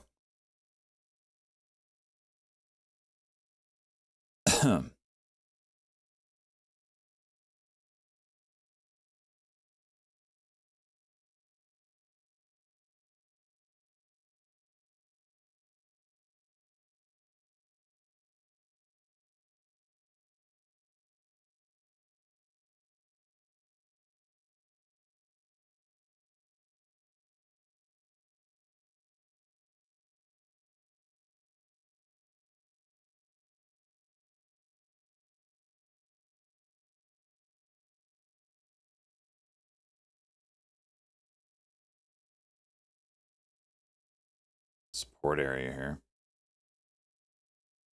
Somewhere. I don't know why I drew this line.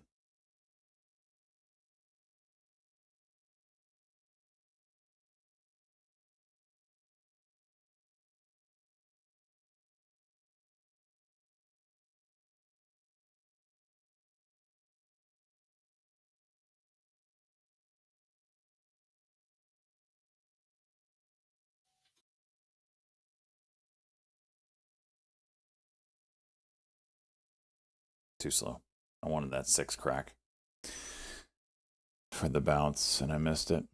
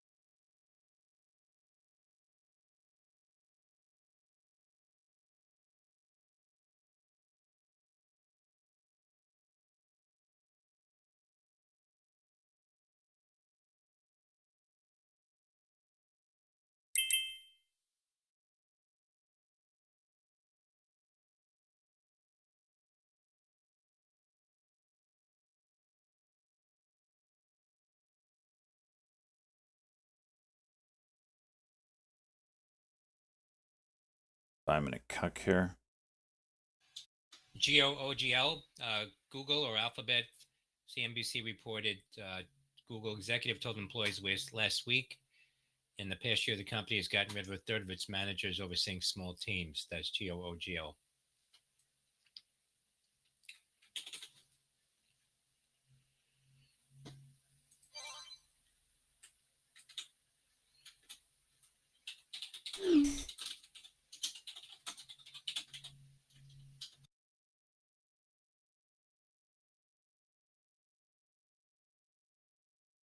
Whoa, you were a manager?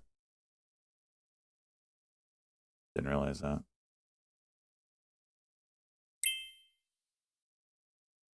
Was it easy for you to find a new job with that credential?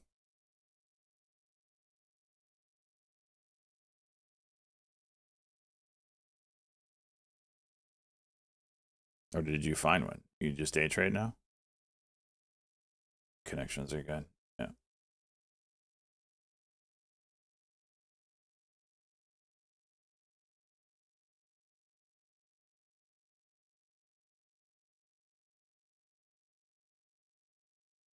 Nice. Good banana. Nice.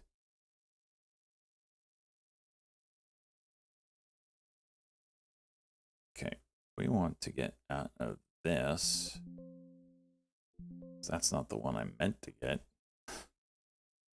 This is the one I wanted.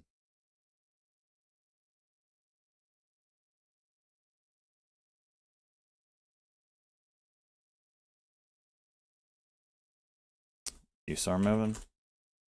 I feel like whenever there's a rare earth play, it's always late day.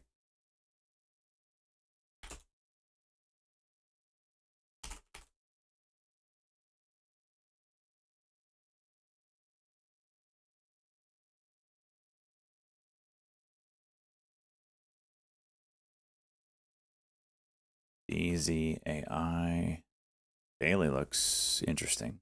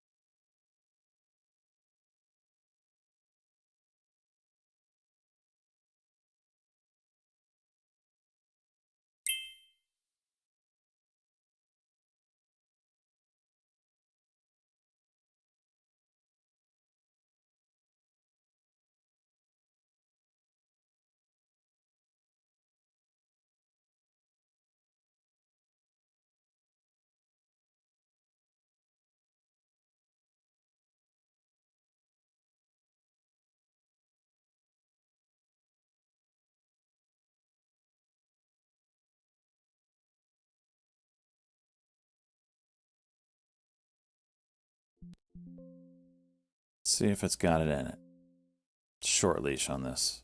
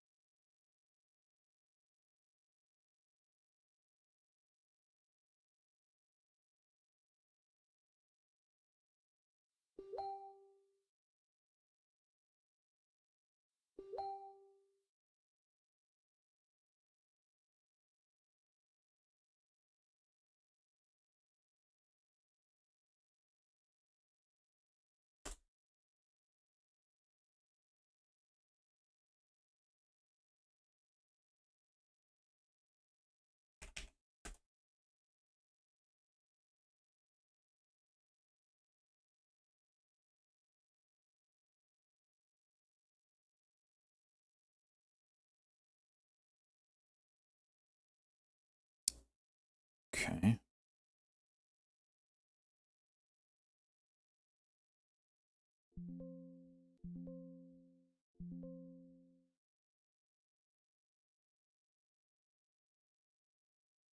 It's a 1 minute cuck. Watch the 68 break.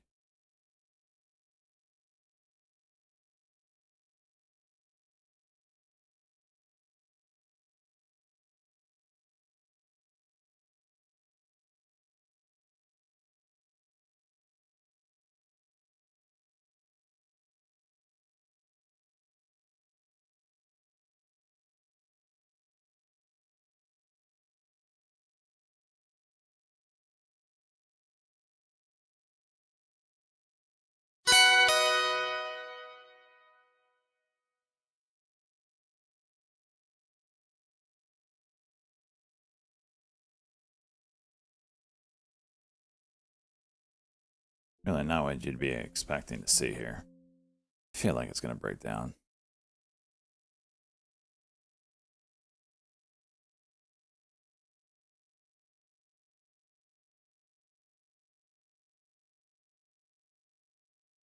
See if I can short this.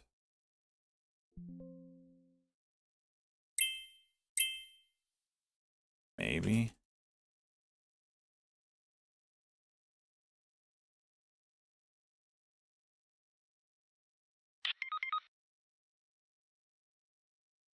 Holy squeezeaholics here.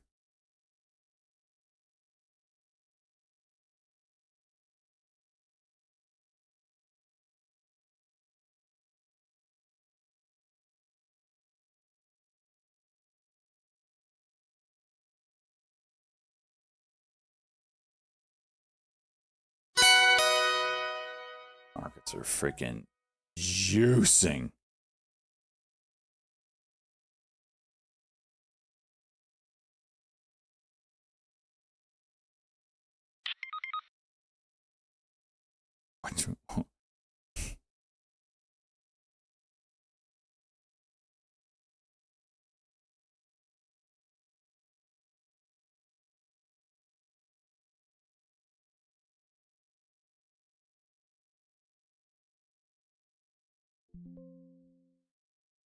No way I get filled.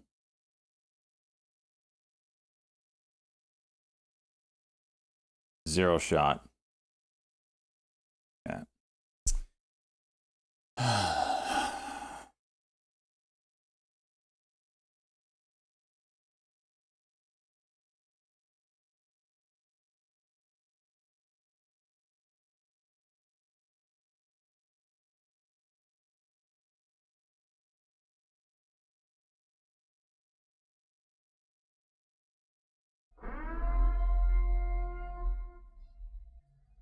What song is this?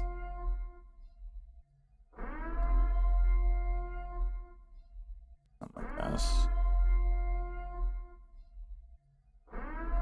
Won't even play for some reason.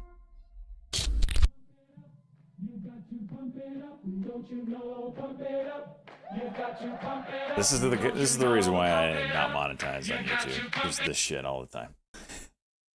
If I play a clip of a song that long in YouTube, the whole thing is demonetized.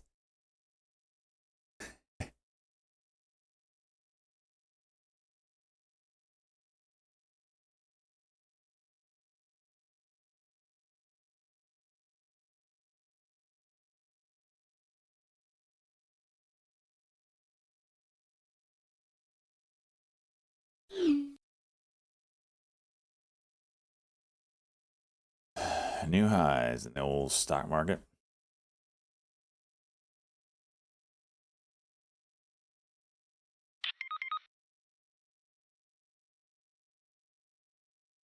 See, this is when, I mean, I might still play this, but I will not trust the move. Like, it's very clearly inside of a wedge, but you are near the pinnacle now, and it is like not trustworthy in my opinion.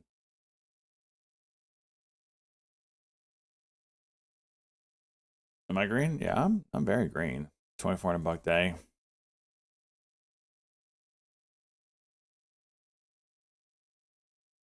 Ticker PGRE, takeover note, Papa Golf, Romeo, Echo, SL Green Empire State are among bidders for a Paramount Group that come from sources from the real takeover. Deal. PGRE, you're seeing heavy activity. Okay.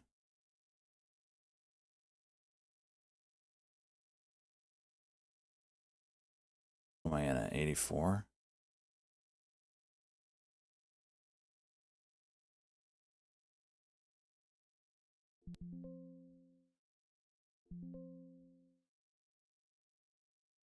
Right back down.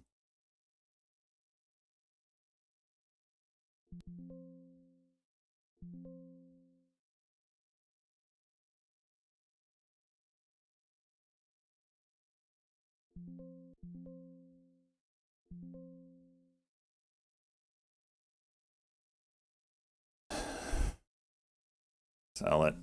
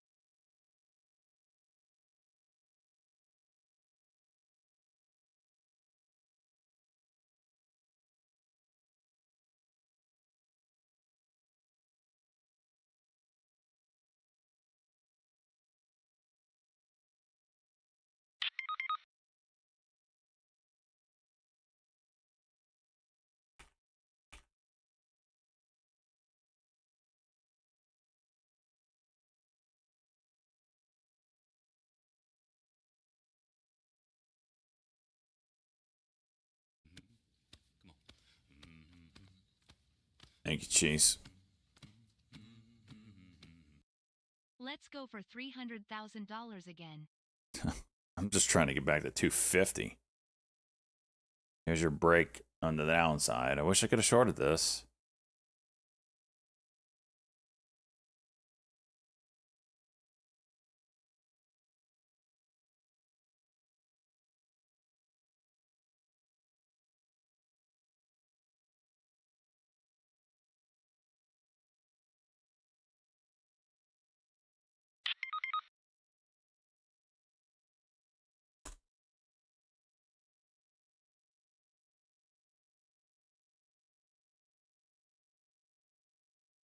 Yeah, I was looking at the 15 level.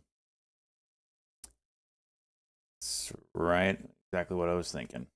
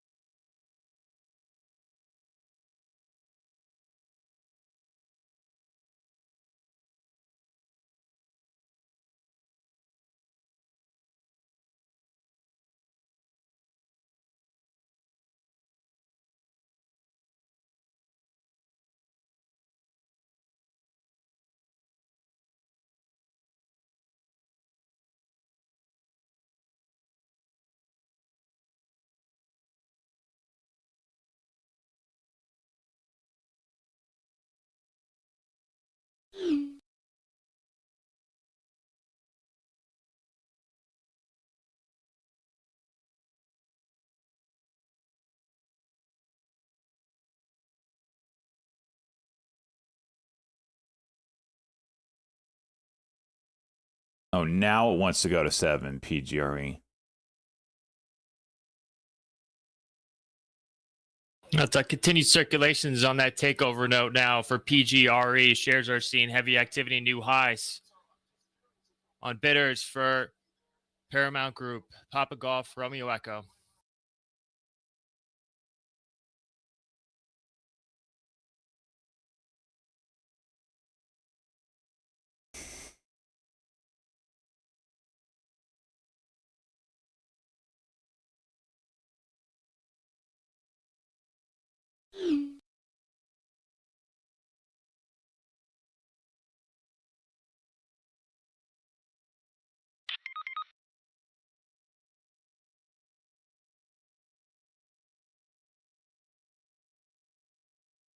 Are you looking the reclaim of the diagonal cheese or like a dollar level?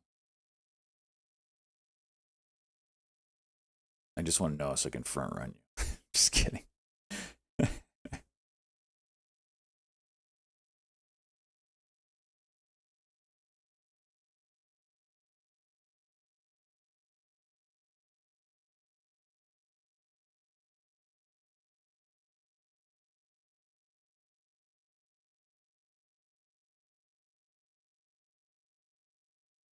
Kind of like this spot here.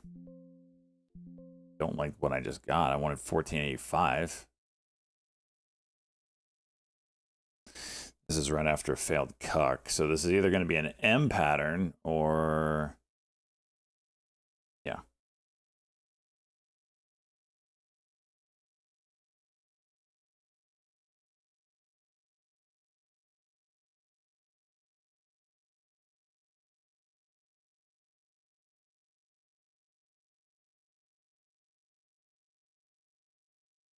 That's that news from PGRE now on the wires. Papa Golf, Romeo Echo.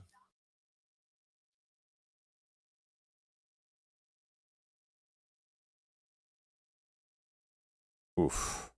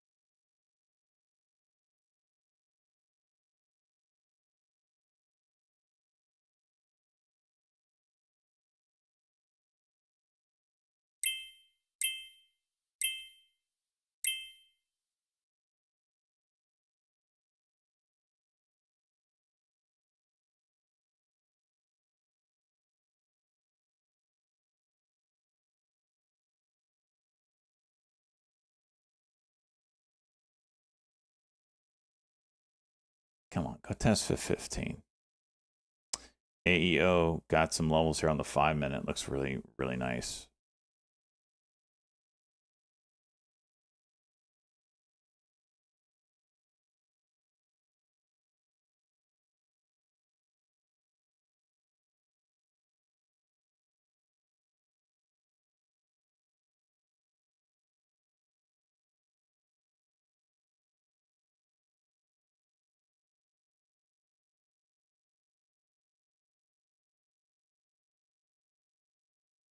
It's the underside.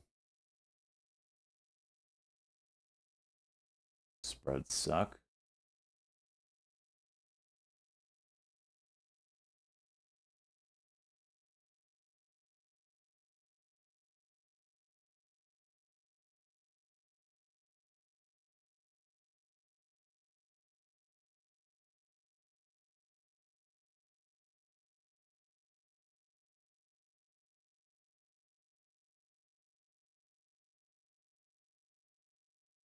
$15.08. Be the reclaim. There it is. I know ticker PGY, Papa Golf, Yankee, no James Alsher, out with a new long idea, PGY. The America 2.0 credit engine, PGY is seeing an increase of activity on that. PGY, James Alsher. This is the OPEN guy. He's burned me before.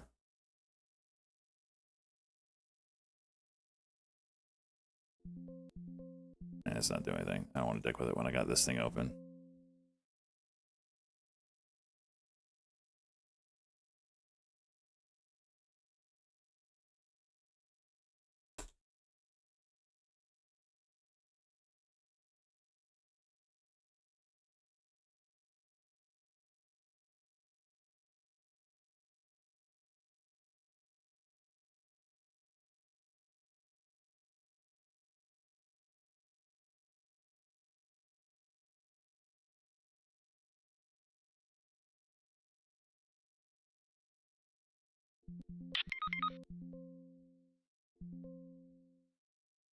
Your buy order got rejected.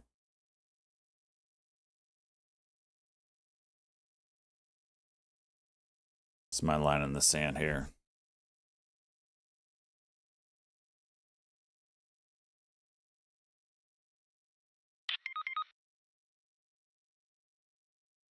Buy order got rejected.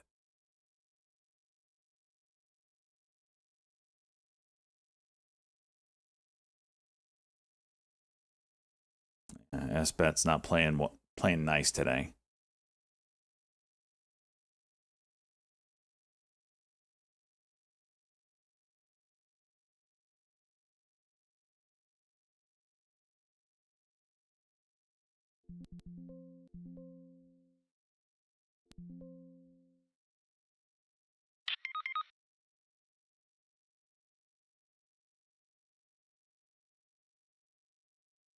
Shut up, Cheese. I don't want to hear it. I'm $3,000 today. You can't talk shit to me. You can't talk shit to me. Okay, that's bullish and golfing on the 30. Okay. Okay.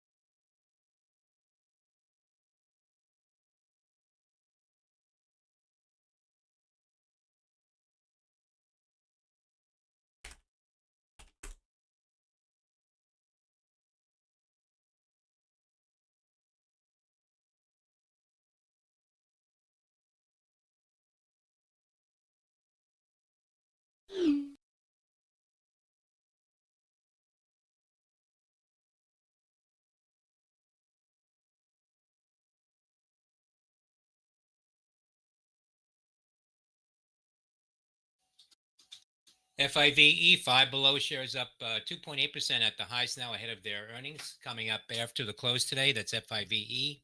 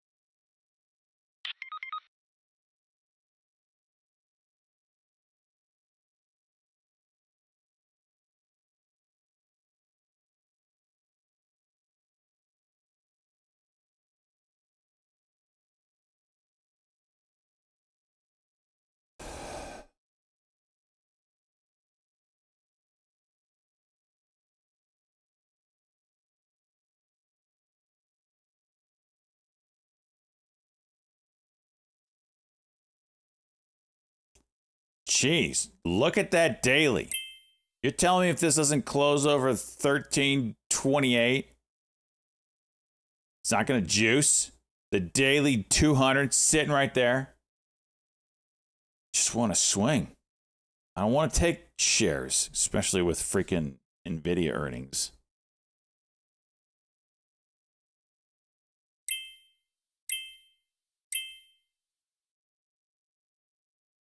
NVIDIA earnings going to dick me, I know it.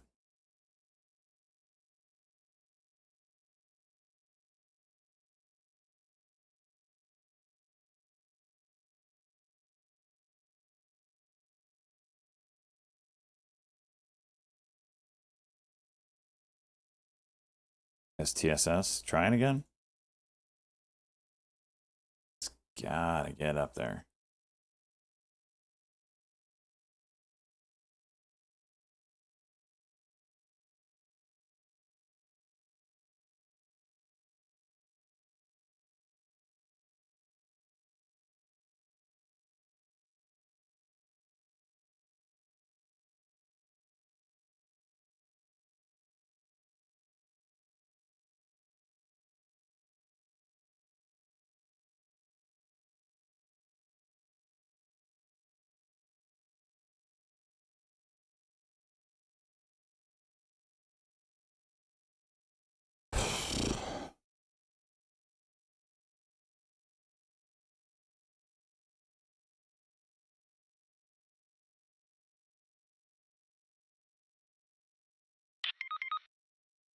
Ships poops. I beg to differ on that one.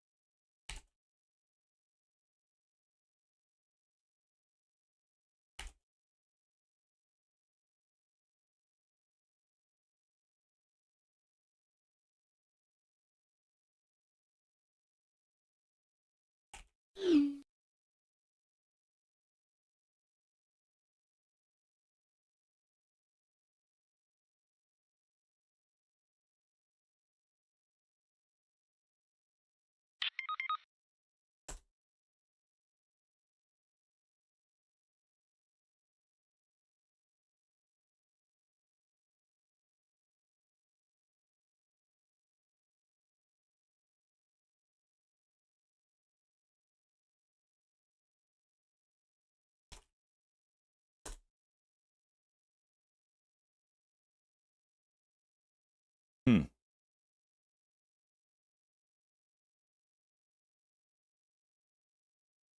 Hmm.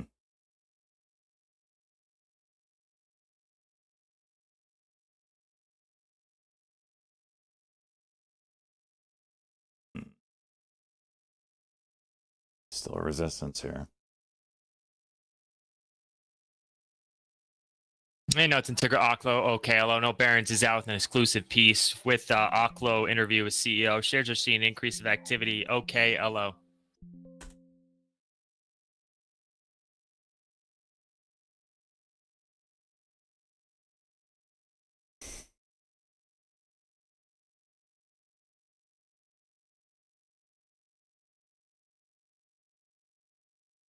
The shares near highs with increase of activity on Barons. Exclusive interview with Oklo being posted.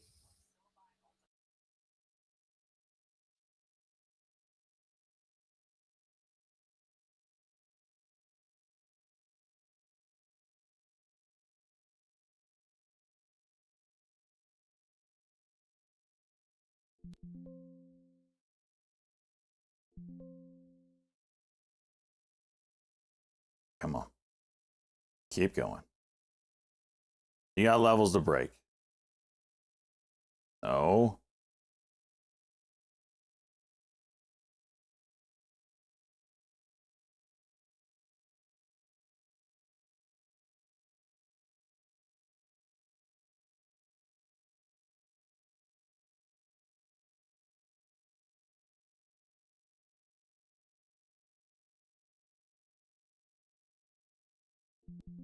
I missed the sell button 3 separate times there.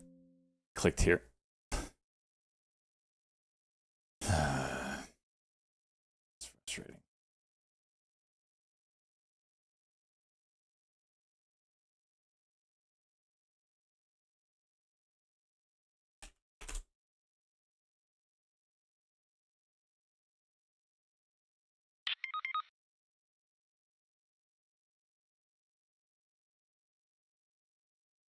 Hotkey.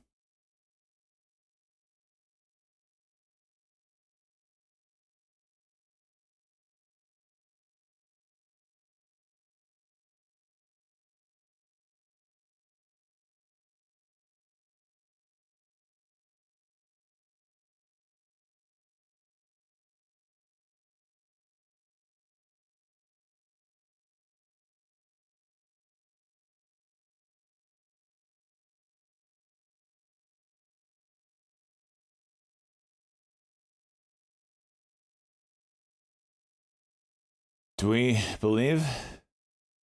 Sure has a chance to.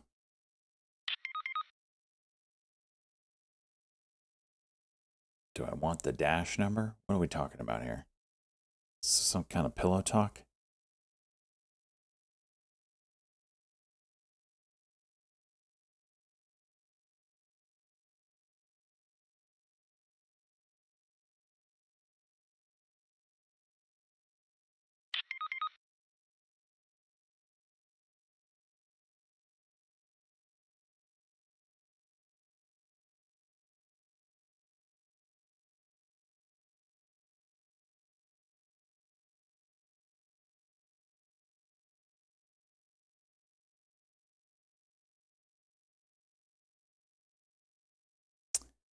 It's for a hotkey that I don't use.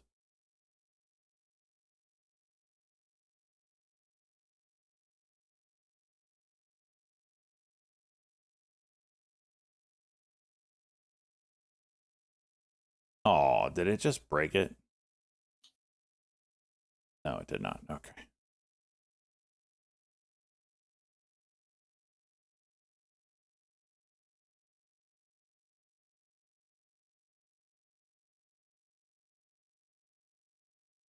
What's ETH doing? It's a new highs for OKLO, OKLO, continued activity.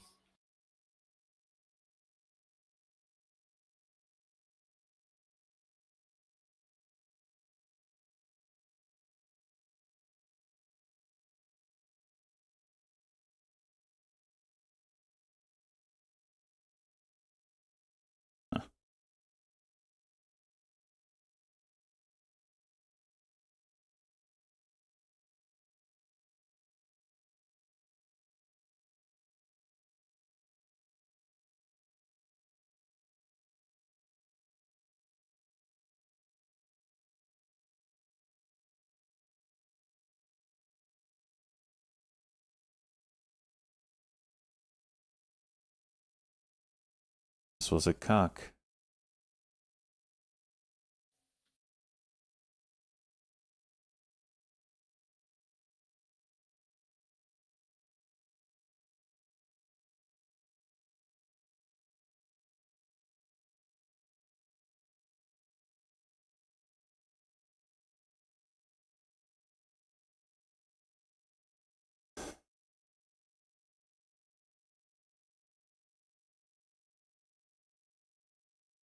Nice work, Tom.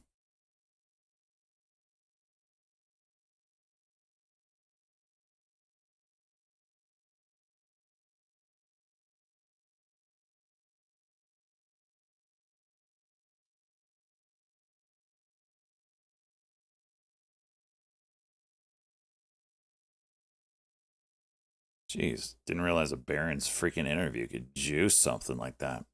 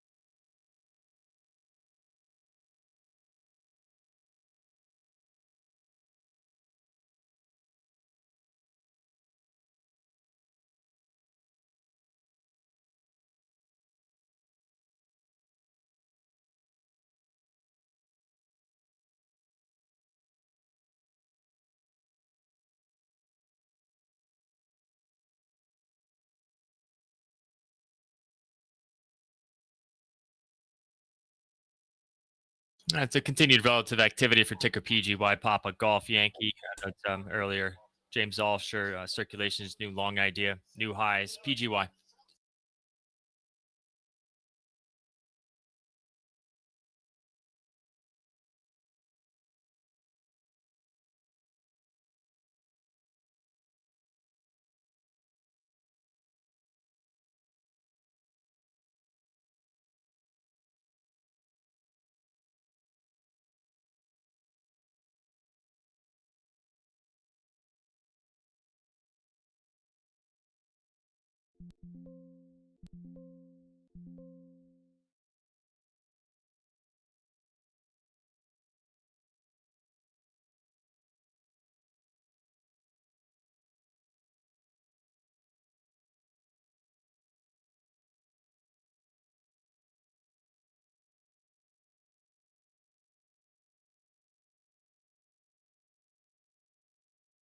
Do it, girl.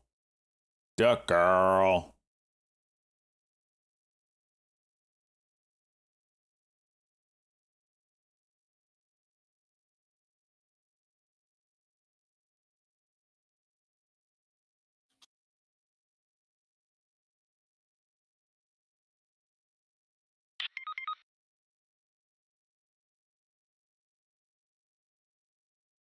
Oh, you looking at it, Cheese? You looking at it? Huh?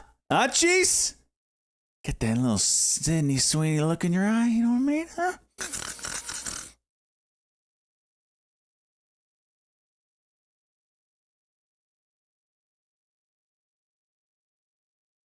It's got the volume coming into it.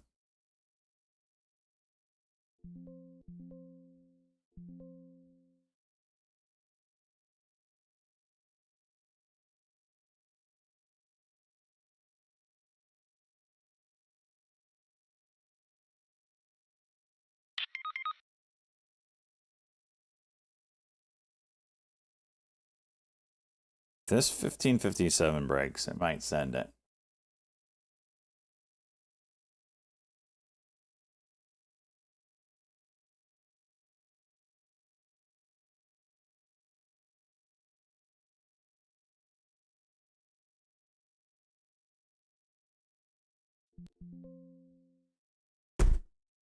How? Plays out the 13. You're damn right it does, Cheese. There we go. See, I just had to sell half.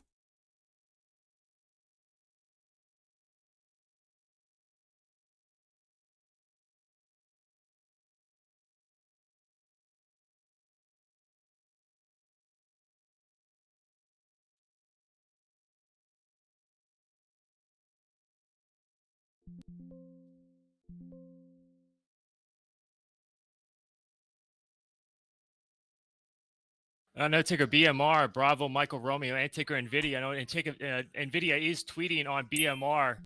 This is exciting to see our collaboration driving impact in AI infrastructure. Ticker BMR is seeing increased activity on that note from NVIDIA. Damn.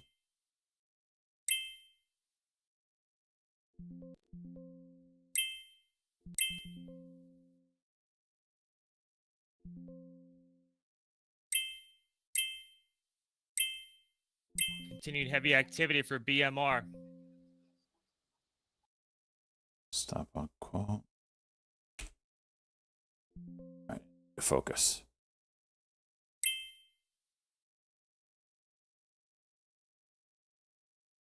Let's go back to this guy. I got so many things open.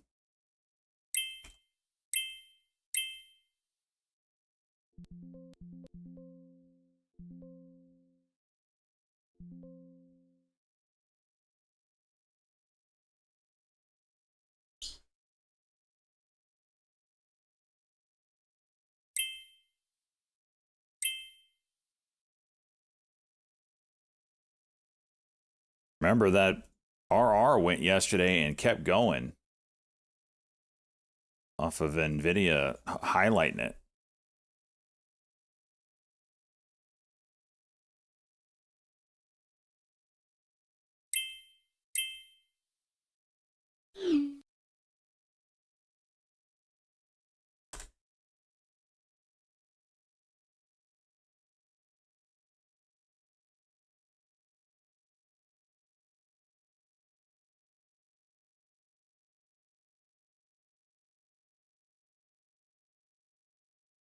I don't see NVIDIA's tweet on it.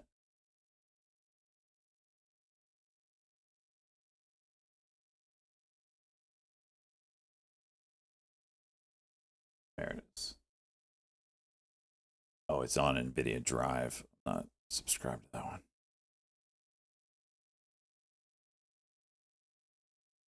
Here it is. So BMR, and they responded.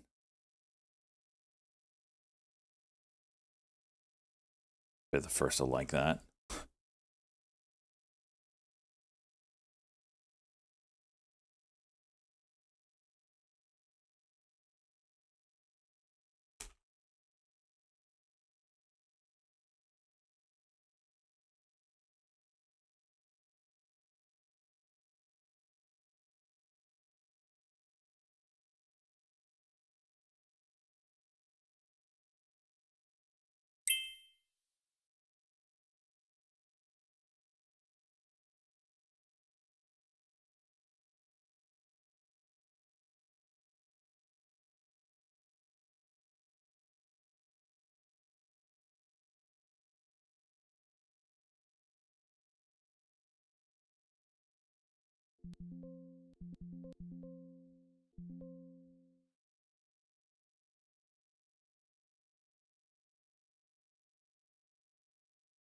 Making some money today.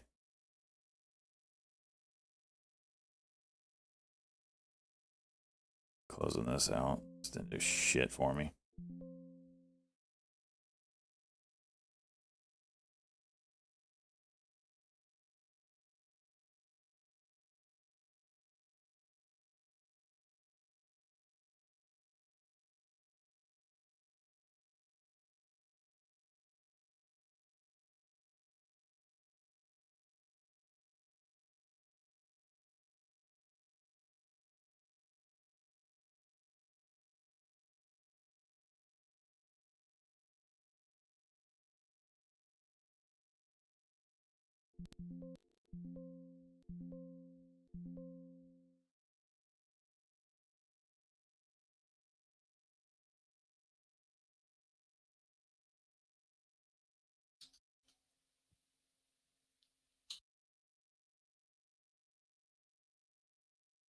MS Morgan Stanley, MS Michael Sandy popping to the highs here up 150.10. That's MS.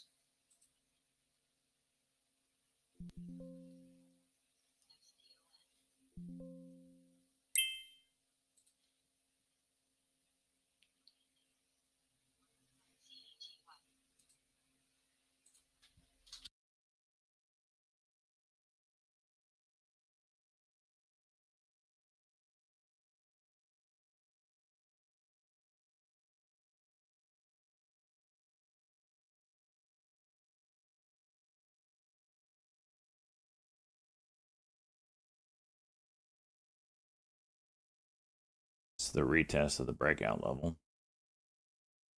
You would think it would hold just one time.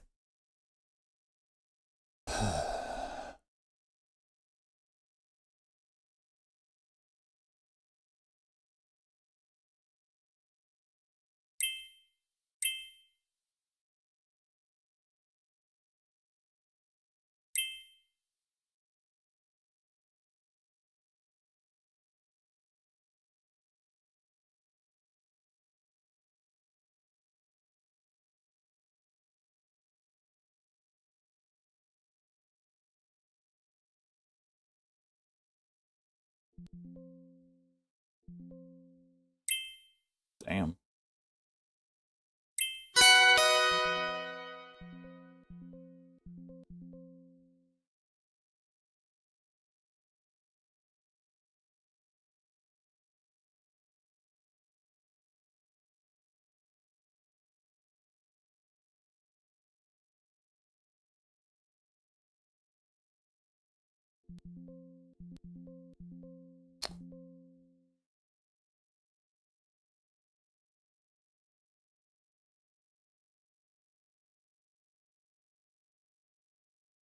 Five freaking seconds.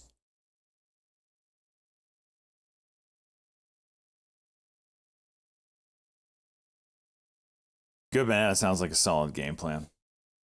Make sure you're based in China, though.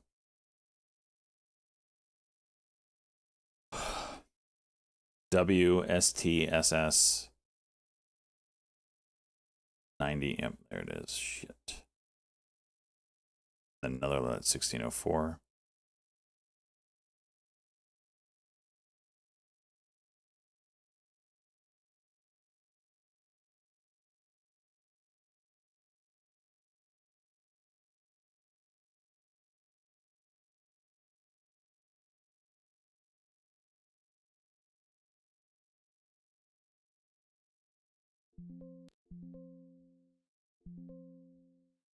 Yuck on the fill.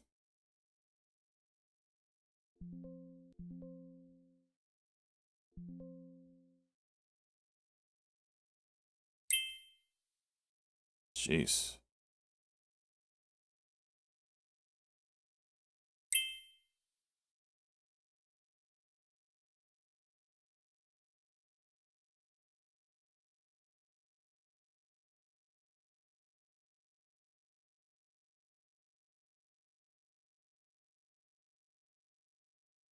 It's all one pop and then nothing. Come on.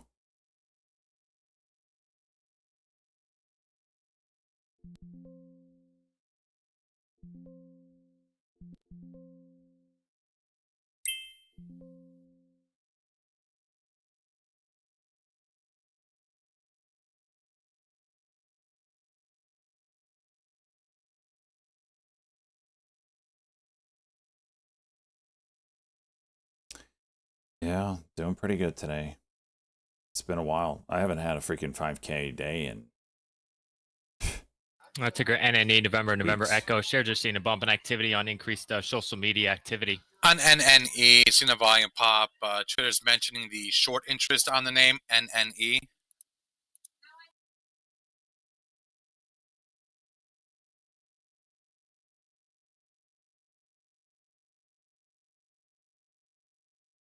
Hey, yo. Indecision candle here.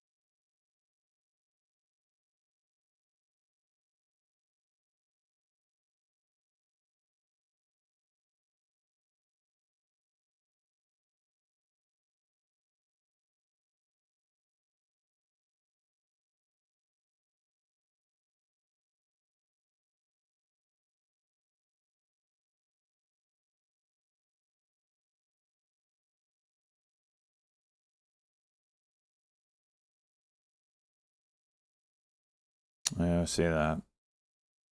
Getting its ass kicked right now. It's dragging S-Bet with it.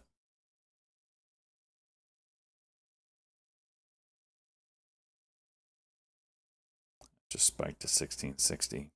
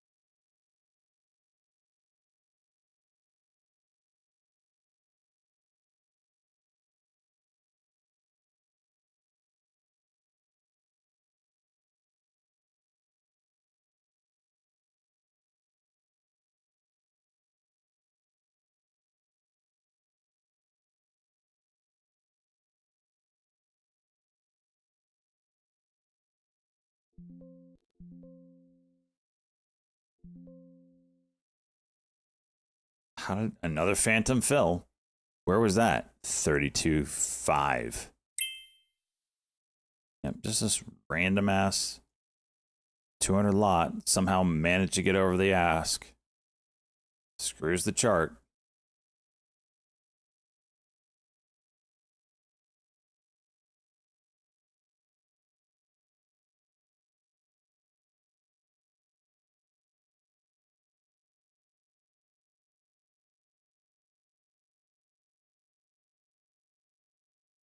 Got a 5-minute out, 13:33 break.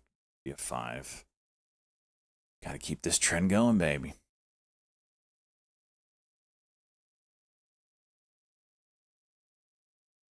I don't like any of this, though.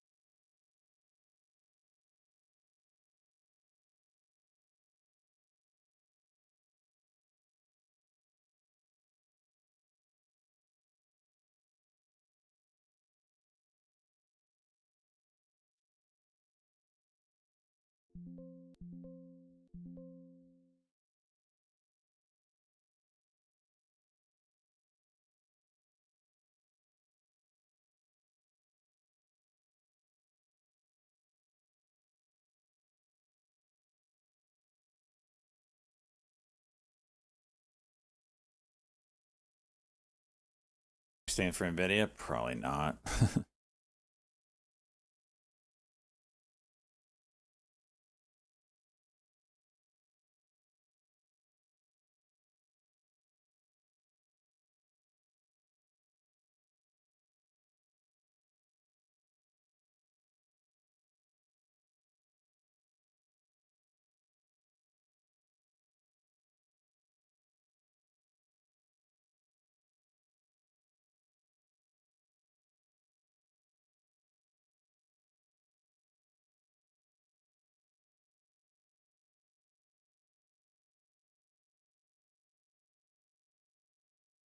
I wonder if NVIDIA gives us a poor read. It's the first miss of whatever for whatever reason, blah, blah, blah. And it's what sets us off for the bad September. I feel like the market is like trying to find a reason to sell off for September.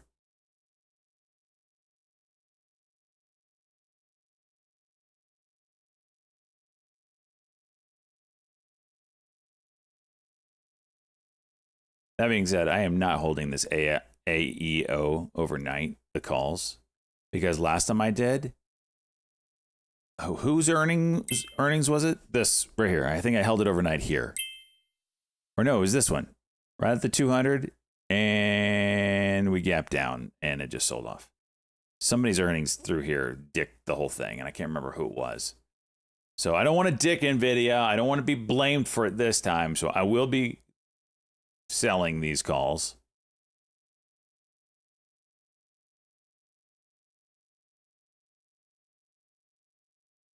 Oh, weather balloon. Oh.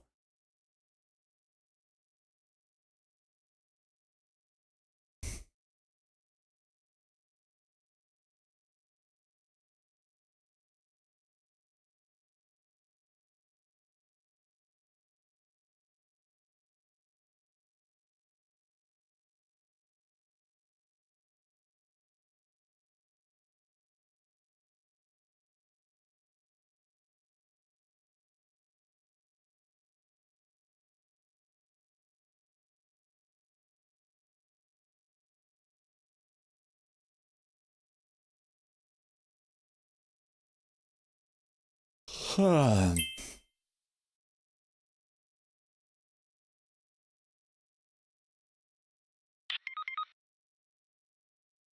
5.9% on NVIDIA. Still a big move. Oh, damn. Wrong way on that. I'm selling that. Clean bill of health now.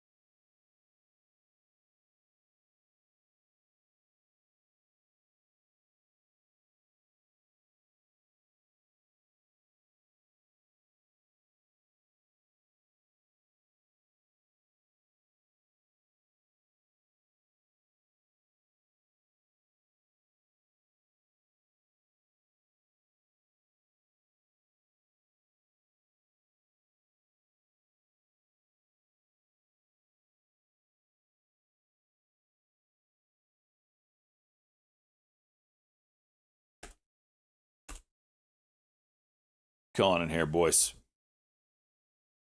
and girl.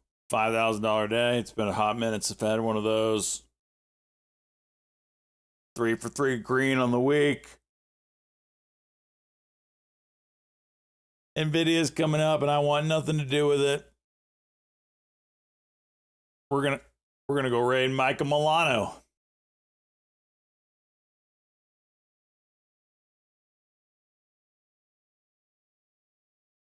Showers confirmed. Yep.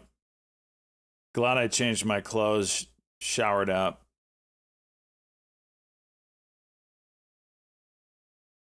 Got some errands I want to run. I gotta go buy some more Red Bull. All sorts of fun stuff. Anyways, shower stream when? All right, see you guys tomorrow. Show NVIDIA color. Cheese, can you post it in Discord? Under, I've already clicked the raid thing. All right, I gotta go. See you all tomorrow. I'm hungry, exhausted. Love you all.